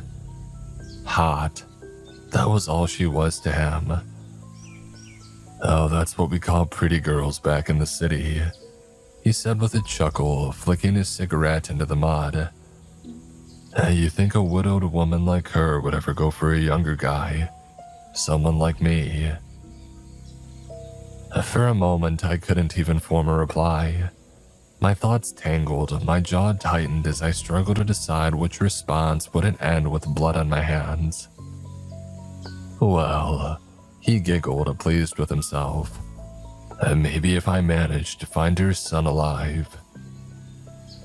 He strode past me, his boots crunching loudly through wet leaves, leaving me behind in the thickening shadows, seething, unsettled, muttering curses under my breath. Our group numbered around 20 men, most of them like fishermen myself. They knew this coastline well enough, but none of them were familiar with the stretch of forest that lay beyond the river miles ahead, or what might be waiting there. Like everybody else in the village, we had grown up hearing the same warnings about crossing the edge of the mangroves. It showed on their faces. More than a few looked tense and wary as we set out. An hour passed. The forest grew thicker and dimmer as we pushed deeper inside. The trees loomed taller around us, their trunks twisted and swollen, their roots tangled together in knotted masses that rose from the mud like clusters of dark, knobbly bones. Every step had to be placed carefully. We tried to stay close together, but the terrain made it difficult. Mangrove roots jutted out everywhere, and narrow channels of black water forced us to weave and circle around them. Before long, keeping everybody within sight of one another became nearly impossible. To my irritation, Hassan and two of the village boys who followed him around like eager puppies began shoving each other into the mud as a joke, laughing as if we were on some kind of picnic instead of a search for a missing child. For a moment, I considered telling them off and sending them back to the village, but the moment that we waded across a shallow, brackish pool and stepped deeper into the forest, my anger ebbed and was replaced by something older and far heavier. I had not set foot near this forest in years until that day. I had never needed to. It had always been a place best left alone, a boundary rather than a destination. Life had given me no reason to return, at least not until then. Not until a boy had gone missing. A boy whose mother, with a strange mix of reverence and familiarity, had taught him to call me Grandpa. My thoughts involuntarily slipped back nearly 60 years. I had only just begun to doze off when a sharp cry rang out from the thickets of tall grass in front of me. I gasped, eyes wide, struggling to grasp what was happening. But before my thoughts could gather, several things had happened at once.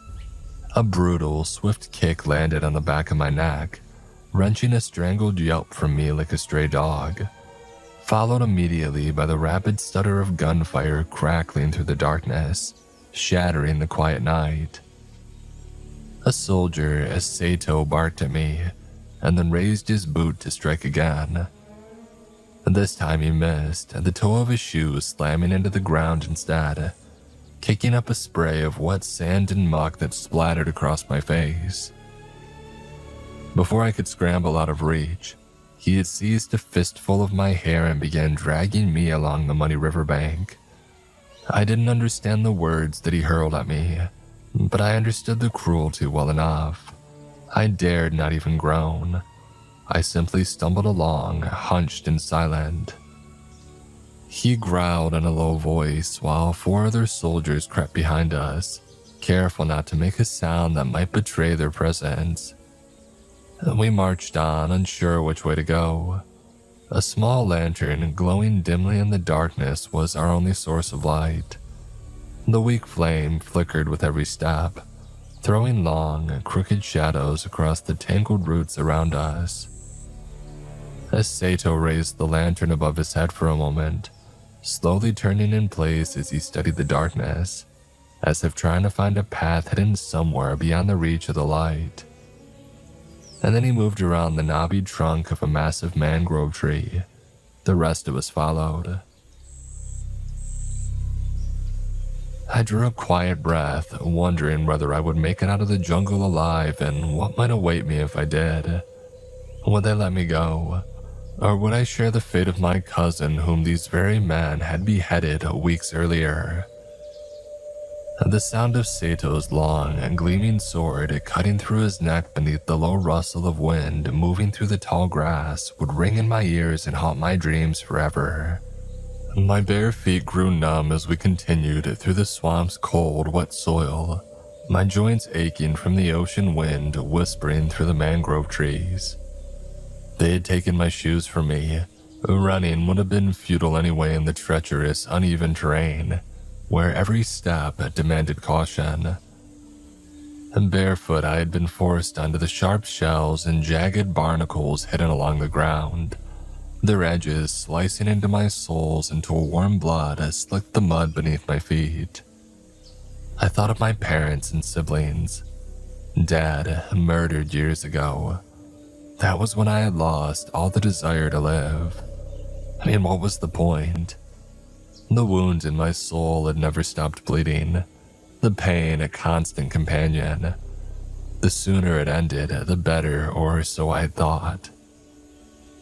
But that night as I crept beneath the dense canopy with my captors, something unexpected stirred inside me. However broken I may have been since losing my family, my primitive instinct for survival was not completely lost. A quiet urge, born not from peace but from pain, whispered from the depths of my battered body. A renewed desire to live. I realized that I desperately wanted to feel the touch of the morning sun and the sea breeze again. As Sato whispered to the broad-shouldered man beside him, Kimura. Even in the faint glow of Sato's lantern, I noticed something different in their faces. Gone was their swagger, and in its place, tension, fear. I took some small satisfaction in that. The sounds of the swamp, the night birds, insects, croaking frogs. They chanted around us as we pressed on through darkness in search of a way out that never seemed to appear. After nearly 3 hours of slogging, my legs were almost numb when Sato finally called a rest. He dropped against the thick roots of a mangrove tree, his pale face lit by the dull yellow lantern. His rifle rested across his chest. He cast me a disgusted glance and muttered a string of curses and warnings under his breath. My heart thudded as I looked at him, sweaty, tired, half asleep. I hated this man with everything that I had. I understood then that escape was no longer an option. He was not bluffing. Kimura said something quietly to him, and Sato gave a half-hearted grunt, already closing his eyes. The other man had settled into uneasy rest. "Don't even think about escaping," Kimura said, switching to my native language. His rifle aimed into the dark behind Sato's sleeping form. "If you do, I might still show mercy and grant you a quick death." He glanced at Sato. "He won't." I nodded, watching the flame flicker in Kimura's eyes. Unlike him, I don't kill because I enjoy it. He lit a cigarette, exhaling smoke through his nose and lips in thick white plumes. "Then why do it?" I asked, suddenly surprising even myself. Kimura turned his face upward, studying me. "I'm just a soldier. I follow orders, same as everybody else out here," he said, gesturing toward the forest. "In war, it's not about wanting or not wanting. It's about proving loyalty in any way required." "You don't have to kill to do that," I replied. And Kimura gave a tired smile. "Oh, some of us don't get to choose. Let me tell you something. When I first arrived in your country, I fell in love with its beauty. That's why I started learning your language. Partly to advance my career, but mostly because I wanted to understand." He took a long drag, exhaled the smoke through his nose, and went on. "The deeper I delved into your customs, the more I realized war would destroy every trace of what I admired. I was a farmer from a quiet mountain range before I was conscripted and sent here. For what? To destroy. To raise everything into ash." He shook his head and crushed the last of his cigarette against a mangrove root. "Out there, anyone not on your side is the enemy. Their humanity doesn't matter. And to be honest, and not speaking for my comrades, each time I've taken a life, a piece of me died with them. My empathy, my soul. Call it what you will. When this war ends, and it will, I know the ghosts will follow me until the day that I die." Kimura lit up again and offered me the cigarette. I accepted it gracefully, hoping the heat would push back against the cold settling into my bones. "In the end, we're all pawns in somebody else's game," he murmured. "Sacrifices must be made, not for victory, but for balance. There are no winners in war, only grief." Somewhere deep in the forest, a night bird sang a lovely bitter song. Its call echoed among the trees, bleeding into every dark corner of the night. As Sato suddenly snapped upright with his rifle aimed into the dark, Kimura lifted both hands to calm him down. They murmured quietly to each other in their native tongue, and then Sato rose and disappeared into the trees. "I need to relieve yourself," Kimura asked me. "Better do it now. We'll be moving again before daybreak." I shook my head, flicking the cigarette into a puddle of thick mud. "Are you going to kill me?" I asked quietly. Kimura studied me for a long time before answering. "I don't know. We brought you as our guide. You know this terrain. Maybe our pursuers will hesitate if they see a local among us." I nodded again, fear still anchored deep within my chest. "Oh, don't worry," he added. "If it comes to that, I'll do it myself. Like I said, quick and painless. Sato won't dare argue with me. I'll even try to convince him to let you live. You're young, you got a future ahead of you. I don't want to rob you from that." I frowned, unsure of whether to feel grateful or afraid. Kimura opened his mouth to wake his men, but a sudden scream, sharp and shrill, tore through the forest, from the direction that Sato had gone. I flinched back until my spine struck a tree. The other men jolted awake and leapt to their feet, aiming their rifles toward the sound. Kimura snatched up the lantern and crept forward, gripping his rifle tightly. We followed, trembling from head to toe. Had the enemies caught up already? Impossible. We had traveled miles, trudging through mangrove swamps and saltwater marshes to avoid capture. There was no way they could have found us here. When we reached the edge of a murky pool, Kimura halted. The lantern cast a sickly glow across the water, where large bubbles now broke the surface in slow, gurgling bursts. But there was no sign of Sato. We all stood frozen, paralyzed in horror, and then a splash. A long, jagged tail cut the surface, vanishing as quickly as it had appeared. I stumbled backward, tripping over a root and landing hard in the mud. My blood ran cold. We hadn't seen it. In the dim light, we couldn't have, but now it was too late. "Swamp crocodile," I whispered. "We've wandered into their territory." A second crocodile emerged silently from the underbrush. Without warning, it had lunged at the nearest man, clamping its massive jaws around his midsection and dragging him into the swamp. His scream tore into the night. Kimura's lantern hit the ground and rolled into a puddle. Darkness swallowed us. I stared at the rippling water. I had heard tales as a child, villagers vanishing while searching for crabs and never to be seen again. I had dismissed them then, believing they were nothing more than cautionary tales to scare children. But now I knew better. Kimura shouted, switching back to his own language, no longer caring who might hear.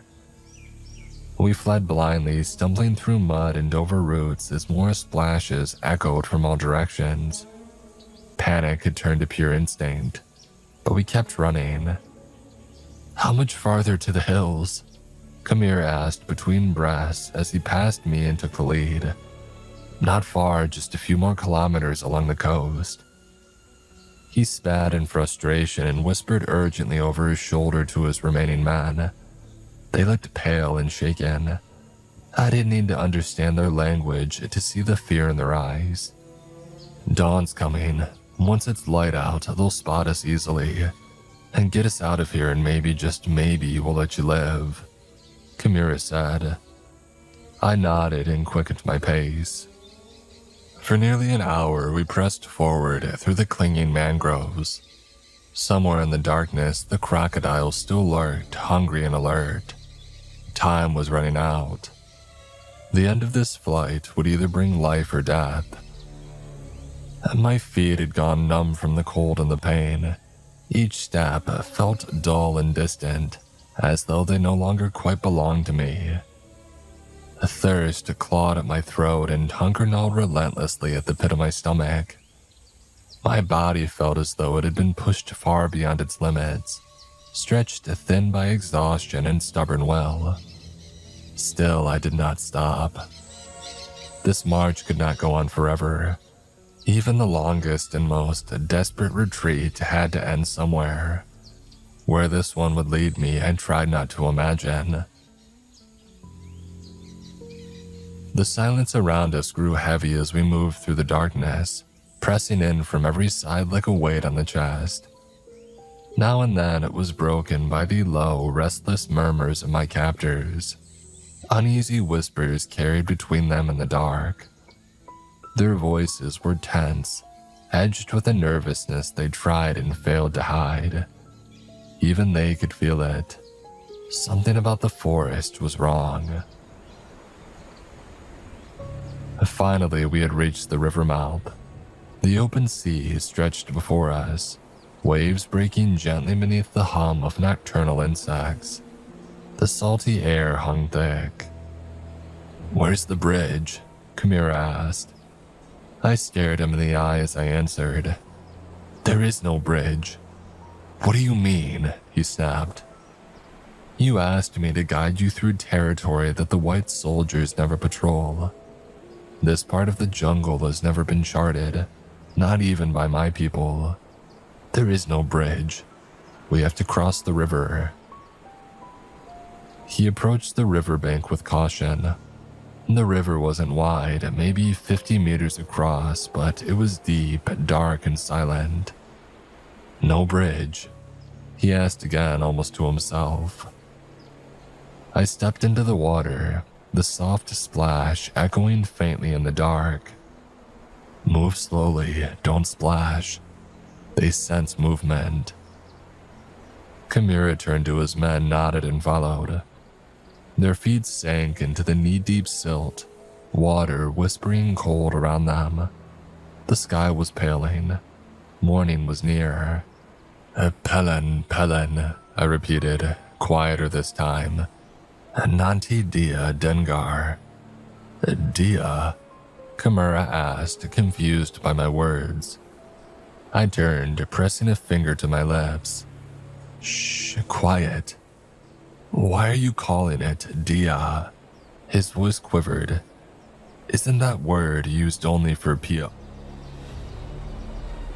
Kamira never finished. A shriek shattered the silence. Behind him, a pair of thin and long green hands suddenly burst from the river and yanked one of his men under. Screaming erupted.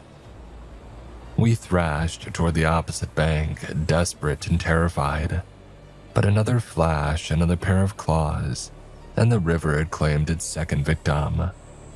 Now, only us two remained.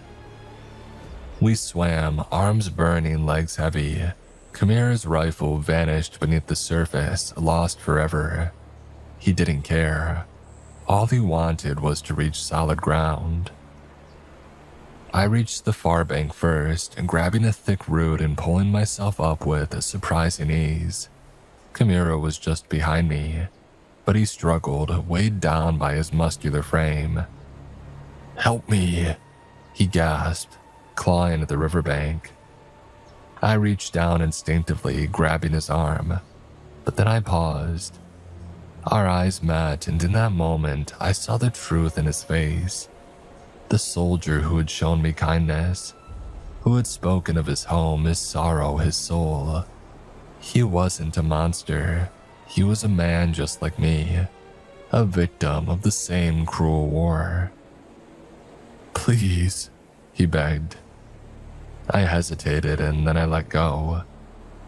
"Quick and painless," I murmured. He splashed back into the river and the water erupted. Two scaled arms wrapped around him like a lover's embrace and dragged him into the deep. He didn't scream. A pair of yellow eyes glowed beneath the surface, locking onto me before vanishing. And then silence.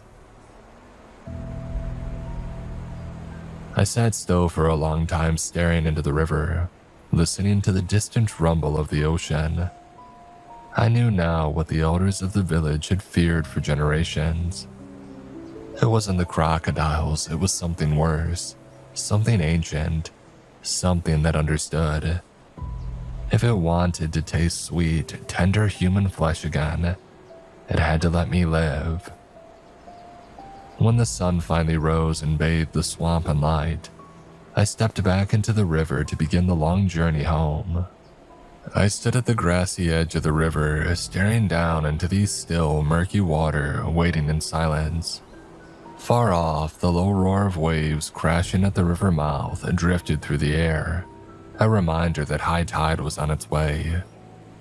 Soon the water would rise and swallow the banks, creeping inward until the forest surrendered to it once more. The sooner this place was left alone, the better. Still, I did not move an inch. I kept my eyes fixed on the surface, unblinking. A smaller hand suddenly broke through the surface of the water, pale and trembling, fingers stiff with cold. For a brief, terrible moment it faltered, as if about to sink back beneath the surface.